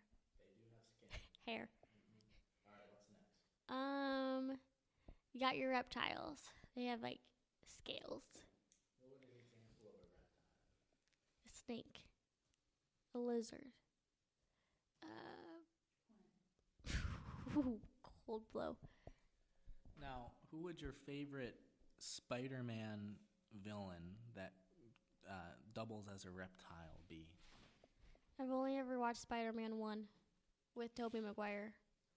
Now, in the Amazing Spider-Man, Dr. Connors, who does he turn into? I've never seen Amazing Spider-Man. Not a huge fan of Andrew Garfield. But you just caught one yesterday. Oh, a gecko. No, it's the larger. What is a gecko? A lizard. Lizard. So, in The Amazing Spider-Man, starring Andrew Garfield, Emma Stone, you know it, you love it. Dr. Kurt Connors, who doubles as Peter Parker's, this is all true, Peter Parker's professor at, I believe, Columbia. I'm not sure. I think that's where he goes to college in the comics. So we'd have to double check on that. We'll get our comics books correspondent on that. But Dr. Kurt Connors turns into a lizard, and he's crazy because Peter Parker's like chopping his arms off, and they keep regurgitating. And he's in the subway, and I don't remember how they eventually kill him, but I think they trap him in a glass menagerie or something. Okay, so we got mammals, we got reptiles. Where are we going next? My favorite, the amphibians. Tell us more about those. They're frogs in the amphibian family. So those are fun. What else are in an amphibian?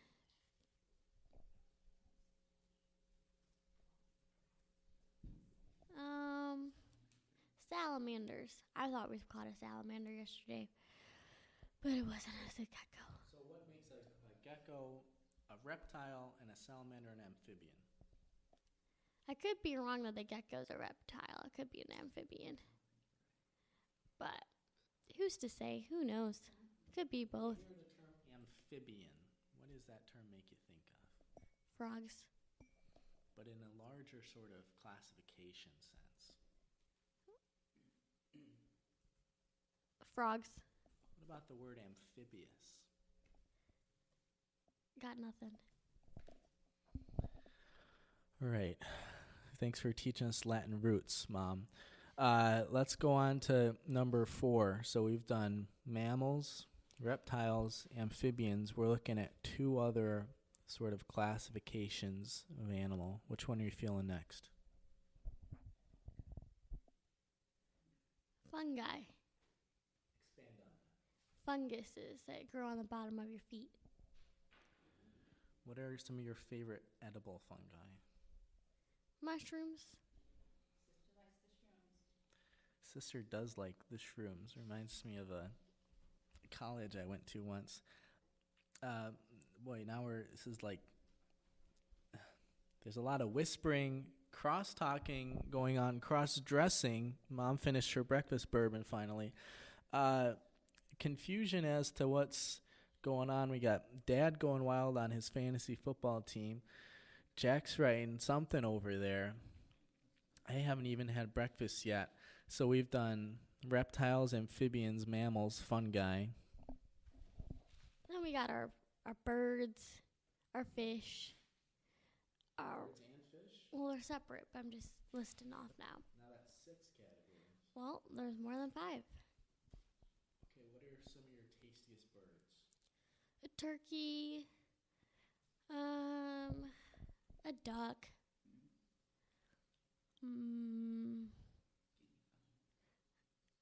geese aren't that good.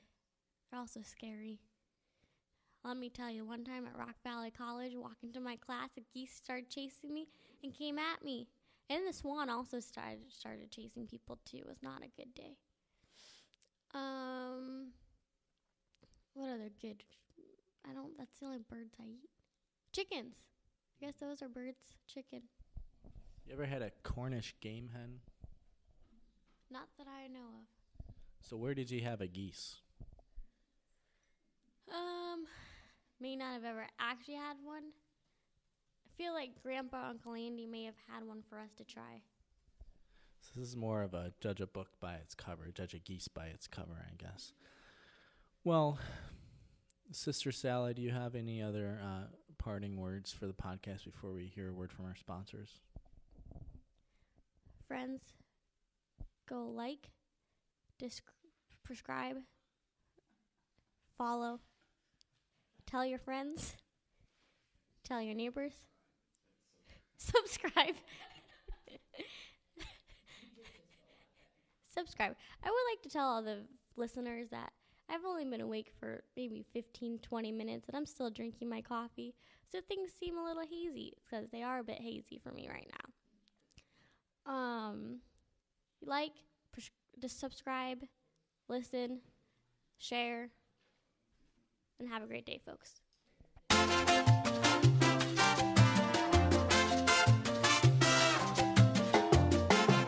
Ma, welcome back to the podcast. How are you feeling today? How was the bourbon? It was outstanding. Thanks, Quinn. Thanks for having me back. I really appreciate it. Now, Ma, you mentioned coming on the podcast for the second time. You were really looking to ramp it up a little bit, maybe talk about something you got over there on your iPad. But first, I think you wanted to mention the U.S. education system. So what about education? Yeah, do it. And how do you feel about proficiency versus growth versus prosciutto? I've always been a big fan of prosciutto. I especially like it thinly sliced, sauteed till it's crispy with some asparagus, or it's really good with shredded Brussels sprouts as well. A little bit of olive oil, salt and pepper, can't be beat. All right, that's pretty good. Now, you got something over there on your screen that you're looking to plug. Walk us through that. Well, first, I'd like to reiterate, Quinn, that I'm a big fan of having a letter of the podcast, meaning that you would feature a letter with each podcast. And I did float a few letters by you in the last few days. I brought up J, obviously, for my first name. I brought up Q after you. And then I also brought up the often under-recognized schwa sound. Now, I think there was confusion over schwa versus swastika and it being Festivus and all in the holidays. We didn't want to offend anybody. I think the concern is also getting slapped with a subpoena from Sesame Street regarding the usage of their copyrighted materials. So we're going to see how this segment goes. But I will say, Ma, if we're dealing with Greek letters here, and you get rid of the common ones, the alpha, the betas, the omegas, quick sketch idea that I've mentioned before, we're still working through, a Christian fraternity called Alpha Omega, and all of their fun hijinks and hazings and crucifixions and stuff. But Ma, what are some of your favorite Greek letters? I've always been a big fan of theta. What does that one look like? Well, it's Greek. It's all Greek to me, you know, that's what they say. Mamma mia, opa. I don't know, Ma, is there anything else that you were really looking to talk about, maybe engage in some discourse on while you were here? Something, maybe spoken word? If you want to recite a psalm or something? Well, I was thinking that we could all take a moment and just observe a little moment of silence here in honor of the government shutdown, a little over 24 hours here with our government employees not being paid for the work they're expected to do, especially the TSA agents who are going to have to be checking us back through for our flight back to the Pacific Northwest. Pretty upset about that. Yeah, I think that would be appropriate. All right, 24 seconds in honor of 24 hours of, although it's like 31 hours at this point, more like 34. So 34 seconds of silence.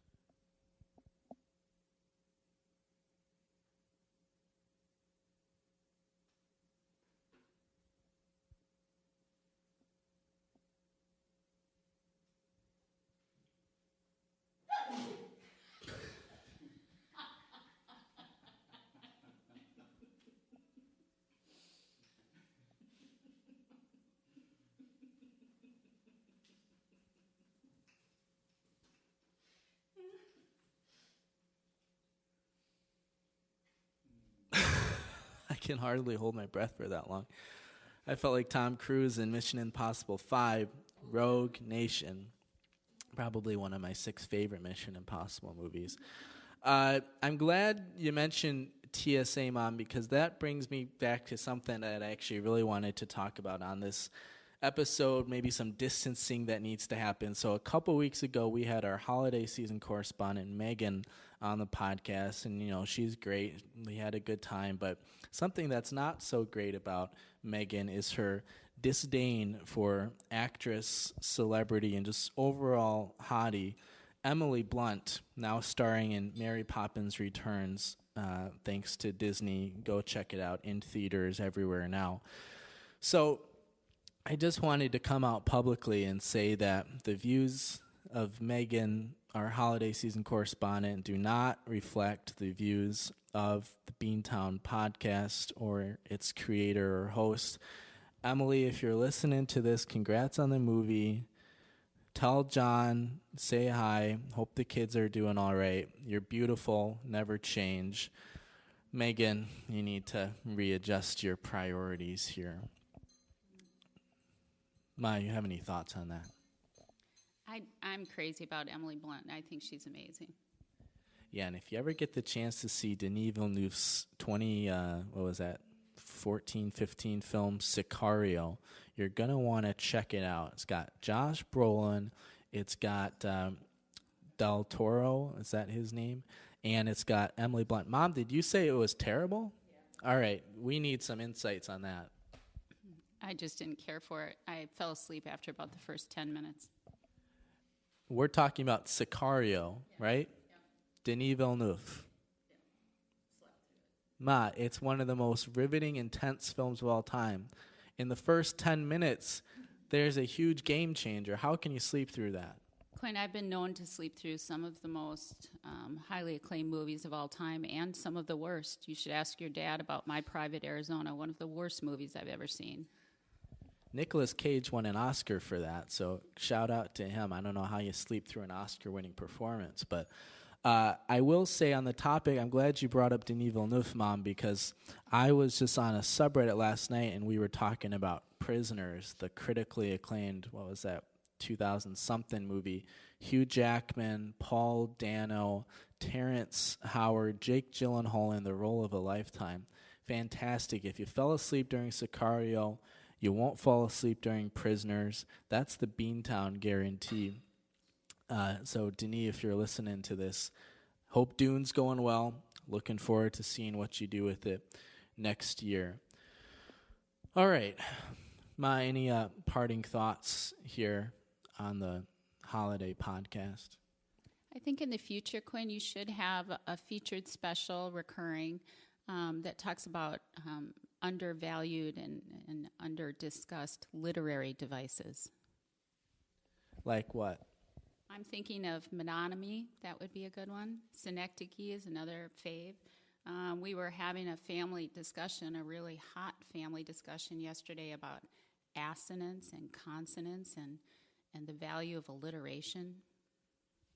I will say most of those just sound like little towns in Wisconsin, so I'm not sure if Mom actually has real terms or if she's just kind of doing a little Lake Wobegon type of storytelling there.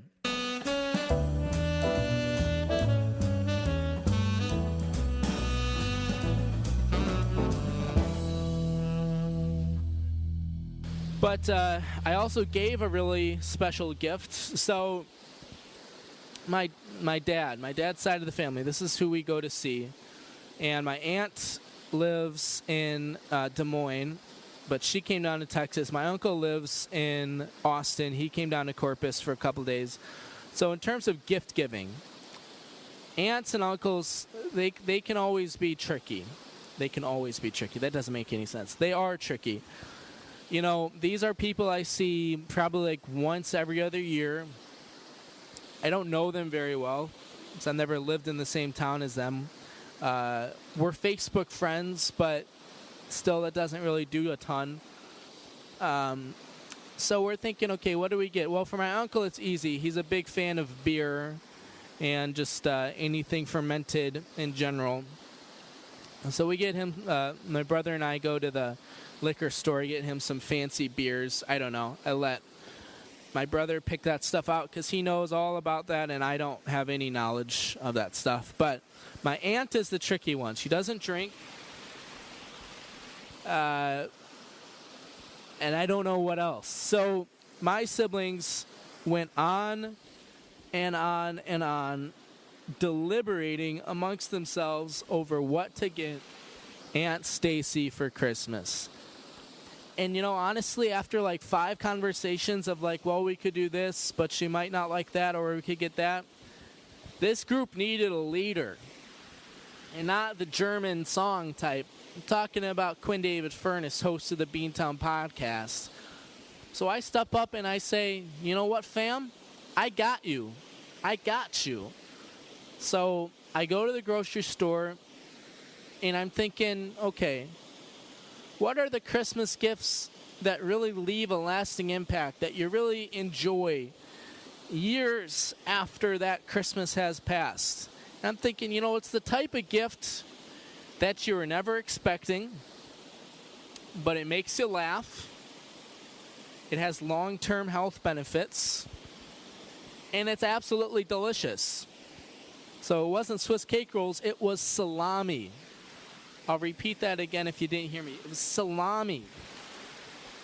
Because here's the thing about salami. You don't have it too often.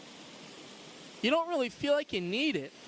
But then when you get it, you realize, damn, salami is delicious. You can pair it with cheese and crackers.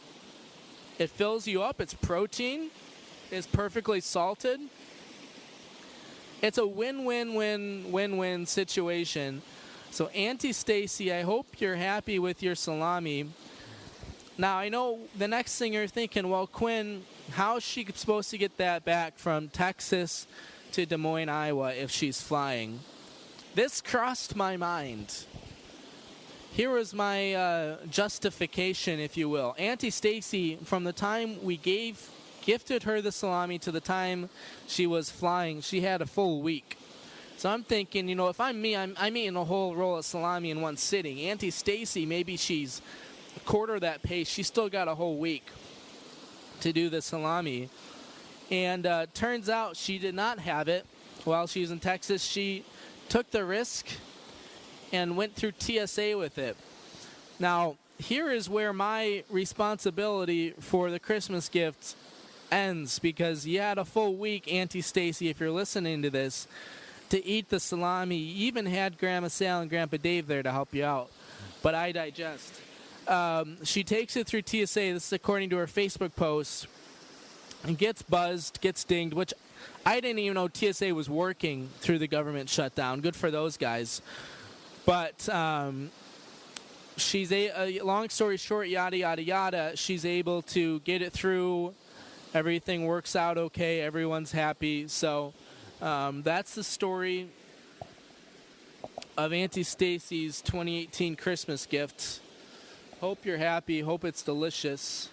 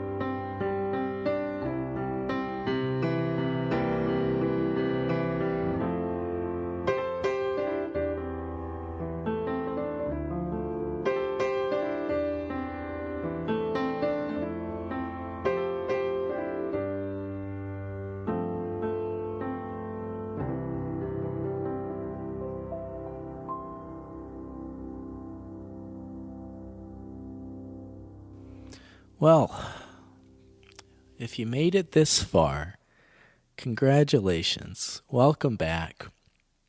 This is Quinn David Furness, And we are actually, not really, but actually coming to you live. This is the most recent that you're here and coming out first weekend in January. We are back to real time here, 2019. That was the year one special.